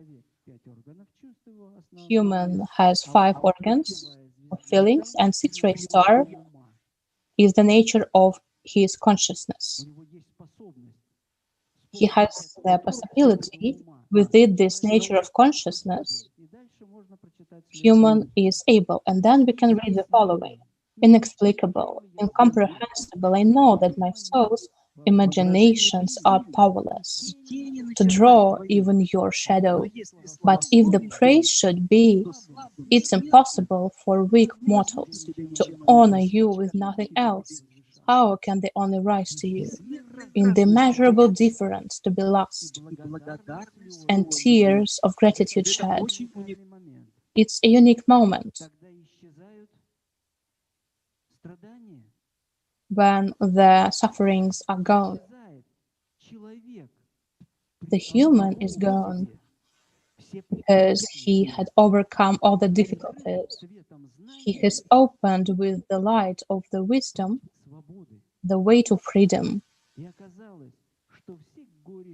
And all the sufferings, all the illnesses, were only something that made his spirit stronger.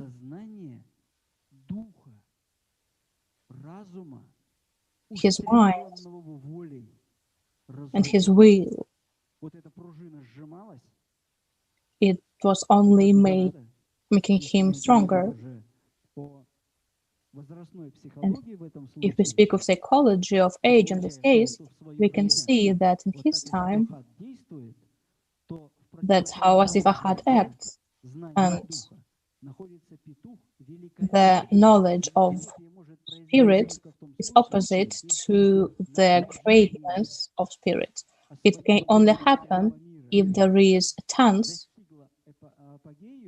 which is highest possible, and the human has fallen to the very depths. And then the new force is created, which helps human rise. And this greatness is nothing else than the believing in light. It helps us to come to the spirit's plane. Our world is spiritual, our mentality is spiritual. I've already spoken about the phases of today, the fire dragon, the fire dog, one phase on the ray, and here also on the ray, and it is a synthesis. Green light is a combination of 6. It's like a form of thought or a piece. And peace is formed by thought. And all of this is astral or human. That's what we are talking about. And in sacred doctrine, we also speak about him, about our essence. And to achieve such, as the oath says, how can they only rise to you, be lost in the immeasurable difference, and shed grateful tears? Reverence, empathy, aspiration, solemnity, and self-denial for all common good. These qualities contribute the practical theosophy of awakening of consciousness. Thank you. Vladimir Vasilievich, thank you very much.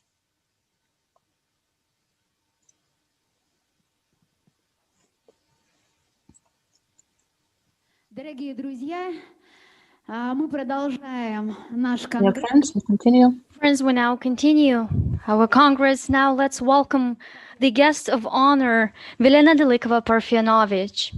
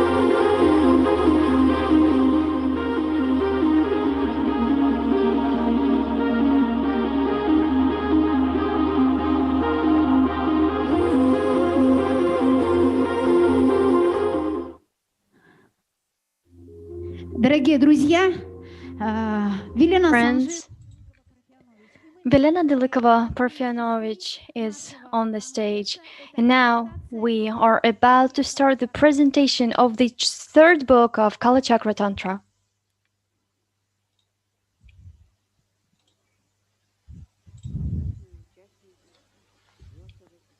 Dear participants of the Fourth Theosophical Congress, first of all, I'd like to extend my gratitude for the support you've provided to me, for the way you've supported me over the publication of the 3 books of Kalachakra Tantra. The books were published in Russia. And these books, for the very first time, were published in their decipherment. For me, at the very beginning, it was quite difficult to understand what was done. Kalachakra Tantra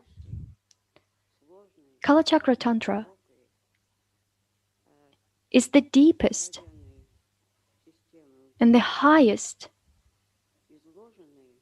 of the teachings. It was told in the Buddhist traditional canon.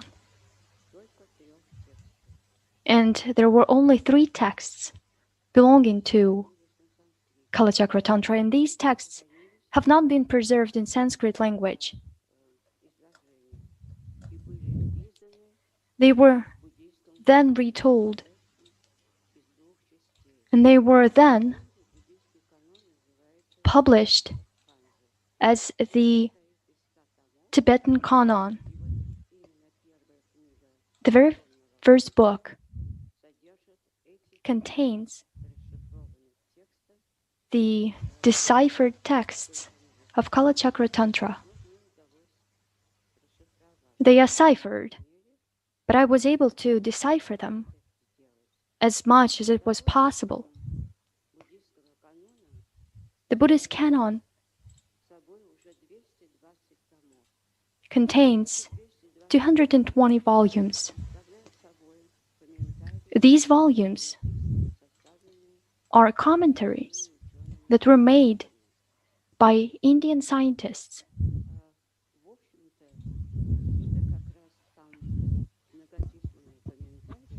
These are numerous comments. These comments explain the Buddhist treatises of the tantric nature.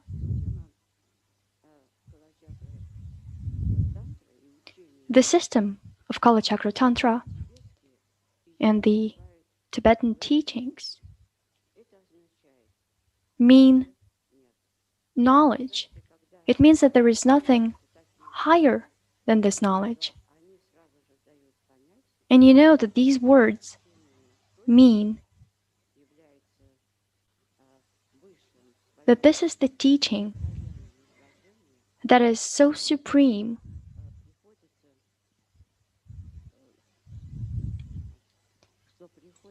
It is so supreme that you need to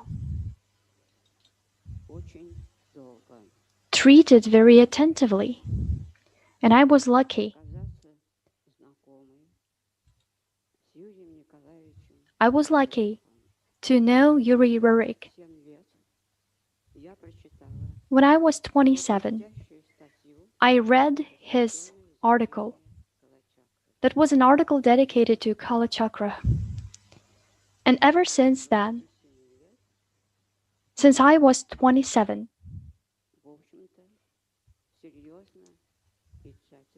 I very seriously was studying this teaching. And the result of this work is these 3 translations, these 3 works. And I am proud. And I am proud that I have a chance to continue the work of the Oriental scholars who worked on this esoteric teaching. And I'm happy that I've done something so successful and continued something so successful. Yuri Rurik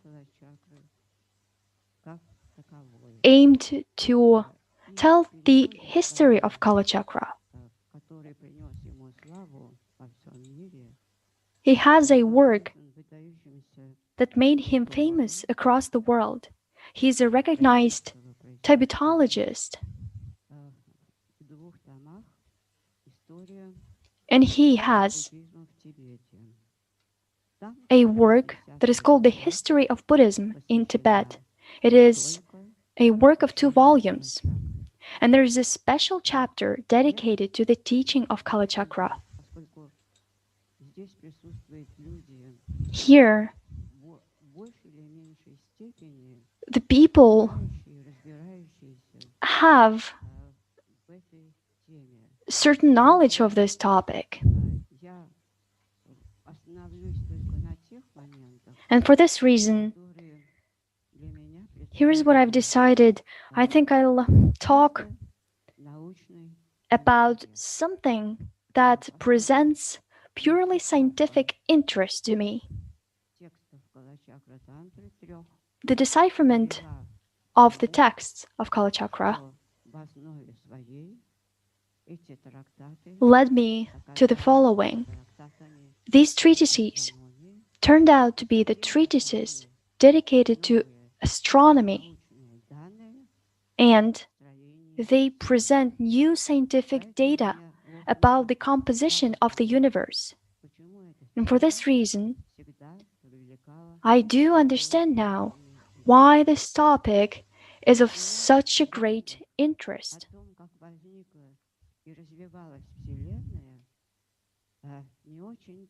We do not have a lot of information as to how the universe came to be and how it evolved.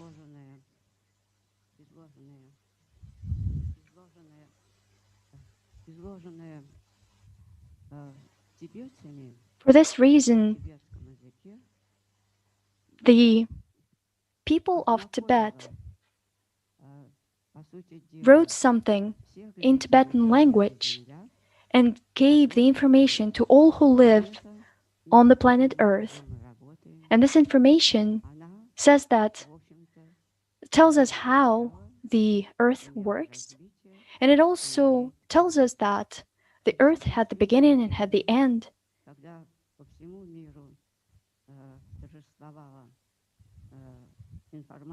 Over the past years, we've been hearing lots of information about what is happening on the Earth, and there were also rumors about apocalypse, and we didn't know whether it was about to happen or not, and I had to start studying this topic. What I needed to do is to translate the works.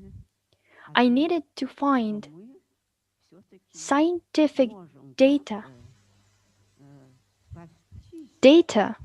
which would tell us that we can save ourselves. Because in fact, the Buddhists make a very sad conclusion. The conclusion is that there is the end of the planet, and it means that the human civilization will come to an end eventually. Our planet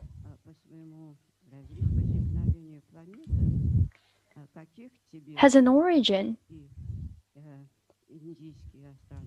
and this is what the astronomers from India told us about. And Indian astronomers explain this origin of Earth, and they give us the number 9. And they also say that there are 28 constellations that we need to consider, and they give us their Sanskrit names. As a result,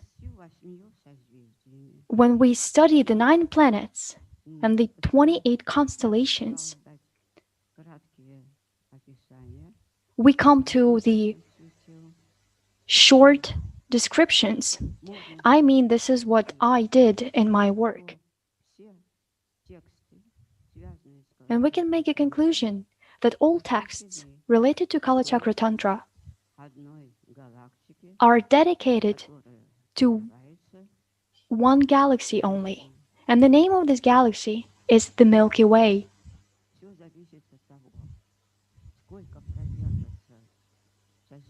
Everything depends on how long the Milky Way will live.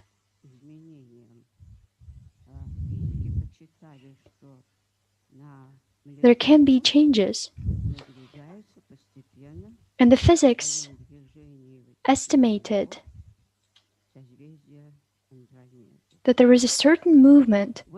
There is the Andromeda constellation that is moving. When I was translating this text, I had to do something. I had to really understand astronomy and physics. I needed to understand the theory of relativity, and of course, all of the sciences, all of the natural sciences are included in the Kala Chakra. But astronomy is indeed the foundation of this teaching. And astronomy is accompanied by medicine, by astrology.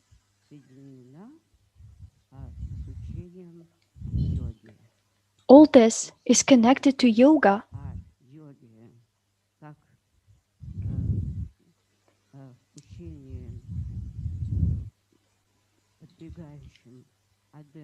We know that yoga is a special teaching, and those who practice yoga aim to achieve nirvana.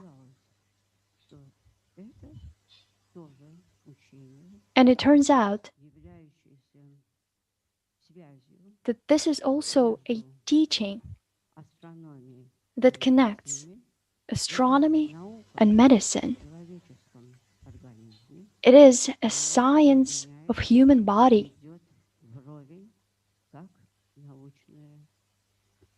And it connects everything. And it is a sphere of scientific interest. I understood something else.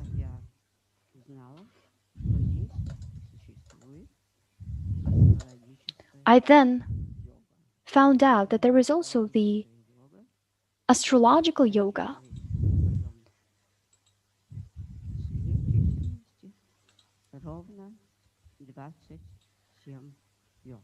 The astrological yoga includes 27 yogas.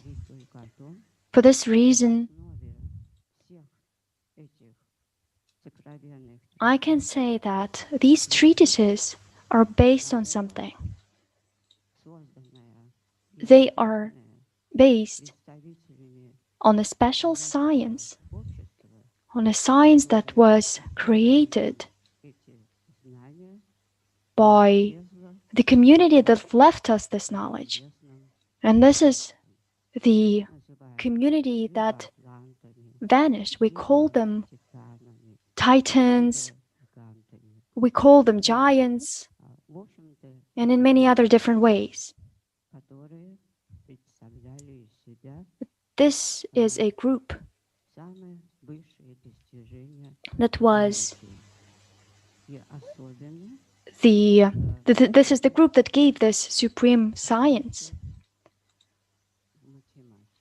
And they gave us lots of discoveries in mathematics, the symbolism of numbers is included into the process of decipherment of these sacred texts. And it shows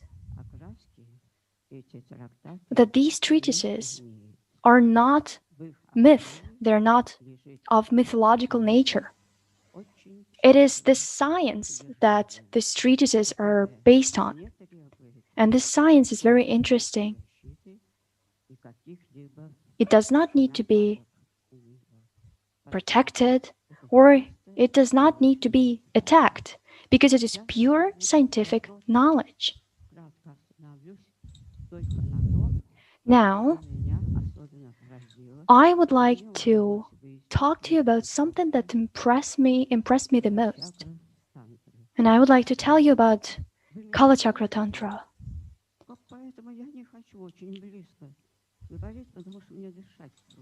It is hard to breathe, that's why I'm trying to figure out the best way to use the microphone.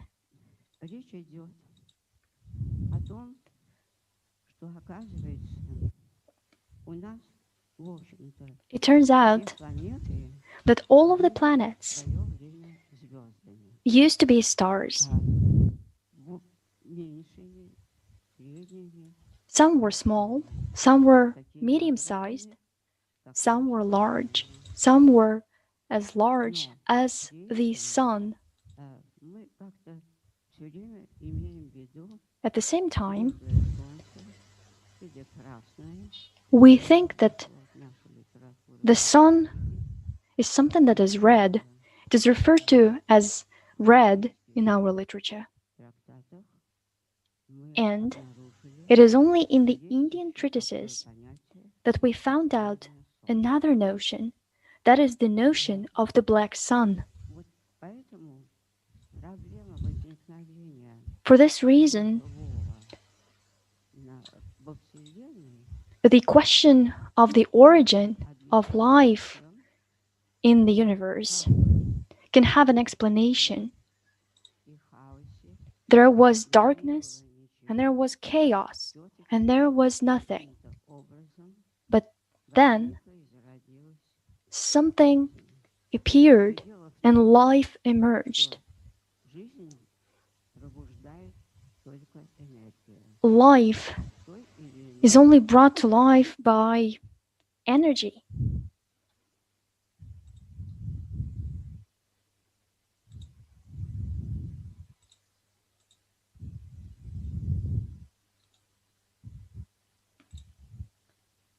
Unfortunately, I cannot hear the speaker right now.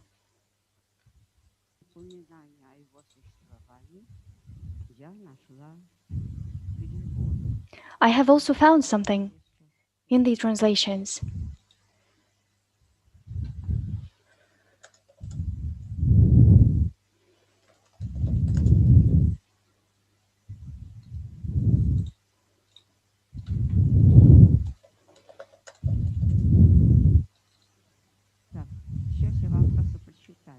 I now would like to read something to you.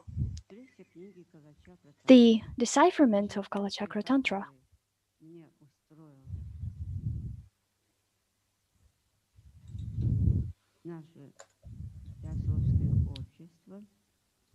Is presented with the help of the Theosophical Society, and that presentation helped me to realize that there were two suns. There is the inner sun and the internal sun. There was a mistake in the spiritual plane. This mistake was made by the wise Jupiter, and Mercury was enraged by that. As a result of that, Jupiter fell on Earth. Jupiter is Earth that guides and protects everyone. The Gemini constellation also created something, and other constellations formed the sun. And this confirms that Jupiter came to be the black sun, and he gave the longevity to this planet. And the red sun is the Pushya constellation. I am now reading this to you from the translation. The Pushya constellation is the sun on the Earth's surface. The planet Raku received the planet Earth, the planet Mars.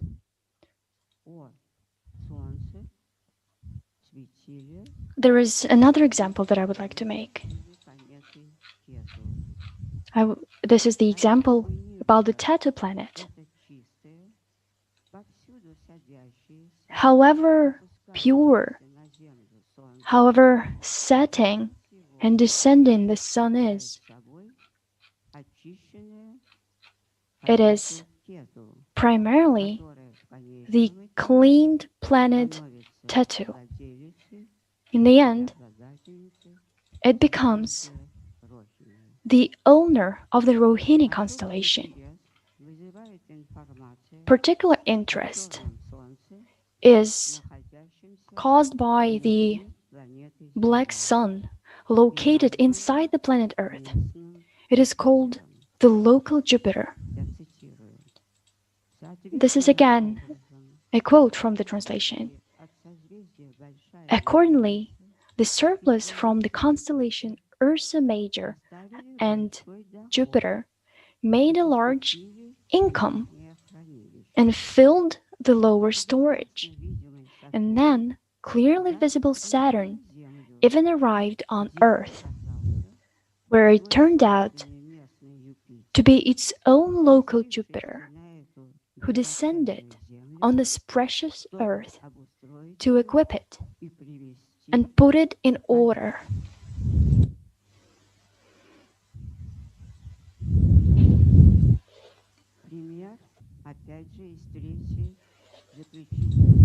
Another example from the third book of Kalachakra Tantra with the decipherment.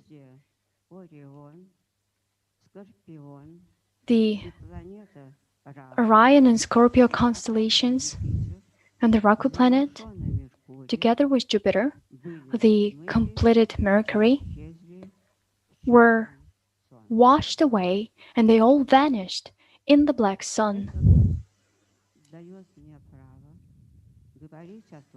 This gives me the right to say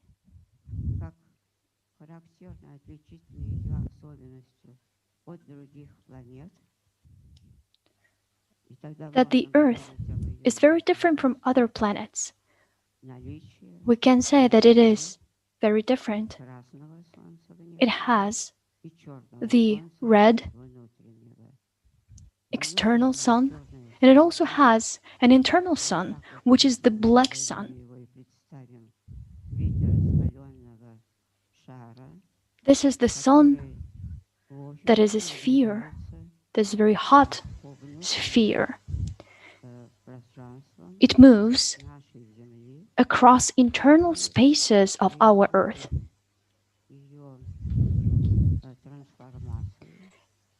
It makes transformations on Earth. And for this reason, we talk about the explosions. The black sun is trying to get out. It is trying to get on the surface. It raises the water. And together with this water, it brings about catastrophic changes on Earth. Here is why we can explain that this is the sun that realizes itself, that shows itself at the end of each century. This sun does not go away anywhere. This sun only moves. And because of this movement, we have the cold. We have the Arctic pole. This sun then moved closer to the equator. And it is at the equator where we have the heat.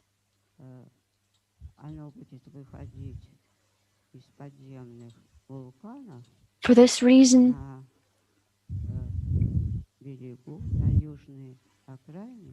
it's all going to be coming out from the underwater. It will be the waters of the Indian Ocean. There is the underwater volcanoes. And that will lead to disasters happening on our planet. And then once again, the appearance of our planet will change.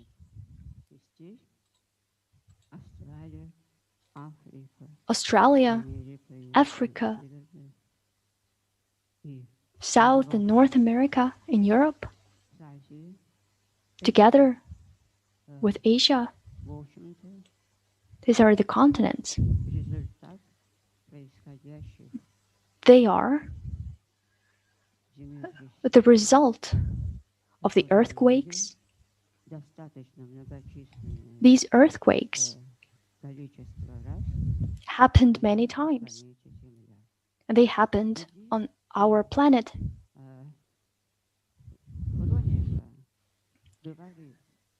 The Buddhist chronicle says that the end of the earth will happen when the Buddhist teaching ceases to be, when it vanishes.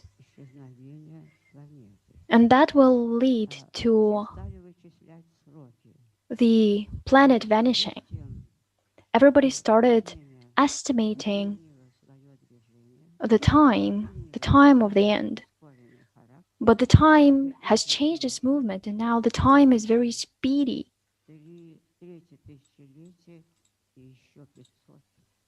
So the estimation is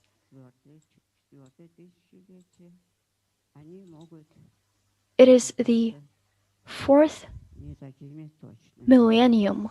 This is the estimation, but this might not be the correct estimation.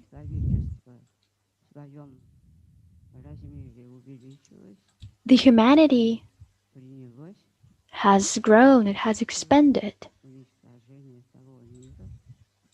and there is a systemic destruction of the world by the humanity. And if we do not treat our planet well, if we don't think about the state of our planet, then it is no good. We need to do all this, and then we can extend the life of the planet. We know that the life of every planet is about 4.5 billion years.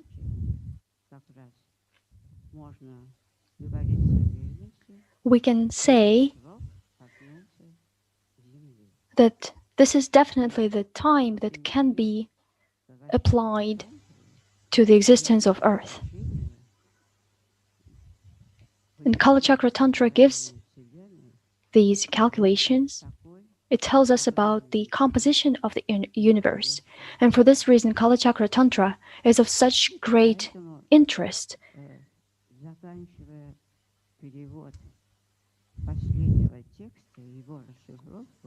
I was finishing the translation and the decipherment of the very last text, and I wanted to know something. Is there a way out? Is it possible to preserve the earth? Will I find any scientific facts,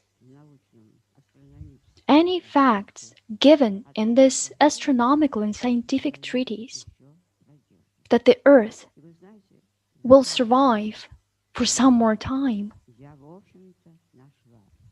I was completing this translation and I found it. But before that, I would like to say that there is not only the black sun and the red sun, there are also such notions as the black and the light moon. This is taken from Kalachakra Tantra, and I would like to read something to you. The 14th constellation of the lunar zodiac. This is the Virgo constellation. It can be translated as the Black constellation. It can refer to the times of the most ancient moon. It refers to the black moon. For a very long time, it was in darkness. It was obscure. It was without any light or energy.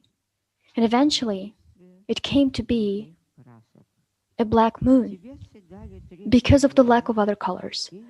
The Tibetans named this moon Mahakali, the Great Black.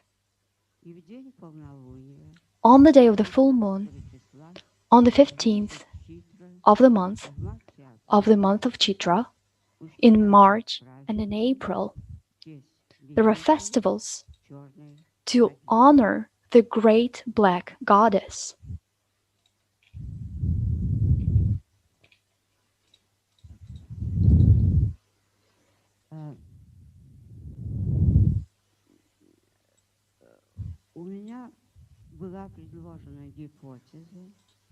I had a hypothesis.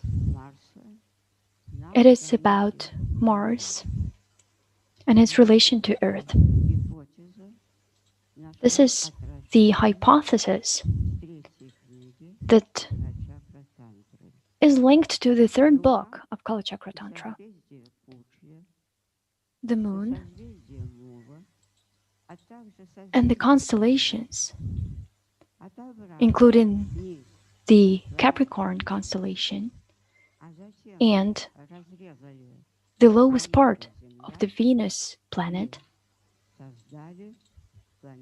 cut the planet Earth and created the planet called Mars.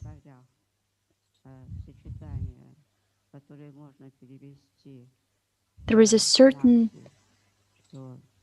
part that talks about Mars, and it says that Mars has its origin on the Earth. And indeed, this was confirmed by the translation, by the decipherment of Kalachakra Tantra.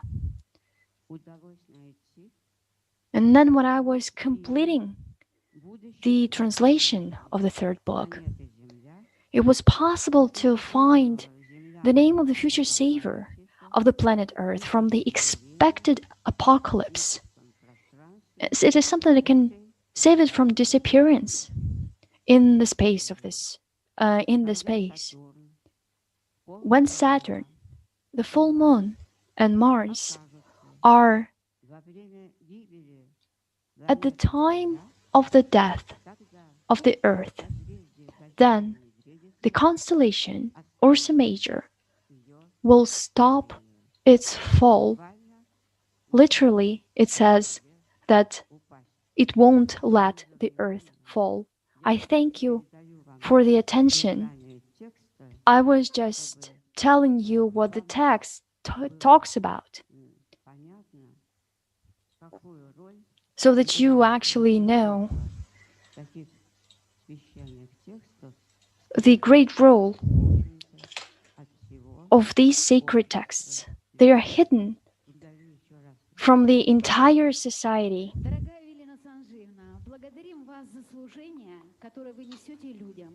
Velena, we thank you for your work. We thank you. This is indeed a great feat, and we all acknowledge your contribution. Thank you very much.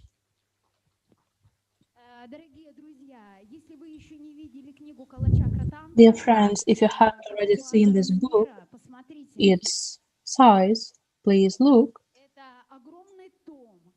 It's a large tome of the great work.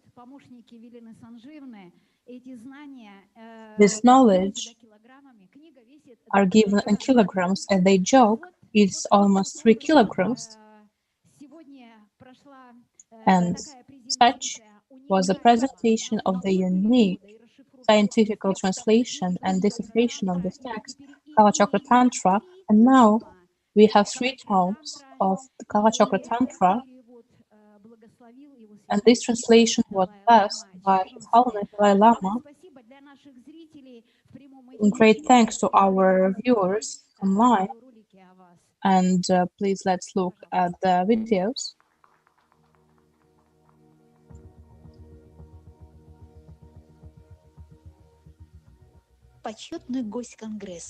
The honorable guest of this Congress, Tibetologist, one of the greatest scientists in Russia and theological candidate, disciple of Rerich, Elena Sanjayevna Daleko-Parfyanovich. Elena Sanjayevna will speak of her new book in the Congress. A unique translation is first in Russian. This book is given with the blessing of His Holiness Dalai Lama the 14th.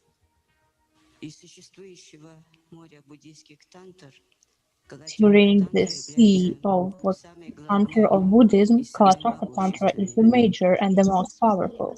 The Tibetan created special symbolic language in which every word symbolizes an astronomical object or process. Understanding such processes are very difficult.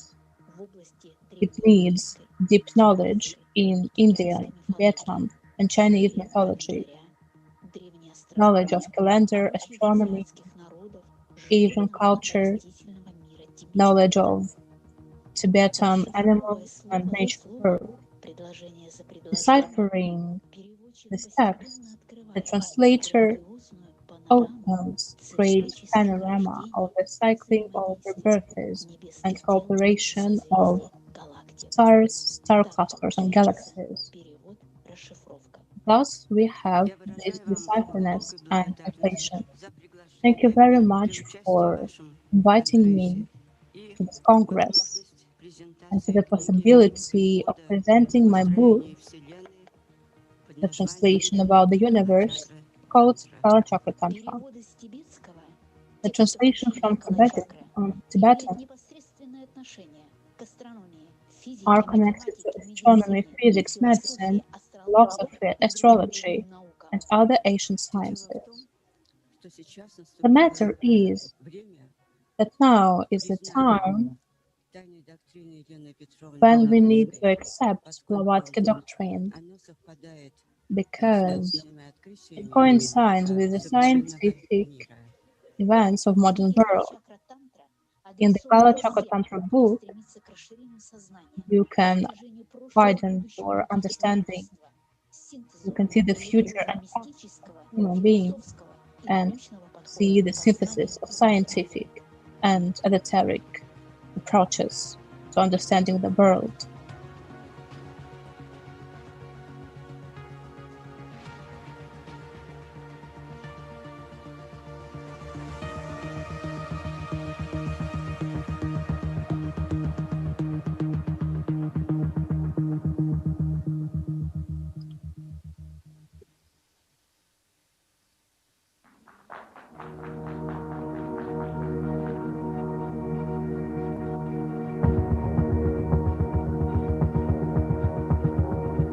Honorary guest of the Congress, famous Theosophologist, one of the most prominent Russian researchers of Buddhist culture and philosophy of Asian countries, candidate of philological sciences, pupil of Yuri Nikolaevich Roerich, Galena Sanjeevna Dalekova-Parfyanovich.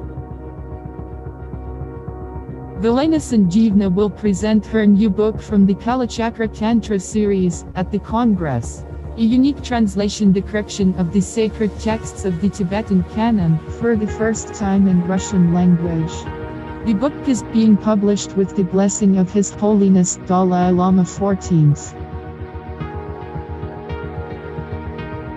Of the existing sea of Buddhist tantras, Kalachakra Tantra is the most important and most powerful.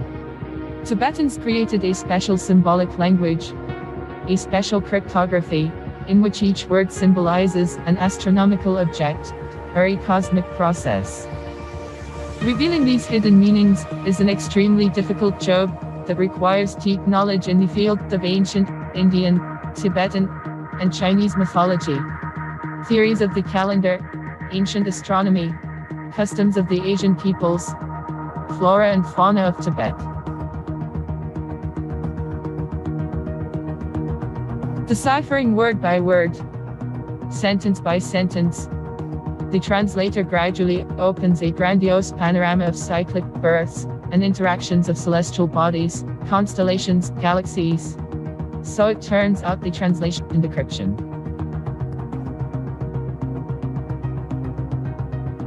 I express my deep gratitude to you for the invitation to participate in your Congress and the opportunity to present a book, Kalachakra Tantra, translation about the structure of the universe. Translations from the Tibetan texts of the Kalachakra teachings are directly related to astronomy, physics, mathematics, medicine, astrology, philosophy and other ancient sciences. The fact is that now is the time to recognize the secret doctrine of Helena Petrona Blavatsky, since it coincides with the scientific discoveries of the modern world. Kalachakra Tantra books are addressed to everyone who strives to expand consciousness, comprehend the past and future paths of humanity, synthesize a religious, mystical, philosophical and scientific approach to understanding the world.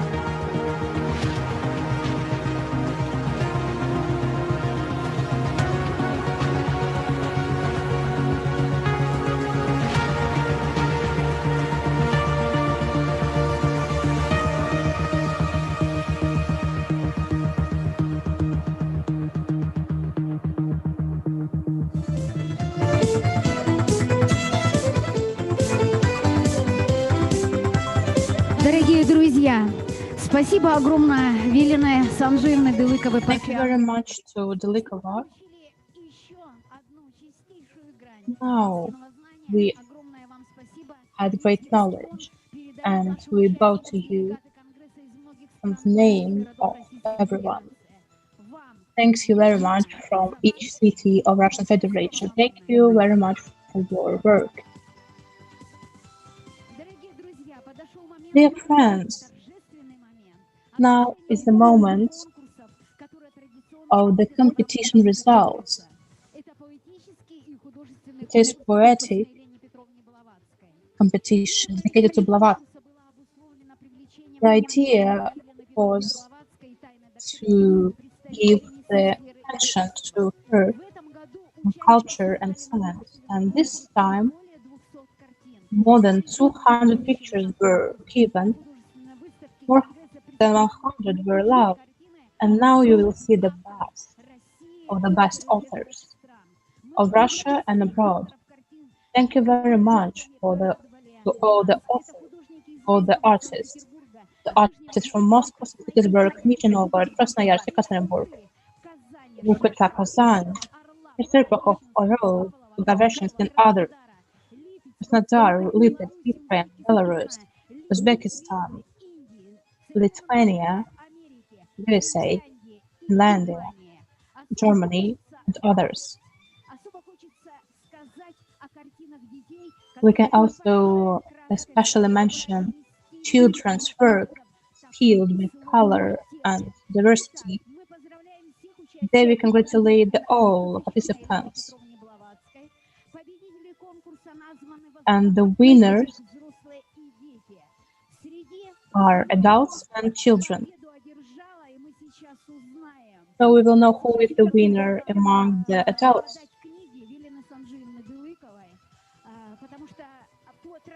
Today we speak of the books of Delikova.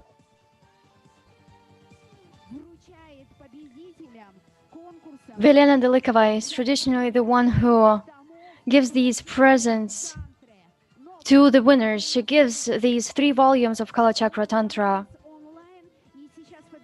Our Congress is held online.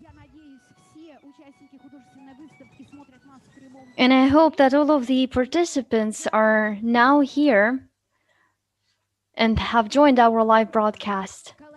The 3 volumes of Kalachakra Tantra go to a young painter, to a student of the Repin Academy, and that is Olga Drigval from St. Petersburg.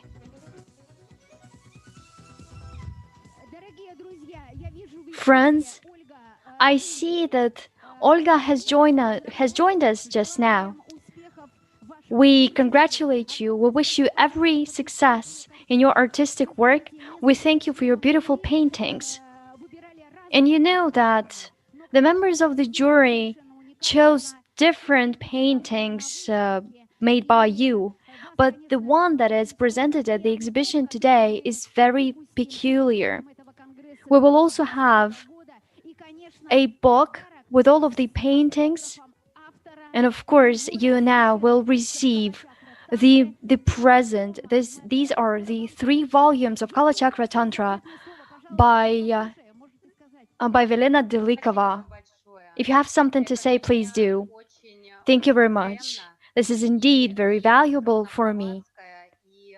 Madam Blavatsky, as well as Nicholas Roerich, were those who influenced me so much, and they helped me to define my artistic style. I traveled through Tibet, through Nepal, I visited Kailas, and these trips give me inspiration to do my work. I thank you very much. And I would like to give a present to the Theosophical Society. This is one of my paintings. This is a great honor for me. I thank you. Thank you very much, Olga.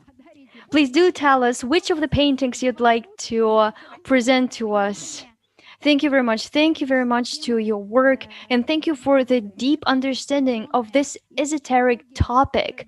All theosophists and all scientists value your work. The certificate of the winner of the contest goes to St. Petersburg. You see that St. Petersburg is very active, and young painters take the first prizes in these contests. Thank you very much.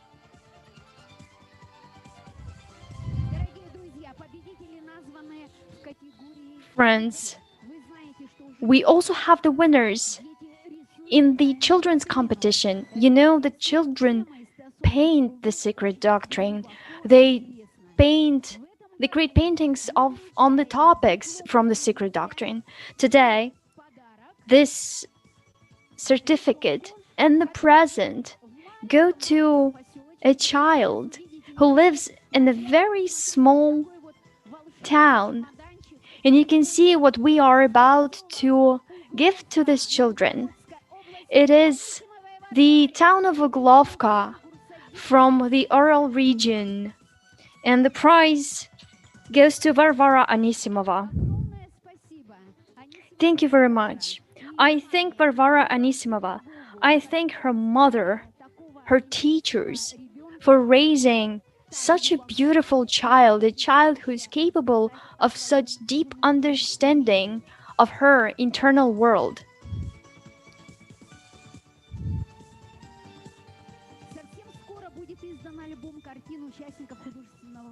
Very soon, the book with all the works of the participants of the contest will be published. Now, let's proceed to the poetic competition dedicated to Madame Blavatsky. It is the 2nd competition already and has become our tradition. This year, more than 70 poets participated. Ulyanov, Sergiev Posad, Rubtsovsk, Rostov-on-Don, Tolyari, Moscow, St. Petersburg, Krasnoyarsk, Tver, Yekaterinburg, Engels, Chelyabinsk, Lesosibirsk, Samara, Krylov, Mozdok, Cherepovets, Belgorod, Dzerzhinsk, Syzran, Arzamas, Torzhok, Astrakhan, Kurgan, Nizhny Novgorod, Gelendzhik, Sochi. These are all Russian cities that we received the works from. And there were also participants from Ukraine, Belarus, Kazakhstan, England, Thailand, Argentina, and Finland. We thank all of the poets for participating in this competition. We thank them for dedicating their work to Madame Blavatsky. We have 2 winners this year. 2 poets received the same number of points. Now, I will announce the names of the winners of the poetic competition. Igor Ilyin from the town called Mozdok. We give you this certificate. You'll receive the same present. This is the 3 volumes of Kalachakra Tantra signed by the author. You will receive this present. Thank you very much, Mr. Ilyin. I see that you are now here with us. Please do say a couple of words. Good evening, everyone. Hello, to all of the participants, and thank you for the attention to my poem. Of course, I am very happy to have won, and I am very thankful to you, Ms. Shaburnikova, for this Congress. I was watching the Congress today, and there is a certain feeling that this is a certain current that is not visible. It is underwater. It is not as large as Gulf Stream, but it is very influential, and one day it will come out on the surface, and then it will flood everything on our planet. Thank you very much. Thank you very much. Yes, it will flood us, but we've just heard how to find the way out of that situation. This is what the 3rd volume of Kalachakra Tantra tells us about. We thank you, Igor, once again. We thank you for your work. Friends, we read the winning poem during our Congress. This is our tradition. Igor Ilyin, the poem called Vestnik, the Messenger, dedicated to Helena Petrovna Blavatsky. The stars of the universe are generous. Dispassionate are the light's minds. Pure in heart is the messenger of compassion, burning like a torch in the dark, in the heyday of the great illusion, in the midst of devastation and grief. It was sent by the Lord Himself to be a beacon among people. For them, the blind, the lost, the sleepy, to the valley of sorrows and tears. From the spheres of enlightened space, He brought the secret doctrine. Not a fairy tale in the middle of bad weather, not an obsession in the dark, a fighter for truth and happiness, past a giant on earth. We thank you. Thank you very much. Thank you very much for dedicating these beautiful words to Helena Blavatsky, our great compatriot. It is no news that at the end of the competition, we will publish all of the poems in one collection, and you'll be able to read your poems, dear participants, in these collections, and you will be able to see that publication at the Congress next year. I now would like to present to you the 2nd winner. He got the same number of points. I now would like to present to you Viktor Tuzilukov. He's the member of the Theosophical Society Adyara. He's the member of the Theosophical Society of Bangkok in Thailand. He is also the winner of the poetic competition dedicated to Helena Blavatsky.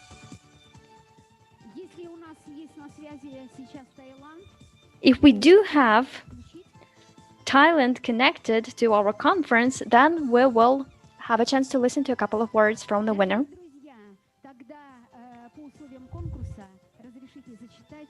Now, I would like to read out to you the poem by Viktor Tuzilukov.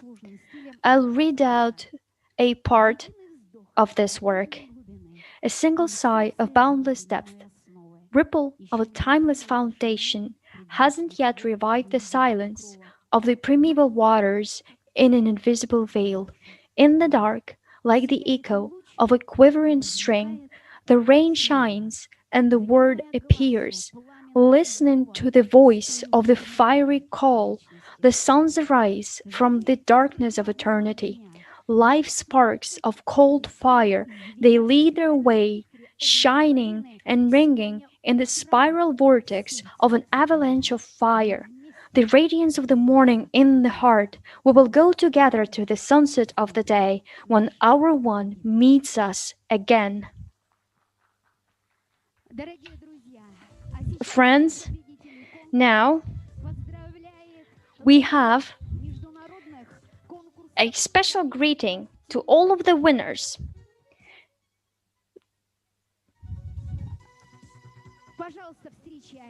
Please welcome Timur Kolesnikov. Timur Kolesnikov will play us the fantasy from the Bizet opera Carmen. Class of Honored Worker of Culture of the Voronezh region, Timoshenko Tatiana Nikolaevna, concertmaster, diploma winner of all Russian international competitions, Timur Kolesnikov, the laureate of lots of international competitions. Please welcome.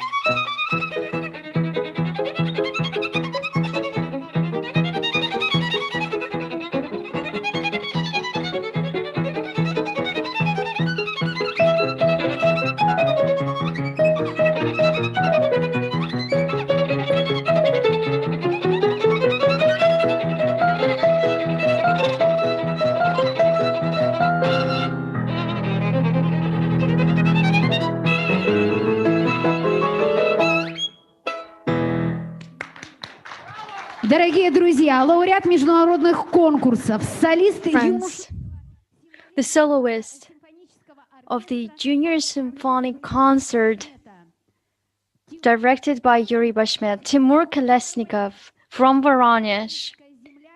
This is how the land of Voronezh congratulates all of the delegates of the 4th International Theosophical Congress. These are the young talents from the Russian land. Thank you very much.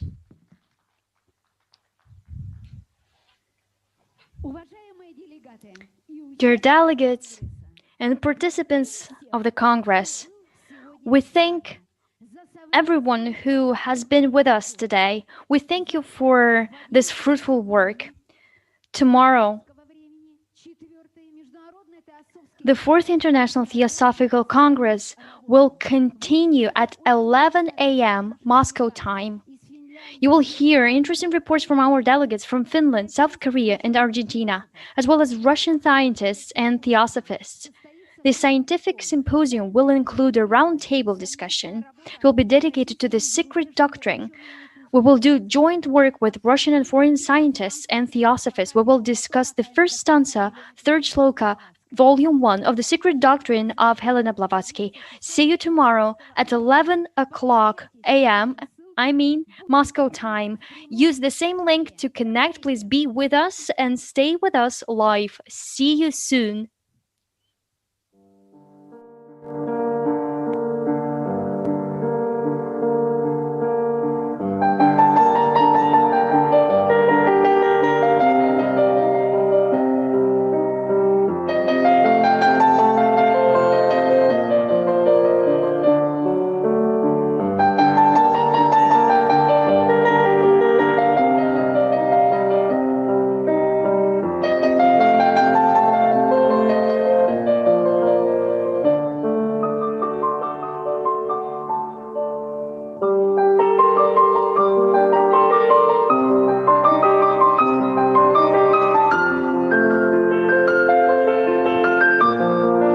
Дорогие друзья, давайте соберемся, все в фойе выйдем, сделаем фото, все те, которые есть. Елена Санжиевна, Егор, возьмите, пожалуйста, цветочки, пройдите вместе с нами.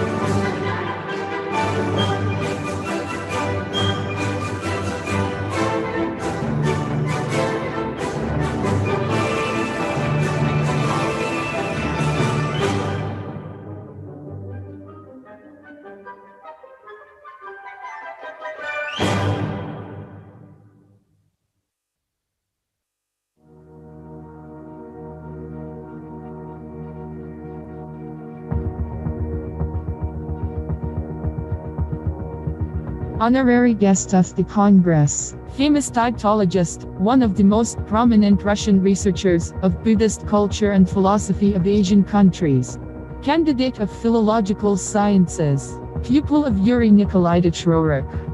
Galina Sanjeevna Dilakova-Parfyanovich. Galina Sanjeevna will present her new book from the Kalachakra Tantra series at the Congress, a unique translation decryption of the sacred texts of the Tibetan canon for the first time in Russian language. The book